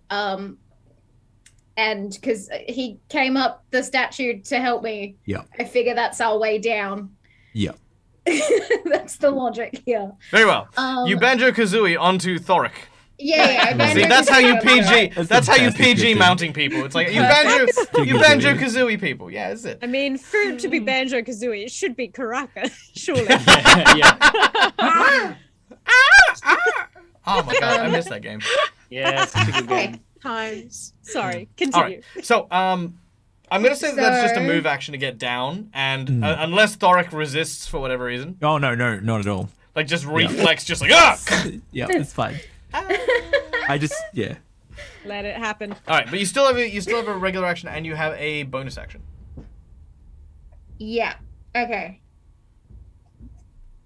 So, as a bonus action, I want to use insightful fighting. So I can make an insight check against a creature that isn't incapacitated, contested by the target's deception check. If I succeed, I can use sneak attack against the target. You succeed. Okay. It's a big rock. I think you're lying. Sorry. There's something about advantage. If you succeed, you can succeed. You have advantage on your attacks. You have sneak attack, and you will crit if you hit. Yeah. Okay, let's do this thing. Crit with the sneak attack. Yeah, boy. Also, we shouldn't be fighting this. It doesn't matter how many crits. He's giving crits out like they're going out of fashion because he knows that it has 10,000 hit points. We can't take this thing down. I feel cool while I'm attacking. I'm just simply trying to buy you guys time to get off of it. This is just for our egos. So it's a dirty 20. Nice. Wait, and hang on. Okay, so it's a dirty 20. It's a dirty 20. Yep. For flavor, it's going to be me putting the dagger into its helmet to actually get down to Thoric. Oh, okay. Oh, I love it. That's cool. Yeah, I like that. That's cool. I like that. Yeah. If a dirty 20 even hits. Does it hit? Yes. A 19 hit before, so Oh, it did? Yeah. Cool. Yeah. Yeah. I'd only heard that 22 would hit. So Look, far. I didn't just hear just because I know my maths is terrible, the AC is 17, just so everyone can know. that. Okay, good. Okay. Meet and beat. It's meet and beat, mate. I had a 17 before. You had a 16. You had a 16, Did I? mate. Oh, never mind. I can't do math either. I can recite 20 places of pie. Yeah, That's pretty about it. You know, Australians are angry when mate gets thrown around. You know what? hey, Josh. I think I'm feeling a lot safer about y'all beating me in my numbers of pi now. Yeah, I know. Right? Exactly. If in the space of 100%. like 2 minutes you can't remember 16, 16 and 17. Yeah, that's I fine. think I'm good. So my total damage. So I'm critting? Yep. So what is With the- sneak So you deal attack. your max damage on everything first. Then you Okay. roll everything again and add it Is, to your is max save. sneak attack included in that at max? Yeah. It is in D&D, but not in Pathfinder. Well, we're not playing Pathfinder. Are we? Yeah, I know. Oh, we're not playing Pathfinder. Oh, I did well. Okay, so that's 19 Solid. total for the 46 damage of that. Does that double? No. So now- what you're attacking with a dagger? Yeah. Okay, So that's so a D4 normally, so that's just max to 4. Yeah. And then you do 4d6 or 3d6 for sneak attack. 4d6? 3d6. So 3d6 max to 18. So you've got a 22 plus whatever you rolled, which was 19. Yeah. So you're So that doing is 41 damage. Yeah. Go. Yeah. So as you've sort of injected your dagger into its basically its skull, because it doesn't actually have a helmet. Just FYI, it's all the one creature. You've dug it in, it's hit a fissure, and it drags downwards as it opens up a large crack over its eye. Yeah, I love it. Yeah, and then I backflip onto Thoric. Okay, seeing that, Thoric will go, I am thoroughly impressed by that. Well. Well. Steamy. Yeah, my word. We now go to the creature. Now, it has taken quite a lot of damage. Goodbye. For every 10 points of damage that you have done, it begins to shed. It begins to shed what look to be tears of this kind of ichor that is green in color. Actually, no, blue, because trappers. Oh no, it's blue. Okay. All right. These see what happens here. these drops of ichor start to crawl out, and as they do, you watch as what look to be kind of almost like shambling mounds, but made of like this inky blue substance, kind of come out of the wounds. And as they do so, each of them appear as different Wildrani. Okay. So you see, well, I mean, for this one, I think it's just, it's easy to say that, let's just say that you now have a grand total of 9 Lupin Wildrani specters that have emerged from the various wounds that have appeared over its face. Wow. That immediately try to reach for and grab at Thoric and Ilya. Oh no. That's crazy. I was hoping they were on our side. Never mind. Yeah, I was like right on the fence about like are these. Yeah. Is this because it's helping Ghosts of us? the damned? Yeah, like ghosts. what? You remember Ghosts your of people grandfather's killed. words. You do not fight Wilderan, you fight the pack. These are spirit guardians, which are attacking you. Are they also compelled the same way that it is? Are they part of it? Unfortunately, no. Actually, Tried, guys. you know what? Technically, yes. Oh. Technically, because this basically is a legion creature, right? Like it is if they're all part of amalgamation. it, So if they're all part of technically- it, then they are compelled to fight me instead.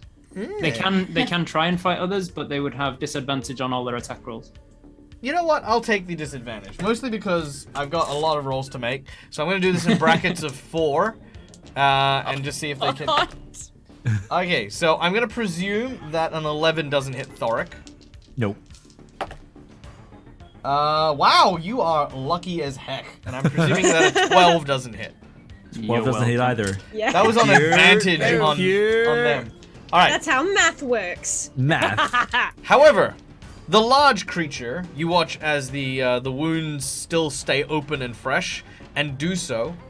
Anyone who wishes to may make an Arcana check. Or Ilya, I will allow for an investigation check. I'll give an Arcana I'll do a it. shot. I Give will it a not go. do it as I have a minus 7. 2. You can do it anyway. You might just be, might be one of those moments where Karaka was like, hey, yeah, I remember reading that. It was on a cereal tin I stole. 23. No, that's an 8. That was an yeah. It's that 8 as well. What is with our dice tonight? You're in sync. Crazy. It's because we're tag teaming. This is It's it. right, that's yeah. I got a 23. All right, Nice. 23, nice. So, what you know about these creatures, you have heard of these types of creatures before, not onto this scale, obviously, but basically they are soul canisters. If you kill any of the blue creatures, you will restore however many hit points are stored in those creatures to the main mass. Oh, never mind. I got excited for a second there. So yes, Yeah. basically, yeah, you'll either break it down or you repeat it, but in its own very weird way, it is immortal. Thank you. But however, if you break it down into all its tiny bits, it's like helpless. Really, it'll have to like it's basically an army that you can like just sort of shoo away. That is what Ilya knows. Great. Now, the large creature is going to turn its big old axe into the ground next to Trapper. Yay! Trapper, I need an athletics check from you. Athletics. All right. Here you go. Oh, yeah, boy! Oh! Couldn't get higher. 26. Nat 20 plus 6. Well, of course it did. That's nice, hey! All right. Now, as the axe swings down, it did not seem to be targeting you. Its first hit thunders nearby, causing a shockwave to knock Trapper over, but you manage to stay on your feet. You kind of shield yourself from the dust and dirt and debris as that flies through the air. It then swings with its extra attack back into the ground. And that is when you realize there's something sticking out of it. It's almost like a strange, like, table, but perfectly cylindrical. It reaches down with its massive hands and grabs hold of it and begins to heave. The entire land around you starts to shift. And as it does so... Here comes its shield. And as it does so, you find yourself suddenly skyward as it lifts both you and this large shield into the air. How's that escape plan coming, guys? All right. Look, I was kind of hoping a bit more immediate, but never mind. Traylor and Karaka, it is your turn. Oh God! What are we gonna do? We're in the air. Get him out of there! So Are just we to able- clarify, who is currently being held aloft? All right, let's take a quick moment for our lovely fans who have just joined, who may not necessarily know what in blue blazes is going on.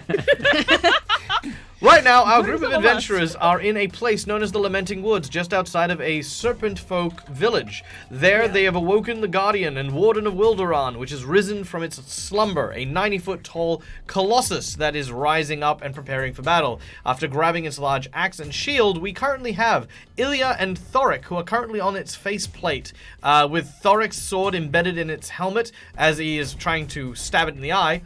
Ilya strapped to Thoric's back, securing herself while she awaits to go down. Meanwhile, high above the sky, airborne, is of course Karaka and his companion Traylor, who are both preparing for an aerial assault as they are kind of like, I'm kind of imagining like, you know, those like the wind shears like off the wingtips as you're kind of like flying circles around its head, trying to get a better vantage point. From there, you see on the shield, kind of like balancing and sort of running their way up as it's sort of becoming more vertical, is Trapper, who is being risen with all of this dirt and land and trees that are falling off the side of the shield. And I'm gonna not tell you where Mocha is just yet. We'll come back to that because I think it's more dramatic when that all happens. But it is currently Traylor and Karaka's turn. Okay. If I fly, I know that I'm holding Traylor aloft, but am I still able to attack with my fists if I fly close to it? Because that's Swing me at him. Yeah. Like a punching bag. Yeah, absolutely. Unarmed strike. Improvised weapon. 100%. Smack with a rogue. Or you can grab Traylor by the tail and the hands and use her as nunchucks. Yes. I don't think I'd like to do that. We call them friend chucks. Right. Yeah. Cool. I would like to just make a melee attack, and then hopefully using my stunning strike special. If I spend a chi point, I can hopefully stun this thing. Just by I will save you the key point. It is immune to stun. Poo. How much weight can Karaka carry? I can't carry you all. I can't. I don't think that's possible. A chain of people. You don't need to carry a lot of people. You just need to carry one, the stone guy, and then we ride on him. Oh, perfect. You can do that, right, Karaka? You can do that. No. Her quads just Then why are you shatter. even here? Oh yeah. If you can't pick up a 90-foot tall stone centaur What's the point? Okay, so we aren't fighting this thing. Like, we're not going to win a fight with this thing. Is that the general consensus? Probably not. No.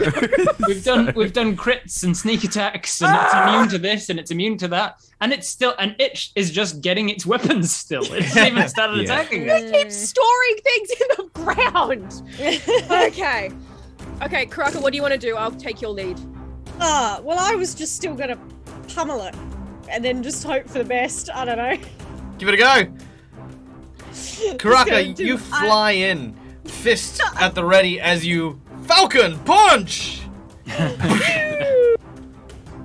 All right, make your attack. And again, if you succeed, you will crit.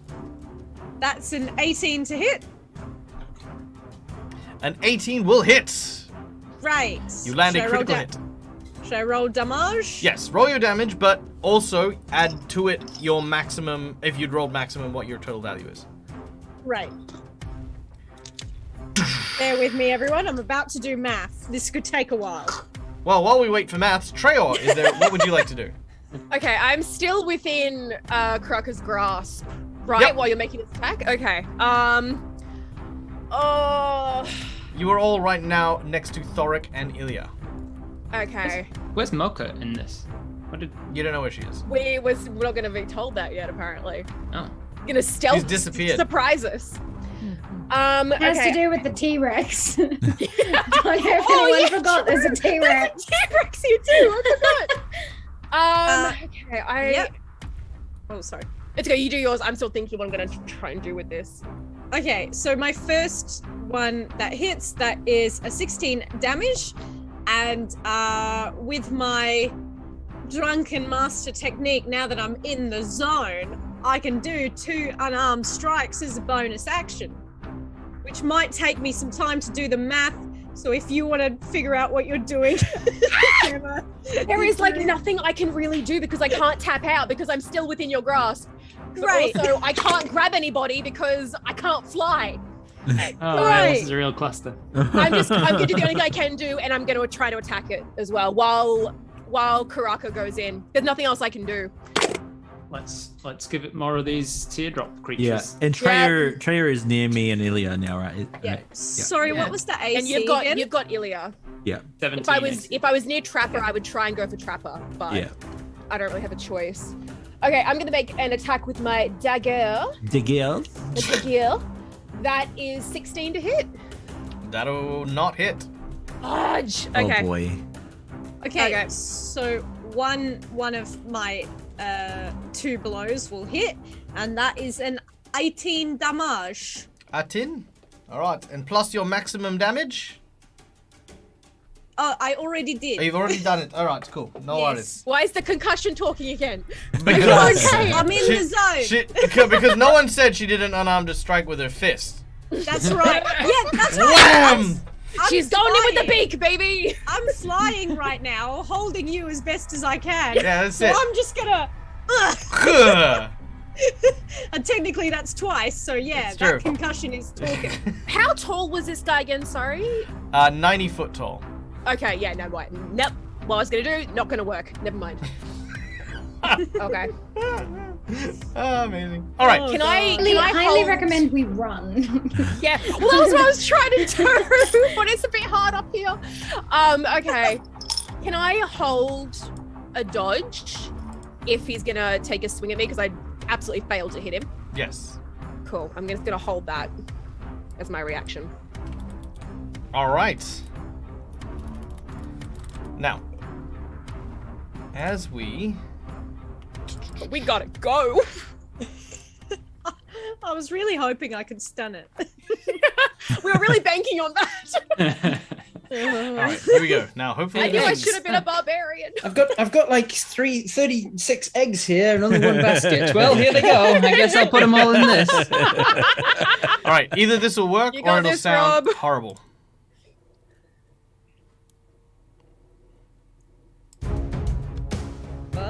Oh, there we go. All right. Now, at this point, Mocha, I will turn the scene over to you. Oh, thank God. I'm so excited. Oh. So what happens is Mocha's having a stare down with this Triceratops that looks a bit bloody. She eventually There kind of it like. is! Oh my god! It's got Karaka! It's taking on Um, Sorry, I'm being attacked. It's so vicious. Did you cast Compel Duel? Apparently. She looks like you she's were. going to fight it, but she suddenly turns and puts it in both hands with the long handle of this giant skillet, and on the one end there is a frost rune on it. So she's like, "Come on, let's do this right." And then she just kind of uses some animal handling to get up to this thing and kind of put that pressure on of an alpha type up to it and kind of gently push the thing against the horns. Reaches in to see if she has something left from her bag and moves to carefully try to put some like herbs or something like that or like ointment on the wound to try to get it to effectively be okay with her, and seems to succeed as it kind of backs down from anger, and she's like, okay, let's do this. So I'm gonna call you Michael Tricera. Let's go. And she attaches it to the Wildewagon. And Wildewagon. the group will eventually see erupting from the underbrush and canopies is this massive triceratops that thundering footsteps begin to follow along the edges of the lake as the large massive warden begins to take its first steps, raising its legs and gallons of water pouring off it as it starts to move. Each footstep creates a 10-foot deep pit just from the pressure it exerts. And as this happens, Mocha, its massive and slow form is not managing to keep up with your Triceratops. As it moves up, you're holding onto the reins. As you can see, next to you is like one of those hand cannons, as I mentioned. On the roof is that twin harpoon that you can see there.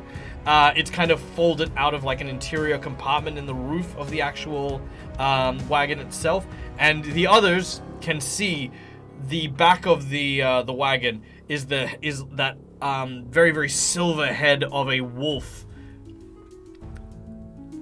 I'm just going through. Everybody get on now, we're going. Oh. What? I'm 190 feet in the air! All right, Mocha, what would you like to do? Knowing this, you can obviously you can do a bunch of stuff. There's a ton of supplies in your wagon. These wagons are made for basically made for long-term travel without needing to stop. So you can do a bunch of really cool stuff because there is an actual fundamentally a cruise control. There's a cruise control. Good. Okay, well, I'm turning on the cruise control then. You watch as these two lanterns that were being held by what looked to be like hands suddenly are let go, and the lanterns hang on like kind of like a little shelf as the hands sort of move on the wood along the railing and grab hold of the reins for you. Cool. Okay. I thought the cruise control was just going to be like a giant carrot on a stick in front of the Triceratops. Comes out and hangs in front of the Triceratops. One large boar. So to also clarify, the Triceratops is not on cruise control, just the wagon part. Yes. The wagon is doing the steering. But let's be honest here. What is going to stop a Triceratops? Michael Tricera This does thing, what I Michael think. Tricera wants. I mean, motivation. Lack of motivation. An even bigger Triceratops. Broken heart. All right. Yeah. If the rules of Jurassic Park are to be believed. All right. What do you guys do? Well, Mocha. I'm gonna at least deal with some of the situation here. Go over to one of the hand cannons and try to. Can I try to knock the weapon it has, like move it away from people, like not trying to focus on it, just trying to get it to, like off balance. Okay.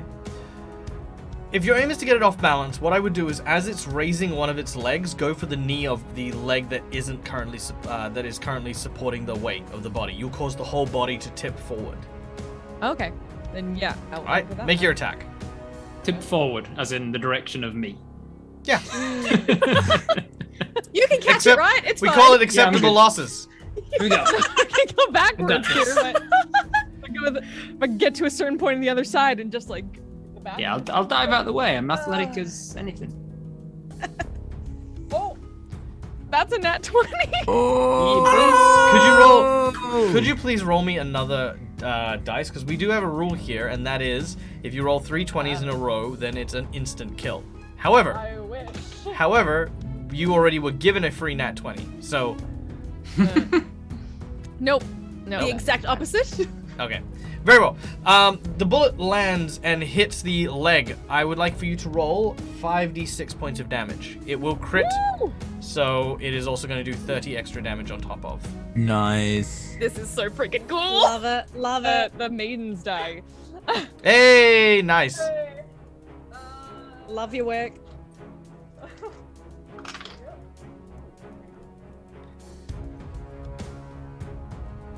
This music slaps. Right. Bowser's getting such an aggressive pat. Oh, I bet. Doing it in with the rhythm.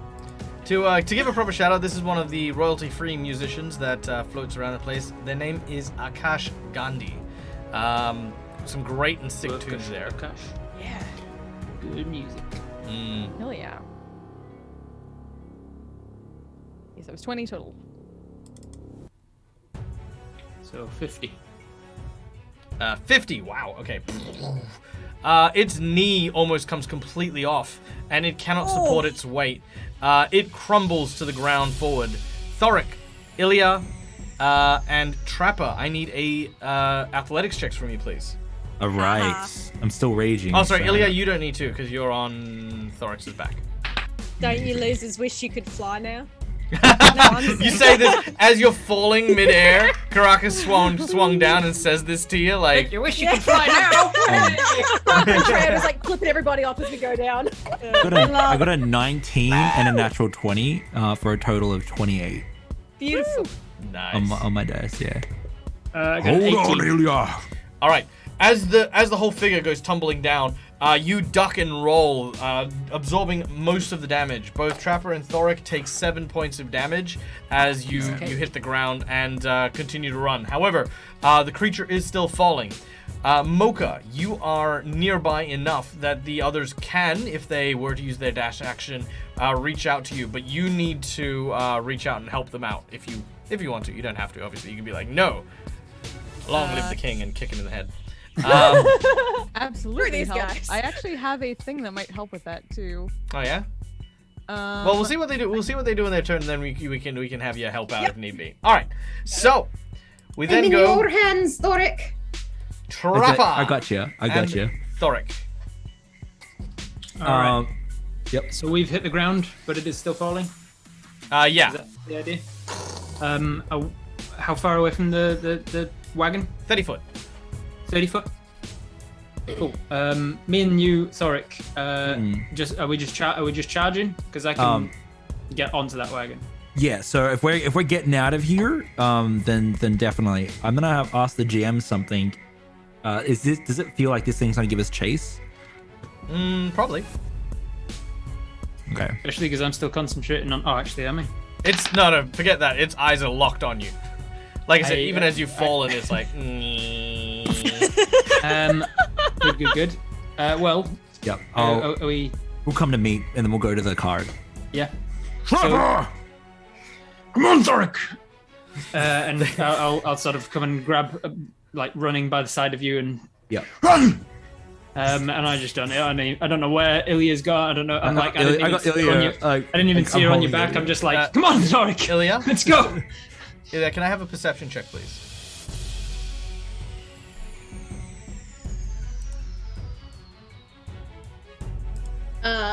23. I keep rolling 17. Amazing. All right. It's not a bad thing. You love to see it. Yeah. So, as you are hanging onto the back of Thoric, Why did the music come on? Oh, we had a. Here we go. all of a sudden you're This is a dating game now. yeah. All of a sudden That's my you game. you can smell Thoric's fur, and it smells like burnt oak at a fire on a fireplace in a cold winter.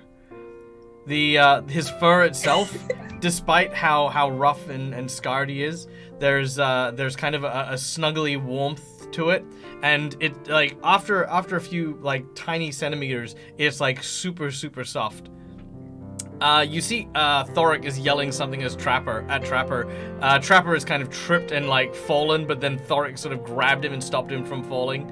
And then as this happens, you kind of get this warm sensation as it suddenly feels as though a hot rain just sort of comes down from above as the creature has just landed in the water and just rain starts coming down.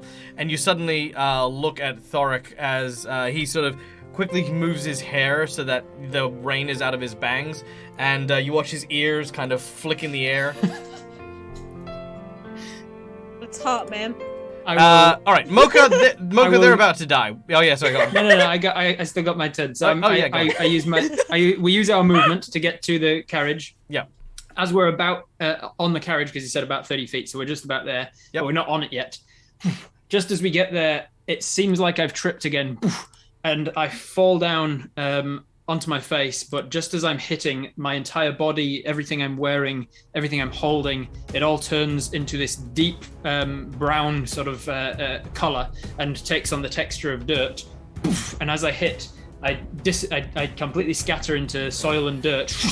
And then out of the back of the wagon, an explosion of the same dirt, which then forms into me as I cast Misty Step. Hells yeah! And I'm on so my movement, my bonus, I'm on the truck, and then as my action, I'm going to reach out, grab Thoric, and up onto the thing. Nice.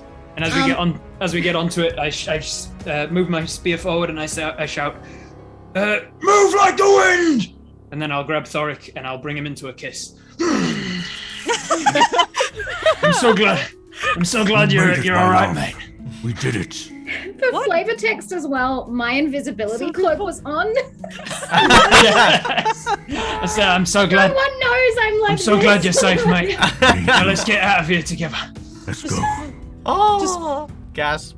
Thoric will put his head on Trevor's shoulder and just side hug. All right. Nuzzle. As the wagon careens away, the creature takes ages before it's able to stand up, let alone make pursuit. And Karaka and Treor, while the Triceratops will outrun the Warden, it will not outrun Karaka's incredible wing speed. As you eventually come to land on top of the roof, Karaka, the first thing you think is, these cannons are really shiny.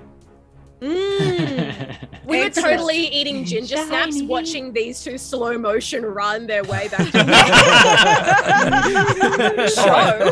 Yeah. And you're like, you really should run faster. I don't know why. We're in a bit of a hurry here. Up here. Karaka is high on a concussion and sugar high as well from all the ginger snaps. So there's just like drops. It's only perceiving colors and shapes right now. All right. Now, in a bid to try and keep us within the time frame that we have left for this game, 3 days pass as you travel northwards. You rest. You rest reasonably well. The creature itself, while still in pursuit every now and then, the only sign of it still chasing you is the fact that Trapper is constantly under a spotlight that seems to be very slowly making their way towards you. He's a star. Yeah. So, you know, every now and then to know where I am. Yeah, every now and then he wakes up and he's like, "Damn it, didn't work." Trap on, trap off. Everybody loves the trapper. All right. I love you guys. As we reach the third day, you find yourselves on the outskirts of a large and imposing castle. A town built up around its walls seems to be frozen and still. Once again, the people here are encapsulated in stone, unmoving and still.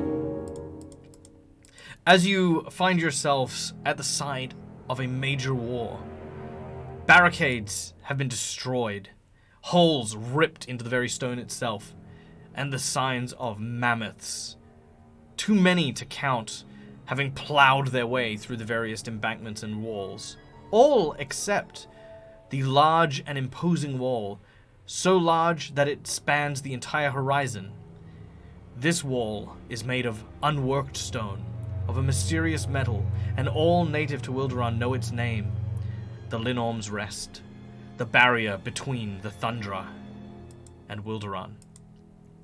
As you enter, you can see that there are so many people still trapped here, mid-battle, mid-war. Many are probably dead, still turned to stone, and others are still making a charge fiercely for the central keep.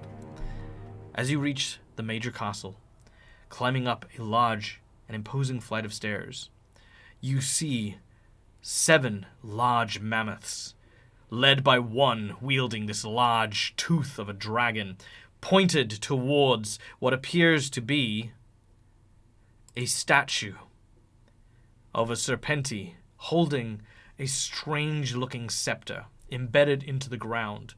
An eerie green glow emanates from the apex of the staff. The room is still and quiet. I'm not going first. Looks like Okay. it's that. Mocha, is that Exus? It is. That bloke, what you were talking about? Yeah. Yeah. That one. Ah, Okay. probably I wake think- him up, huh? I think I know what's happened then. He knew what he was doing with this petrify thing, and it was a last resort to save himself, because these folk were coming in to get him, and that's what it looks like. Yeah, they're broken in with the dragon tooth, and they were coming to kill him. Very much so. Make another perception check real quick as you scout and scour the room. 15. 15? Let me know if anyone gets over 20. Oh, yeah. Perception, was it? Yes. No, that's a 13. Yeah, that's a no for me as well. 19. Damn it. All right. So I want to see things. Don't we all? Don't Don't we we all? all? Over 20. Yeah, 23. 23? Who got a 19 and wanted a 20? I got a 19. And you wanted a, I definitely. So I didn't mention it to you, but I guidanced you right before that. Oh! Have you ever thought about looking by like moving your head side to side really quickly? Let me You see. get to see more. You're That's right, it the- does help. That's Yeah. the only way I can see. So what does No, it's what literal does that, guidance. You move the head back and forth. All right. What does that add, sorry, Rob? It adds a D4. So So it's fine. It's minimum fine. You'll of make one. it. So we'll say Ilya, it's are fine. you searching around? Sure. I think Ilya's been real weird for 3 days. Yeah, I want to find out on that. So, like, Well, what happened over well, the 3 days? What's your vibe? What's happening? What's your Ilya, vibes? so if you've ever watched anime, there's this type of character frame where your skin's all white and your head's just off to the side, and it looks like you're half asleep, and it's just a sign of just defeat for a little. It's just I think The that shadows over the eyes. Yeah, I will that say for flavor text for the last 3 days, I've been looking at Thorak and Trapper really weird. Like Oh, did sometimes the artwork confused. change?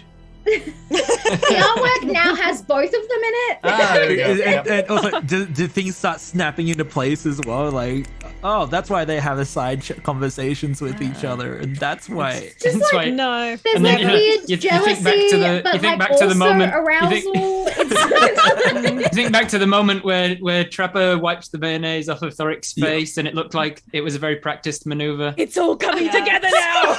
For the inspiration by Chicago's plays. But over those it also memories. doesn't deter her. So within Yeah, that I one, I'm love not it. perceiving jack shit. I love I it. want I to love think it. Ilya's The been NOT3, building let's like go. a conspiracy board the whole time with like the Yeah. red string. Yeah. Yeah. What could it mean? And this was What the could it last time mean? Michael was invited to GaryCon. So good. It's the last time Michael decided to have six these particular 6 people on Players. the show. Yeah. All Like a right. travesty. Now, Dag. those of you who got 20 on your perception or higher, you notice that there is a curtain that is drawn that seems to be out of place. Behind it, you see a pack of 4 gnolls that seem to be enshrouding what looks to be a young female Leonin. They do not, however, seem to be doing her harm. In fact, they seem to be the ones pulling the curtain over to try and conceal her. Princess. Mocha, Mimic. yes, you do indeed recognize this as the princess and heir to the Wilderan throne. I'm just gonna keep my hands up just to show that I mean no harm. You also notice that the princess and her entourage are set in stone. All of her mind. body and all of her outfit appears to also have been turned to stone, much like everyone else, except for one thing. A crown that rests atop her head. It is made of pure gold, inset with a variety of diamonds and emeralds. That's pretty shiny. It is, isn't it? Very, very astute observation. If we My God, it's shiny. if we take this staff, what if it was to unfreeze everyone? Would we be prepared for that battle? I mean, who do we have to deal with? Just him? Or them? All of these. Two of the mammoths? I believe this was a last stand. To be fair, this might be above our pay. Yeah, like we were told to find out what had happened, not to necessarily restart the whole country. Yeah. Like if we take We this know back what to- happened. If we take this back to the Kingdom of Trist and tell them, hey, here, this is what's happened, then they can send in a whole army to deal with it or something. I don't. Then again, if we go back to Kingdom of Trist and say, yeah, There's a exactly. country Like we here go for the back to taking. there and say, hey, by the way, there's a country full Yeah. of people that are not going to fight back. Then It's going to start a whole that's thing. on us. We already had enough wars. We don't need any more. We are Maybe at the they'll just- crossroads of fate.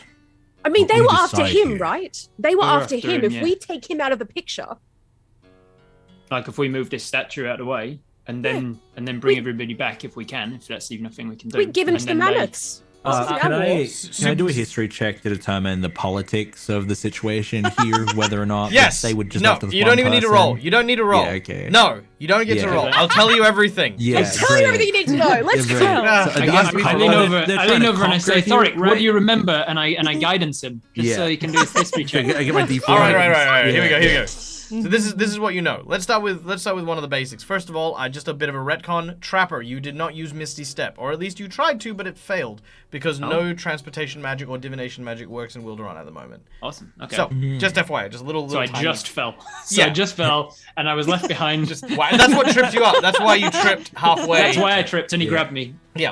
All right. right. In the last 3 days, I've been like, why didn't that work? Why didn't your ancestors work? And we talked all that. Yeah. Exactly. Okay. But there was still a kiss. Just There was so still you're yeah, aware. very, Yeah, very absolutely. clear. Just Yeah. very important. Oh, All yeah. right. Oh, that was clear. That's the It was that's real- the it clear was real setting hot. stone. Yeah, it was Now- real It was hot, real guys. hot. In fact, I used my wild shaping ability to make myself have a dog-like snout so that Yeah. we could both meet with the same face. Right. The next meal, they go full So on exposition. Lady and the Tramp. Exposition, please. Here is what you know. Piecing together Yeah. the story, Thoric, this is what the tale that Mocha and you have unfolded. A long time ago, the Kingdom of Wilderan pried a piece of fertile land from the people of the Thundra.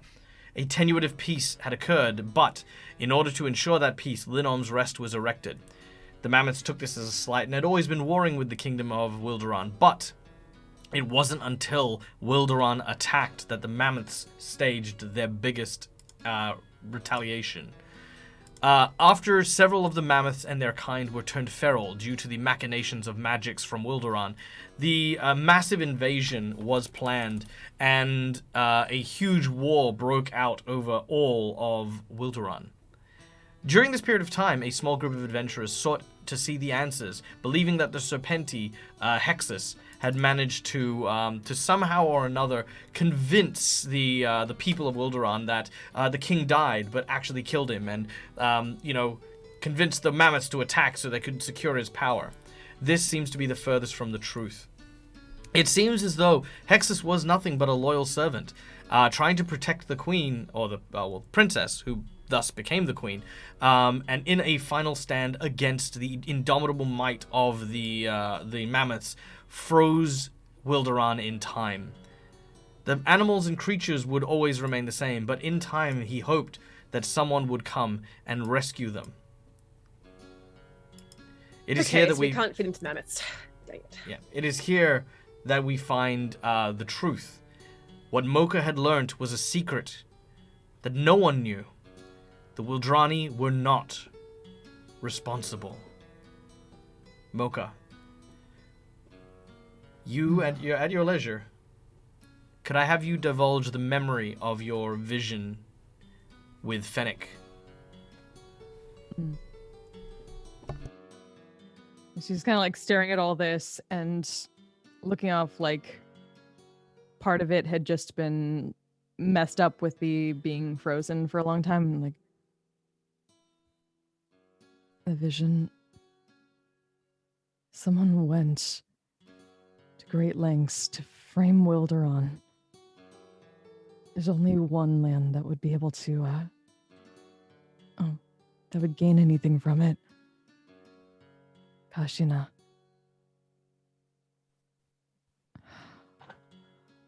The nine-tailed empress.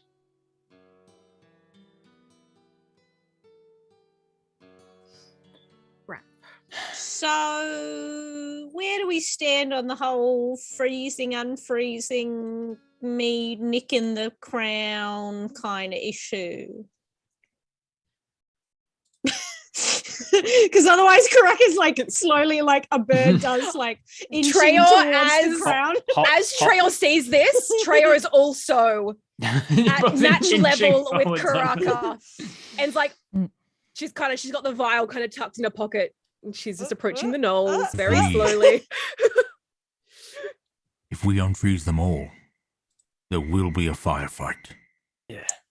A lot of people die. So I'm hearing a no. How do we unfreeze like this fella? And point to the big mammoth with the dragon tooth, and this fella, and I point to the snake. How do we like get them both in a room to talk it out? Like, can we take away all their weapons before bringing them back, or? I've still got this, and the rest of the basilisk venom that I didn't use. What if we only wake up those two and we sit them down for a chat? Well, that's my thinking, yeah. But we take the weapons off them first, or something. I don't think you can take stone weapons off a stone I think we statue. can. I'm sure they'll be accidentally disorientated. rip the skin or something, you know? Well, look, Moko was really disorientated when we brought her back. Maybe in that moment of them coming back, we can just we'll disarm just it and go. We'll just nick their equipment. Easy. Yeah, we're good at that, right? Yeah. There's another bard in the room. Yeah. Just kill that He bard. keeps sneaking in here. No bard crickets. You very quickly hear this crunch. Oh, because he killed the pod. Right. Like, The who buzzy stepped bar. on who? I'm going to approach the So knoll. great. Can I approach the knolls real quick? They're Yes. helping out the princess. Yeah, tell me. I'm gonna. Can they understand me? If I speak to them? They are statues. Statues? Oh, they're statues. Yeah, they're all Oh, statues. Everyone okay. is statues. Never mind. Everybody's it's been a dead, year. Dave. Sorry, I wasn't sure if that was still You get active. petrified. You get petrified. Everybody. I'm just gonna take the crown. I'm taking it. Aw. That's it. No, you came here to save people. I came here for this. I've got my part, and now I'll help you guys with the clear head. I didn't come here to save people. Well, then you and me can split when we get out. All right. Okay. As soon as you touch the crown and remove it from the princess's head, you turn to stone. No. God damn it. Tell my siblings I love them. With the will and testament I wrote earlier. I was gonna say, it brings Cole back to finally comes into handy. Don't like the music choice. I think so. Just letting the bard in. Okay, before I get too distracted, I would like to from us? no, I'd just like to take a very, very quick moment to have appreciated. Aww, yeah. Were you just ignoring everything we were saying while you were making that in the background? Yes. No one tell him I grabbed the crown. No one tell him. Don't worry about it. Amazing. Just disappear. I heard So happy. nothing.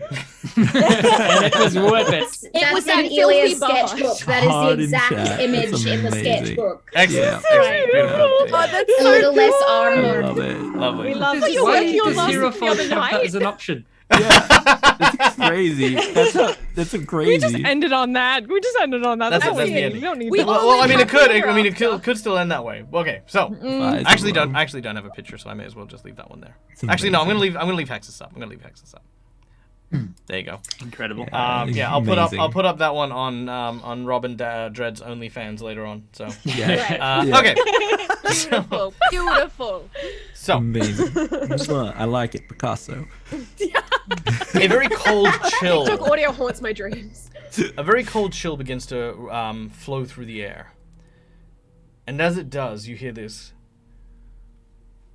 Oh, that's much better.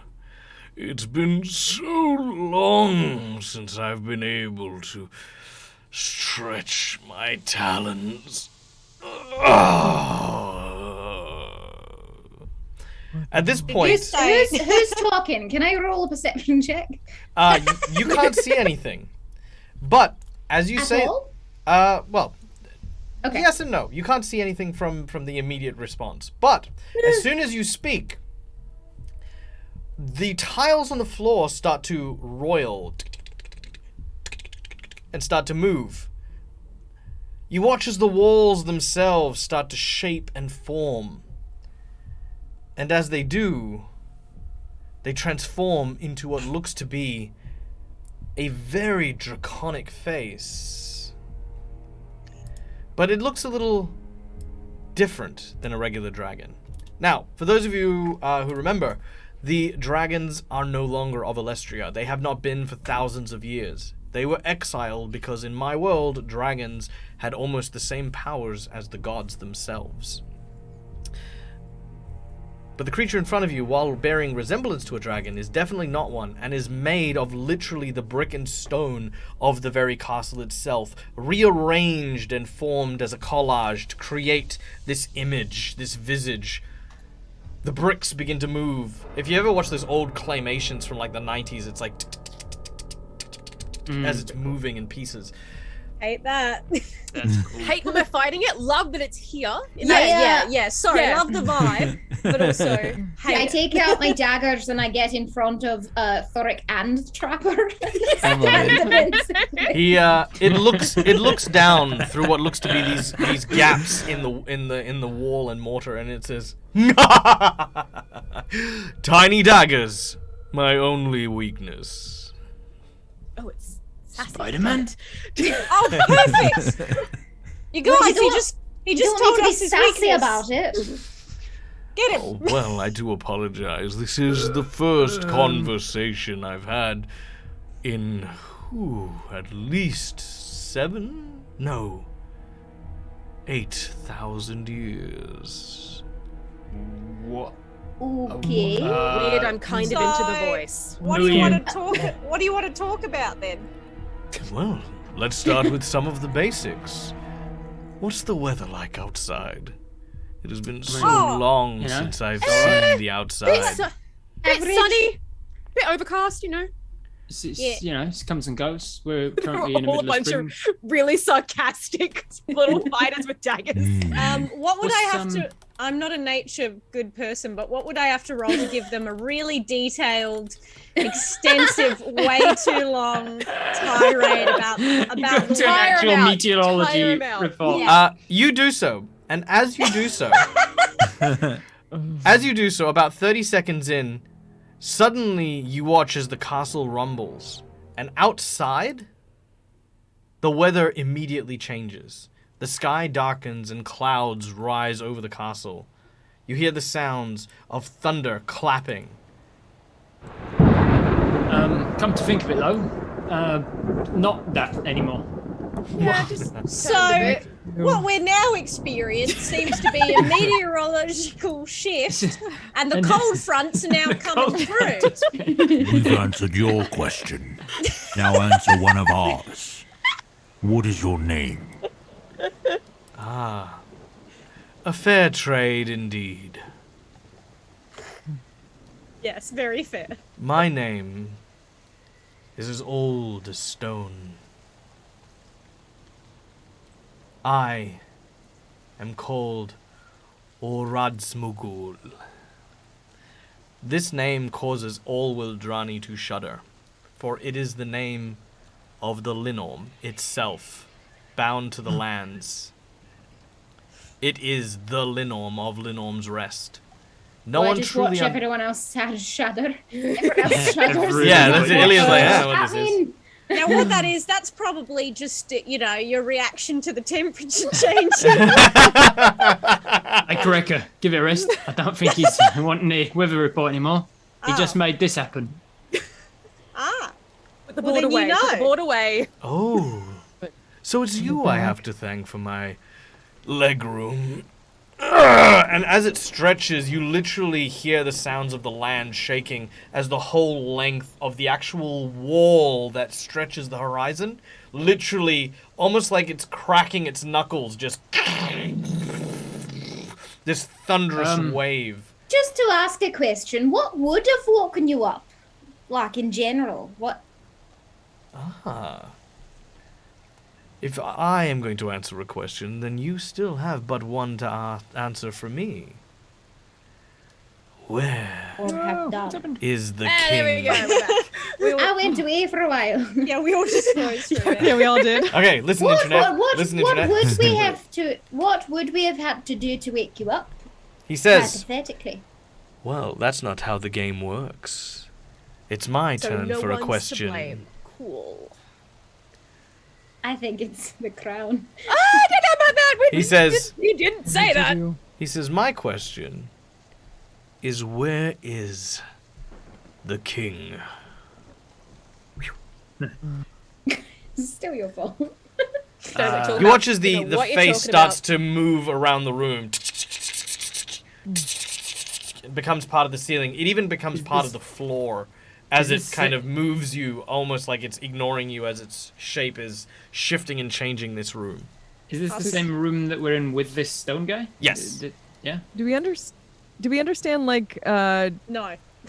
this is like, so we know it's the Lenormand's wall. Is it like a protector of Wilderan in that sense, or is it a? It Oh sounds no, like it's the something opposite. that was, It- yeah. Oh, it's the bad. guy. Okay, it's bad. Anti-protector. Can I roll an We invest stand like on a perception? conquered land. Oh, sorry. It's okay. I like that. Very dramatic. I'm going to Yeah. accept Thorol's roleplay, and you have the Linorm pay attention to Thoric as it sort of, again, kind of sizes you up and down. I am the king. That is a good one.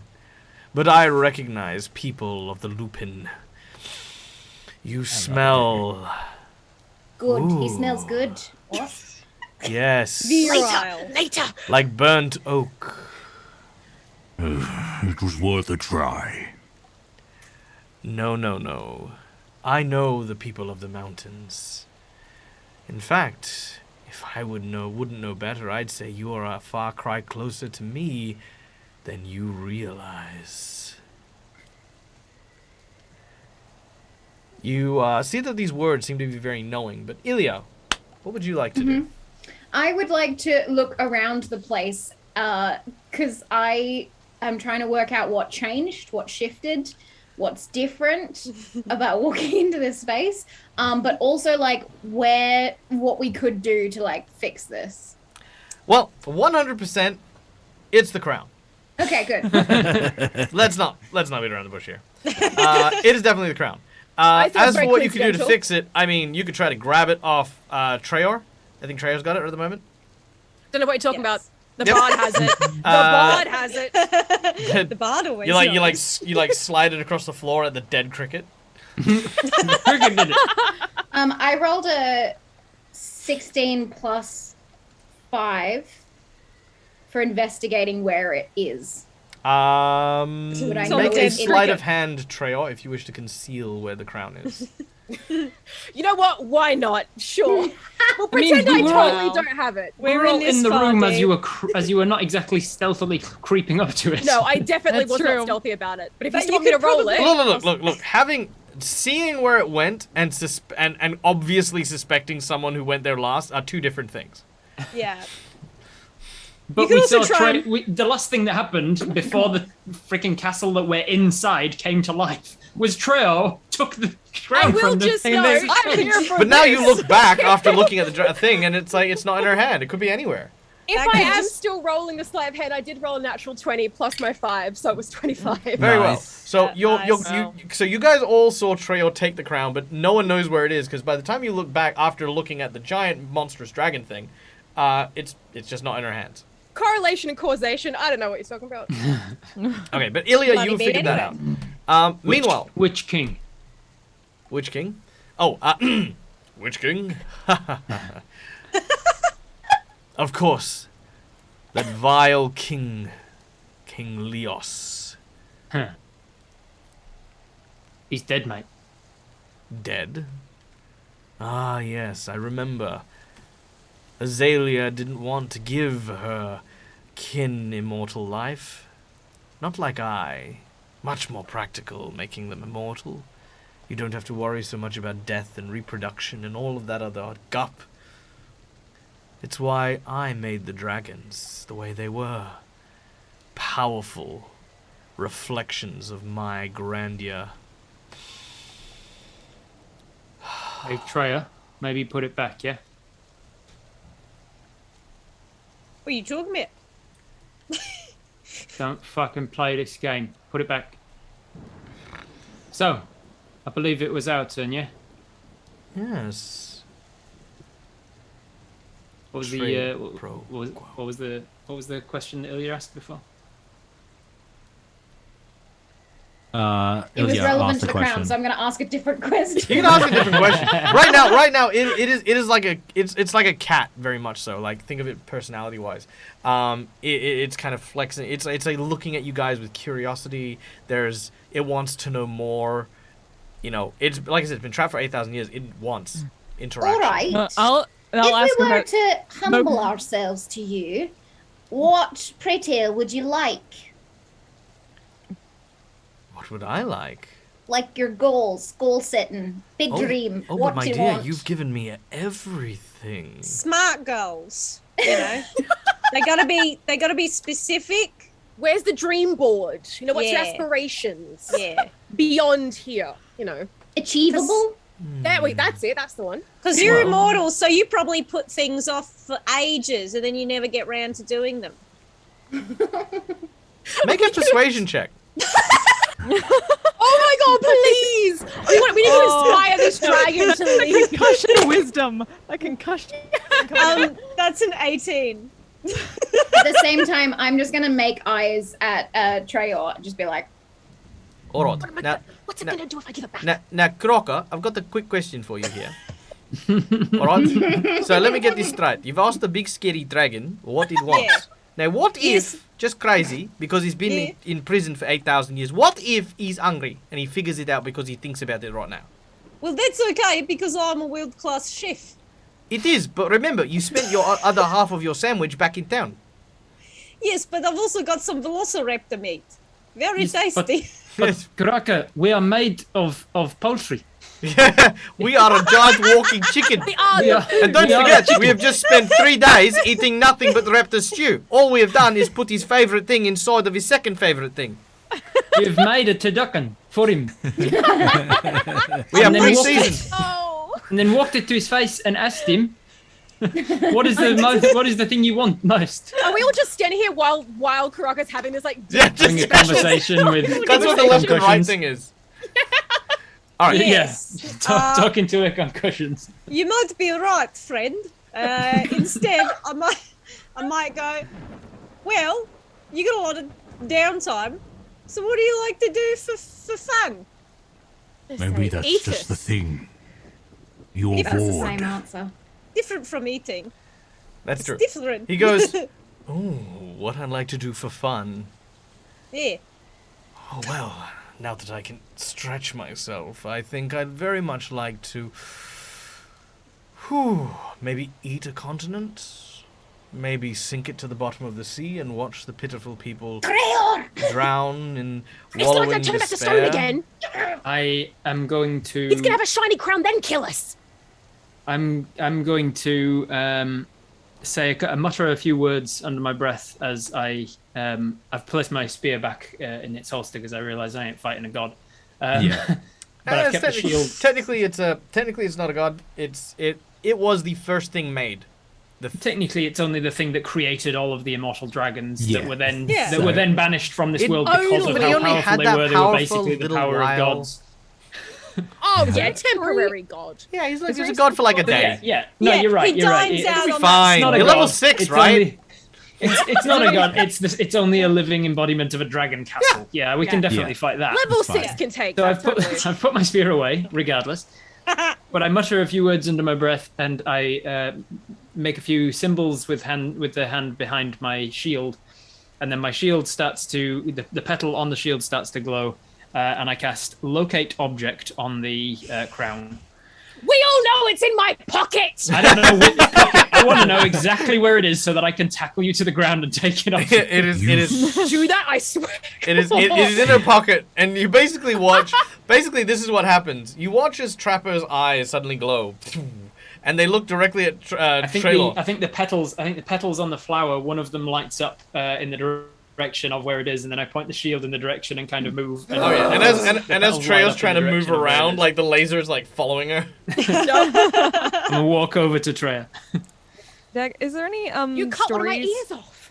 in Wilderan's? Is there like a history story about like the Lead, the Yes. royal family trapping this thing? Yes, in fact, it was the uniting force that actually brought peace to Wilderan. Back when the different countries were separated, they all banded together in order to fight this Linorm, who had apparently come from the deep sea, in order to exact his revenge after the War of the Dragons.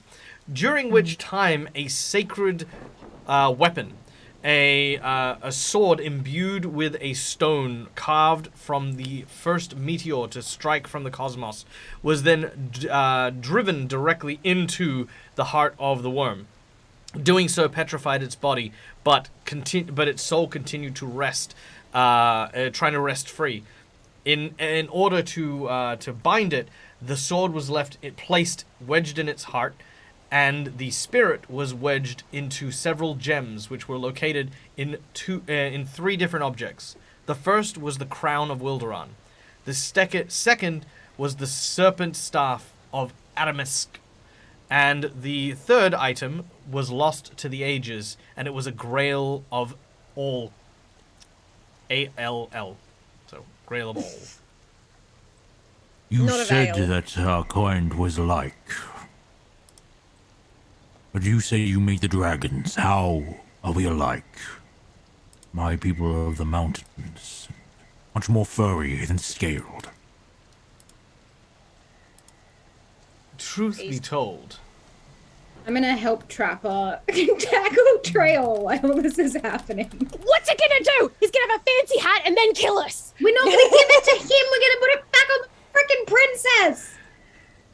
as they continue, I'm having. Okay. The important thing is I'm having fun. Did we all hear the Focus is bit? in Sorry about shock. this. About the sorry. There's the two of three history gems check you here. just did. Yeah, Yeah. the history check.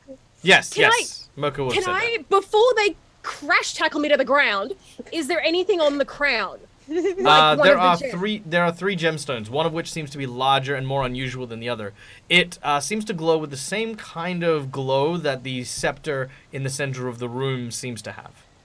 Okay. I'm just gonna, because I can see these two coming up on me. Can I really quickly use one of my daggers and just crack the gem off of it? Yeah. I mean, And give it's them? okay. So the gemstone itself is invulnerable. So Before as I you, actually do it, can I do it? Before I actually do it? yes, you can. It is not possible, difficult. okay. It is in a housing, but the gemstone itself is, unbreakable, as it were. Fine. Ah. I do remember him saying that small daggers were his. He wasn't lying. What a weakness.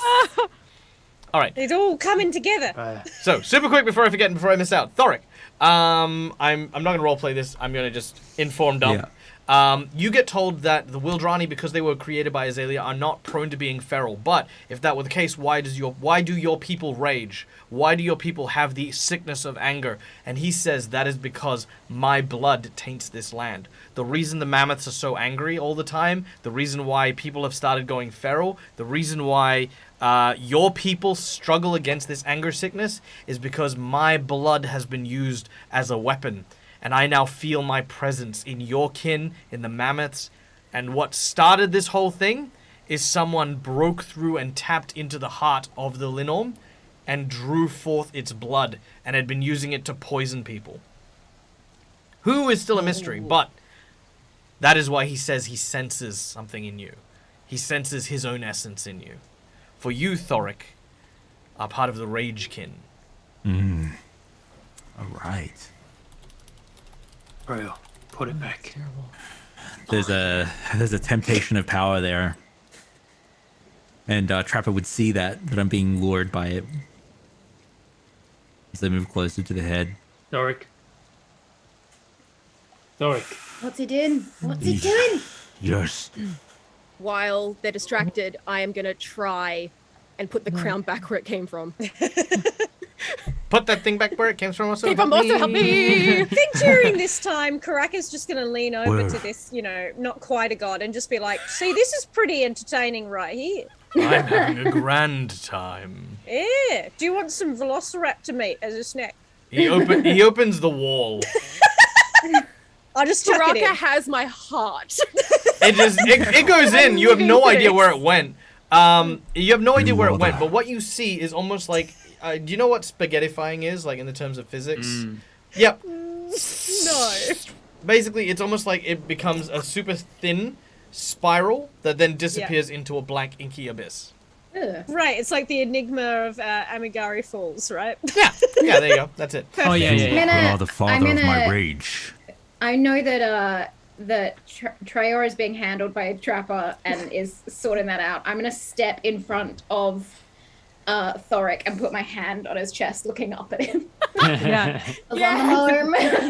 There's a sudden moment where Mocha sees this and like some kind of recognition goes across her face. So she suddenly uses Giant's Might and grows to large size and comes up behind Thoric and grabs hold of his shoulder really tightly. I'm like, I've seen where this goes. It is the father of my rage. You of my people. You are already powerful. You We're are your people, Thoric. incredible. We're your people. And we are your people. Exactly. Yeah, go Thoric. See, look, he's experiencing a lot of inner conflict right now. I'm explaining the plot. The rage gives you strength. I love it. But It's like the rage is not you. I'm sorry. It's not any of us. I've seen where this leads you, and it leads you only to ferality. Just a mindless creature, not wanting to think about anything but that power. It doesn't make you strong. It makes you weak. It's becoming a Worgen, but it still calls to me. A primal calling. Then be stronger than it. Be the alpha that you are. Be the control. You're the master of it, not other way around. You're the alpha. I look to you all. But lastly, I look to Trevor. And I hold a loving gaze. I'll keep the gaze, but I drop my head in deference. I don't want to see anyone else fall to that. And you won't. I will let go of my rage. And I will never call on it again. Now knowing what it is. You are aware that that is like saying you will not use your arms simply because you wish to spite them. It is in you. It is a part of you. In many And ways, I will make... Yes, go. In many ways, it sustains you. You But think it isn't rage is just some you. sort of violent, mindless anger. It's not. You know what rage is? Justice. The tool for those who have been wronged to exact exactly what they require to get theirs back. To balance the cosmic scale. That is what rage is. That is what vengeance is. And that led to all this. And she's gesturing to all the stone statues around, dead bodies, non-dead bodies, just people frozen in time forever because of rage and hatred. Yeah, look, mate, I don't necessarily agree with that call because I see people pissed off all the time, and often it's about the smallest little problems. Then listen to me. Father of rage. amazing. I made myself laugh. You know what? I feel like this Linom loves you. Like it's just like when I destroy everything, I'm keeping this one. Right. Love that. So Thoric will say, Then listen here, Father of Rage. I will put aside my rage, and I will take an oath to redeem myself. No longer will I tap into your foul, corrupted power.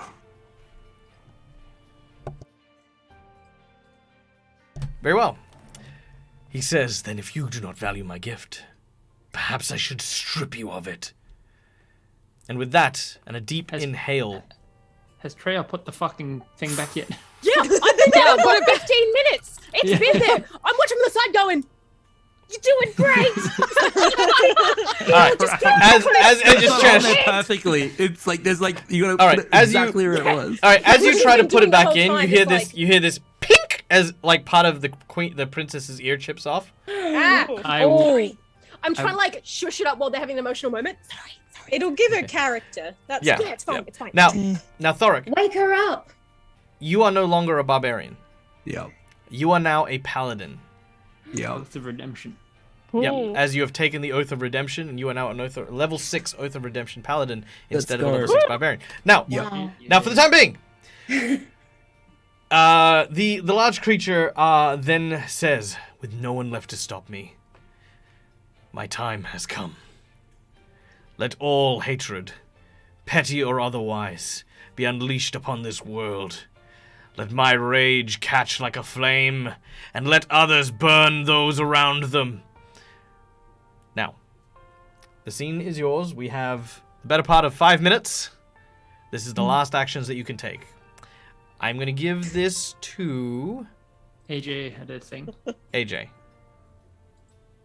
No? Oh, I was You going to had give your- it him. you I was had your going hand to... up. I thought you were... So... I've still got my hand on. Oh, he's got yeah, that's what I thought. That's what I thought. Just Okay, like- so I'm going to give this to... down okay, with, so, an expression Because of even though he's calmed down, appreciation you just don't want to take your hand Ilya. off his abs. Yeah. all right. While I'm over, can I do something while I'm over here? Yes. Okay, I'm going to. I don't know if this is gonna work. I don't know if there's any point bringing her back like this while there's a big thing in the room. But I'm gonna try and wake up the princess with my basilisk venom. You are out of the venom. We only used it once. Yep. Yeah, and One it was dose. one, It one required use all thing. of it. One dose. But we didn't. Yeah. But we didn't use all of it. No, he did. He No, said. he that. I said you described started bit by bit. Oh, okay. I was As soon as buying it was- time to get. Oh, I was right, buying right, time to get Flint into the chat. I was just very wordy. sorry. I was just very wordy about how much that That's dose okay. went through. Never mind. Just went. Never mind. However, However, your instincts so when- do guide you a little bit. Excellent. If the crown bound the dragon, and the scepter bound Wilderan, to unbind the queen, of course, likely involves the scepter in some way. Now, regardless of the creatures that are in here, including the mammoths, obviously a giant dragon is going to draw some attention. And most importantly, in this room as well, is one of the strongest spellcasters in Wilderan. You also mentioned that the one of the mammoths had a dragon tooth. Yes, yes. Yeah. Does it look like a dragon tooth made out of castle parts? Or No, it looks like a real dragon tooth, but ironically, the castle parts looks like it's missing a tooth. no? Oh.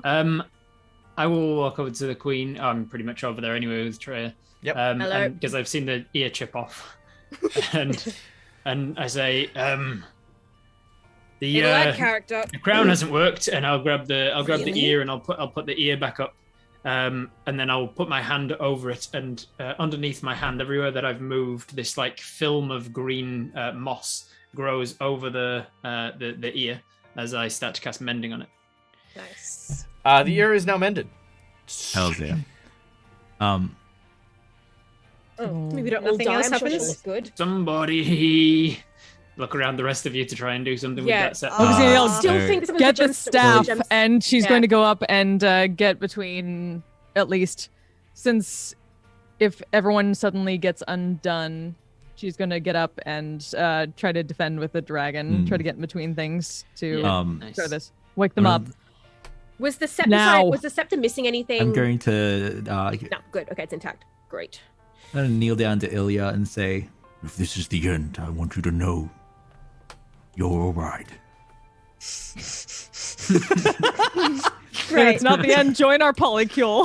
But I'm actually gonna just scoop you into a hug and just squeeze as hard as I can, and just like nuzzle my head like this, and then I'm gonna put you down, and then I'm gonna say, "If you are the fires of hate and violence, then I will be that douses you." I really wish. Oh, sorry. No, you go. I accept. I'm going to say, I'm gonna say, if we can't wake them up, Thoric would try and take the 2 gems, and even if it petrifies him, take that and try and like hold them, so that like he can be in like in this like almost divine sort of like hold or stand still until the last one is found. That's his intent. So Okay, he's going very well. yeah. Very well. As Mocha grabs hold of the scepter and wrenches it, as soon as you place your hand on it, the light changes color. It changes to this brilliant and beautiful looking purple violet kind of color and bathes not just this room but all of Wilderan in this glorious light. As it does so, you feel a surge. The cracks begin to appear over all the stones, over everyone. And suddenly, emerging from the stone,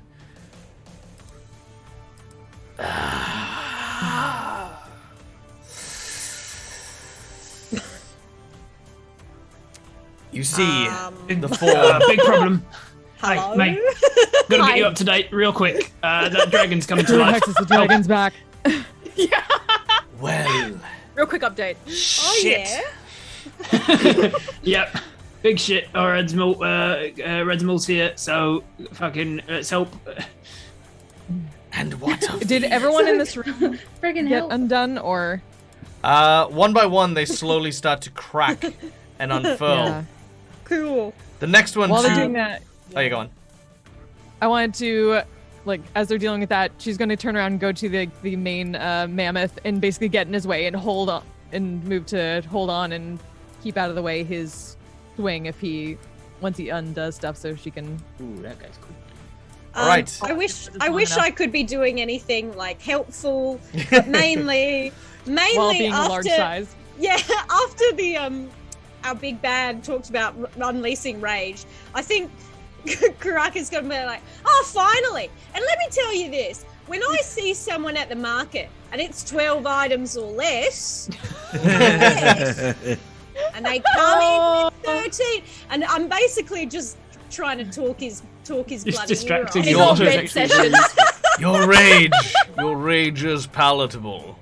Oh I'm gonna, in my last moment, I'm gonna nod respectively at Thoric, and then to Trapper, and take out some of my disguise kit paint and paint like a line across my no. face. Heck yeah. Yeah. And I'll turn to Thoric and I'll say, if we survive this, I'm joining your pack. And I turn back to the dragon with both. Yeah, I All right. love that. Heck Holy yeah. Now- Let's go. Nice. Trail's got Rolling. blades out Proud to have ready. you. Now, If you're a as member you of the pack, I better look after you. And then I'm going to use my wild shift to make my face more wolf-like. And as I do, my shield lights up again, and the petals seem to spark to break off of the shield. They go to 4 of you as I cast upcast bless, and all 4 of I'll say Thoric. Actually, Thoric is all good. Me and Thoric are in charge. Yeah. So the other 4. You all get these petals sort of strike you in the back and then become these vines that kind of like almost Dr. Octopus style just stay around you that are going to help like fend off attacks and things. Yeah. Thank you. All right. As this happens, the mammoth rises and sees Mocha in the way. Oh, you big foreboding! Get out of the way! We take heir to throne. Wilderan belong to Mammoth. We've all been deceived by that, and pointing back at the dragon. That is our enemy, not each other. As you do so, The mammoth looks like he's about to swing at you when he stops and he sees the frying pan. His eyes... Seasoned. His eyes actually open. Cast iron. You... Why you have this? It's bloody cast iron and seasoned. I don't know what it is. Father. Iron made from rime frost steel. Father gift to warrior. Why it frying pan? I may be a warrior, but I'm also a cook for my family. That dumbest thing me ever heard. She's so cool. As he stops, however, Hexus then says, "There's time to talk about this later." No worries. If that is truly the Linom come to life, then we need to stop it before it fully awakens. I lack the power, but I require the spirit of all those from Wilderan and beyond. Okay. There you go. Place your hand on the scepter, now! Oh, yeah, all right. All right, I need each of you to roll me a D8, please. Oh, okay. Oh, I didn't have this prepared. Yes. I got an 8. Nice. 5. Got a 5. 7. Five. Just Five. trying to Five. find where... 5. Trying to Are find you where in my your D8 dice is. collection? I only got a 1. And a 1. All right. The mammoth assists you, realizing the stake of what is at. Well, realizing what's at stake. He gets a 5. Hexus gets a 7. And lastly, reaching is a gentle hand, a very soft paw. It is none other than the princess. Aww. Damn, she cute. The chipped ear. She is cute. Oh, mended. Sorry, I broke your ear off, babes. She reaches down and holds on, and one by one they begin to chant, "For Wilderan, for Wilderan, for Wilderan, The Wilderan. for the tundra." For the tundra. For the Let's make freaking do this! And as this happens, the energies coalesce into the heart of the actual scepter and create a blinding light. The light begins to cause the room to shudder and shake. You hear the sounds of a tremendous roar that stretches out. As it does so, it shatters the windows that are stained glass and behind where you happen to be. And I do apologize in advance. As the roar subsides, the castle stills, and you watch as the glowing, crackling energy of the gem in the scepter is then ensnared. And you watch as the snakes turn inwards within the staff. Love and it goes quiet. It is here that we take a breath. A long night ahead, shared with talks of what had occurred, the manipulations of those working for the Linorms, and of course, the still long mystery of who had stolen poison from the heart of Linorm's Rest. All of these questions are being answered over a banquet held to start peace talks between the mammoths and, of course, the Wildrani. Meanwhile, however... Alright, so what you're telling me is that we should get both the peanut butter and the jelly and put them together. Yes. Yes, I've been saying that for some time. I think it's a splendid idea. We should try it. Is he in my head? Who the hell are you? Oh my God. Together? Who the hell is this one? Who the hell is this one? And as we pan away from the banquet where Karaka is eating several drumsticks dipped with peanut butter and jelly, that is where we end today's one-shot session. Amazing. Oh my Hell God. yeah. So cool. Awesome. All right, thank you so much, everyone, for coming and joining us. Now, unfortunately, we do only have like 3 minutes, I think. Heath, if you're in chat, let me know. Do I have 3 minutes? Do I have time for a memorable moments? Which is the thing. Do I have time? Is it like it's gonna be like maybe 5 minutes? It should take. It depends if I ask Dread first or not. Give me an answer. Yay or nay? Is it a yay or nay? Thunder Thumbs up. Hey, Thumbs You have up. 10 minutes. All right, here we go. 10 minutes. So, 10 minutes. ladies and gentlemen, I want you to thank and welcome, of course, these wonderful people. They've done an absolutely outstanding job. They're going to give you their memorable moment from today's session. This can be about any particular individual, or it can be about the story, or whatever. Oh, Jesus. Stop. Calm your farm.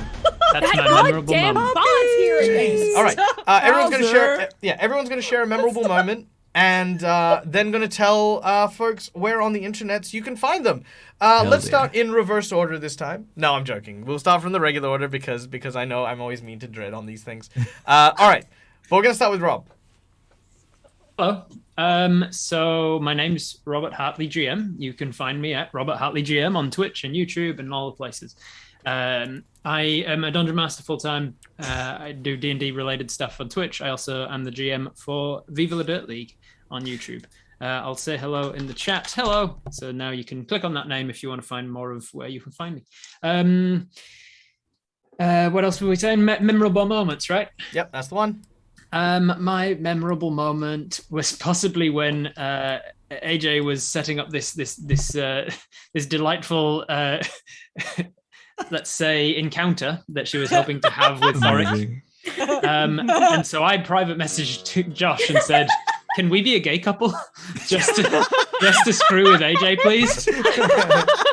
Hell yeah. And history Let's was do born. it. And so Incredible. that's my favorite moment was messing with AJ, just deciding. Because I was kind of thinking that was the case right from the start. Anyway, we just hadn't explicitly said it. Yeah, exactly. So that was like, It works so well. It's so good. Look, if you've ever played with the Aussies, this is the vibe. Amazing. Next up, Dread. Hi, I'm Josh, the Dreaded GM. You can find me anywhere that you can search Dreaded GM, most probably. But most probably you'll find me on Twitch, where I run Dungeons and Dragons full time, and also on YouTube as well. I am a big ball of lovable goofiness, and have been described as wholesome as F. I don't swear. So my memorable moment tonight would have to be, oh man, there's so many of them. I'm gonna throw it for. I can't give it to everyone. The kiss was so hot, but it was the pinnacle of like all these like sub stories that happened, and that's why it was like this big boom moment. Yeah, exactly, because it was the action from the combat encounter that was happening. It was the romance subplot, and then it was like, oh, here's the plot twist, and then we just boom kiss. So it was like this axis of storytelling that I adored so very much. So. Hell yeah, that's my memorable moment. And there it is right there. Good. Look at that. I would wear that on a shirt, not gonna lie. It's very cute. Yeah, it's so cute. All right, next up. I believe that's me. Yes, Ellen. that's me. Hi, I am Ellen, or if you follow me on Twitter, that's Ellen K Graham 1, where I do what I call hot nerd stuff. So I do cosplays, I play different TTRPGs. I am, of course, a member and performer for the podcast Roll to Cast, which is ROLE to Cast, which is a variety TTRPG podcast. So we do the whole gamut. Every season is a different game. We try and make it, like consuming a season of TV, just nice and concise. And gosh, there were so many great moments, but like I knew we were in for a good time with the blatant murder of the tiny chicken. Just right at the very beginning. Just right at the beginning. And it wasn't like necessarily a murder hobo thing. It was just like, Meg finishes setting a scene. What do? Yeah. I kill it. And I just really, I love that. And also the DM with our glorious DM with the South African thing that became canon. I love it. It's beautiful. It even ended the show. It's great. Mwah, chef's kiss. Yep, I like it. And I pass it to Gemma. Hello. Hi, I'm Gemma, or G of D on socials. You can also catch me on ABC Me at 9:00 on Saturdays, where I review for Good Game Spawn Point. There were so many favorite moments, and two might have already been taken now, but I will say I am a sucker for like big, epic emotional moments. That confrontation with Dread and the father of his rage was beautiful. Especially, I think I wrote in chat that I was like, wasn't expecting so much emotion after we started with Ilya at the head of the ship doing Titanic and me hurling over the edge. And Karaka just something with a sandwich. Look going on there. Whatever the hell Karaka's doing. But yeah, I had a wonderful time. You can catch me on Twitter. I will put my little thing there. And I do one-shots occasionally with other members of the D&D community. So yeah, thank you so much for having me though. This has been so much fun. Been a blast. It's been so good. But I'm chucking it over now to... Who am I chucking it over to? To AJ! The one you hit in the face at the beginning of the... So good. On my other scene, so I can't see where people are. That's so good. Hi guys, I'm AJ Winters from Winter's Tales. I am a world builder, dungeon master, and occasional player on other people's channels. You can find me at Winter's Tales Co. everywhere. This is me. Hello. Hi. You can find me there. My favorite moment today. Oh, look. Rob, I don't think you realize that wouldn't have thrown me. You've just given the conquest now. I was like, oh, this is a challenge, but also now there's like a weird thruple energy going on, and I don't know what's happening. I was like, I'm leaning in. I'm gonna yes, and you're like, so good. So I think my favorite like scene was the end of being like putting the paint on to symbolize that I'm joining you and having Trapper like encourage that. I think it was like real. So I liked that sort of come back around, like after you overhearing what I was saying about you at the start, and I was like, okay, fine, I'll protect you. Oh, and the little smile when I said something in your language, and you being like, oh, okay. Good. Good. Also, you can find me 2 days from now on Rob's game. On Sunday. So pumped. That's me. So I'm going to pass it over to Flint. Hi. Oh yeah. Hi everybody. I'm Flint, aka Flint_LOCKE. I am a musician and streamer. I sing and play ukulele with the adult nerdfolk band, the Misbehaved Maidens, 18 plus for any. Okay. Just in case. Otherwise, I stream mostly Dungeons and Dragons campaigns. I stream VR chat roleplay, where I play bards and do bardic performances at taverns and various places on the roleplay scene there. And I also voice act visual novels with my friends. Hell yeah. So cool. So cool. I love that. What was your favorite moment? Oh, favorite moment, right. Oh my gosh. It is like almost 5:30 a.m. for me right now. We can You're tired. Yeah. I gotta hand it to that epic, the kiss moment, that whole thing. But I also have to say, Karaka, all the internal monologue, all the internal like, subconscious talks made my night. That's how we ended it. Beautiful. I really like just the whole cluster of Karaka and Treya just like trying to work out what they're doing, flying along and then being like, are we attacking or are we leaving? I don't know what's happening. I want a buddy cop adventure. Buddy cop. And they're both just terrible. Yeah, and we could just call it shiny dice. Yeah, they're both just kleptomaniacs. Whatever encouraging shiny. each other. Us both going for the crown at the same time. Yeah, that was good. I like to think that when we went back home and I got my family out of their situation safely with money, I assume, we started a buddy cop drama together. I would flying around the world. That's canon. I think we can say that's canon. Yeah. That's what happens next. I love the sort of arc of Mocha coming to and just being all confused and slow and like what's happened and I'm not sure, and then at the end becoming this huge thing that has the confidence to stop the alpha of the group and like stand up to him and be like, hey, this isn't who you are. Oh yeah. Yeah. That was really character cool. arc. Good stuff. It was so many really, good, really so many good yeah. moments. Oh yeah. Right? No, and It was by so the way, nice being that character again. yeah, and I'll throw this out as well. Mocha is actually in the Return to Wilderan series. The reason I haven't promoted it so much is, unfortunately, due to technical issues, we lost the final episode of the Winds of Wilderan. So it was a really sad moment, but we do have 11 episodes which are out there, and this I really wanted to do this one as a spiritual successor. So I was very happy that we could get we could get Flint in for it, because we had some amazing people doing some absolutely incredible role playing throughout the whole thing. So it is to date one of the most enjoyable series I've had, and I was so happy that I could bring you guys to Wilderan and help revive it, which because it was actually frozen in stone this whole time, and it felt that way. So and now in my heart is like ready for more adventures, which is great. As for me, my name is Michael. I'm the Dead Aussie Gamer. This is GaryCon Live, not my place. But my place is over on Twitch, where I run a bunch of TTRPG games. I'm actually a RPG performer, so most of the time you can find me guest starring on just everywhere. You know, I've been on the D&D official Twitch channel. I've been on Nerdarchy, How to Be a Great GM. You know, just it's literally easier to Google me than it is to anything else. My memorable moment for today will, oh man, I gotta say there were just so many of them. I had so many encounters that I was like, these are gonna be reasonable encounters, because towards the end of the game, it's just gonna be chase scenes and like don't die. And every single one, you guys just completely ignored. Like, I didn't have a crocodile to begin with. Let's start with that. And I was like, oh, the crocodile's pretty reasonable. You know, they should be able to take that out. Nope, they're gonna throw a sandwich at it. All right, cool. No worries.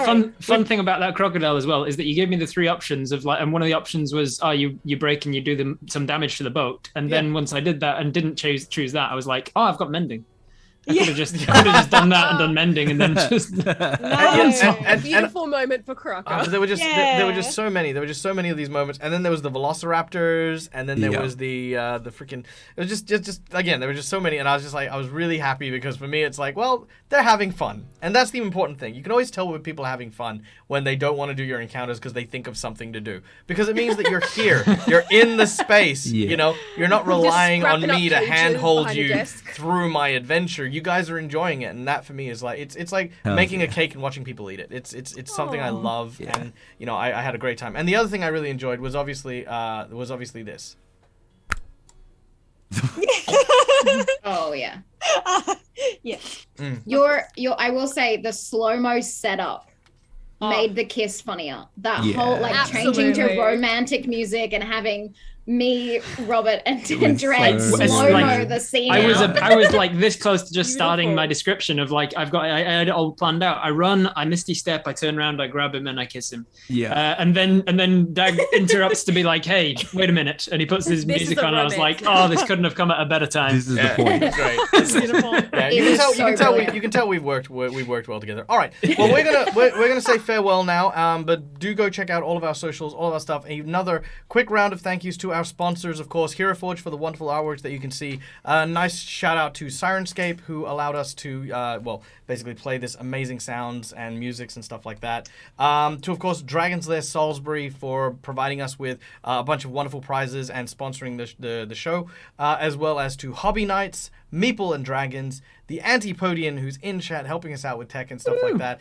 and of course none other than the indomitable Wooten Forge for their incredible contribution. We are now going to pass us over to the German team as they take over from the Aussies. Whatever you happen to be doing at GaryCon, I hope that you are having an absolute blast, be that in ethereal or in person. And guys, as we like to say, at least on my channel, till we meet again, as always, game hard!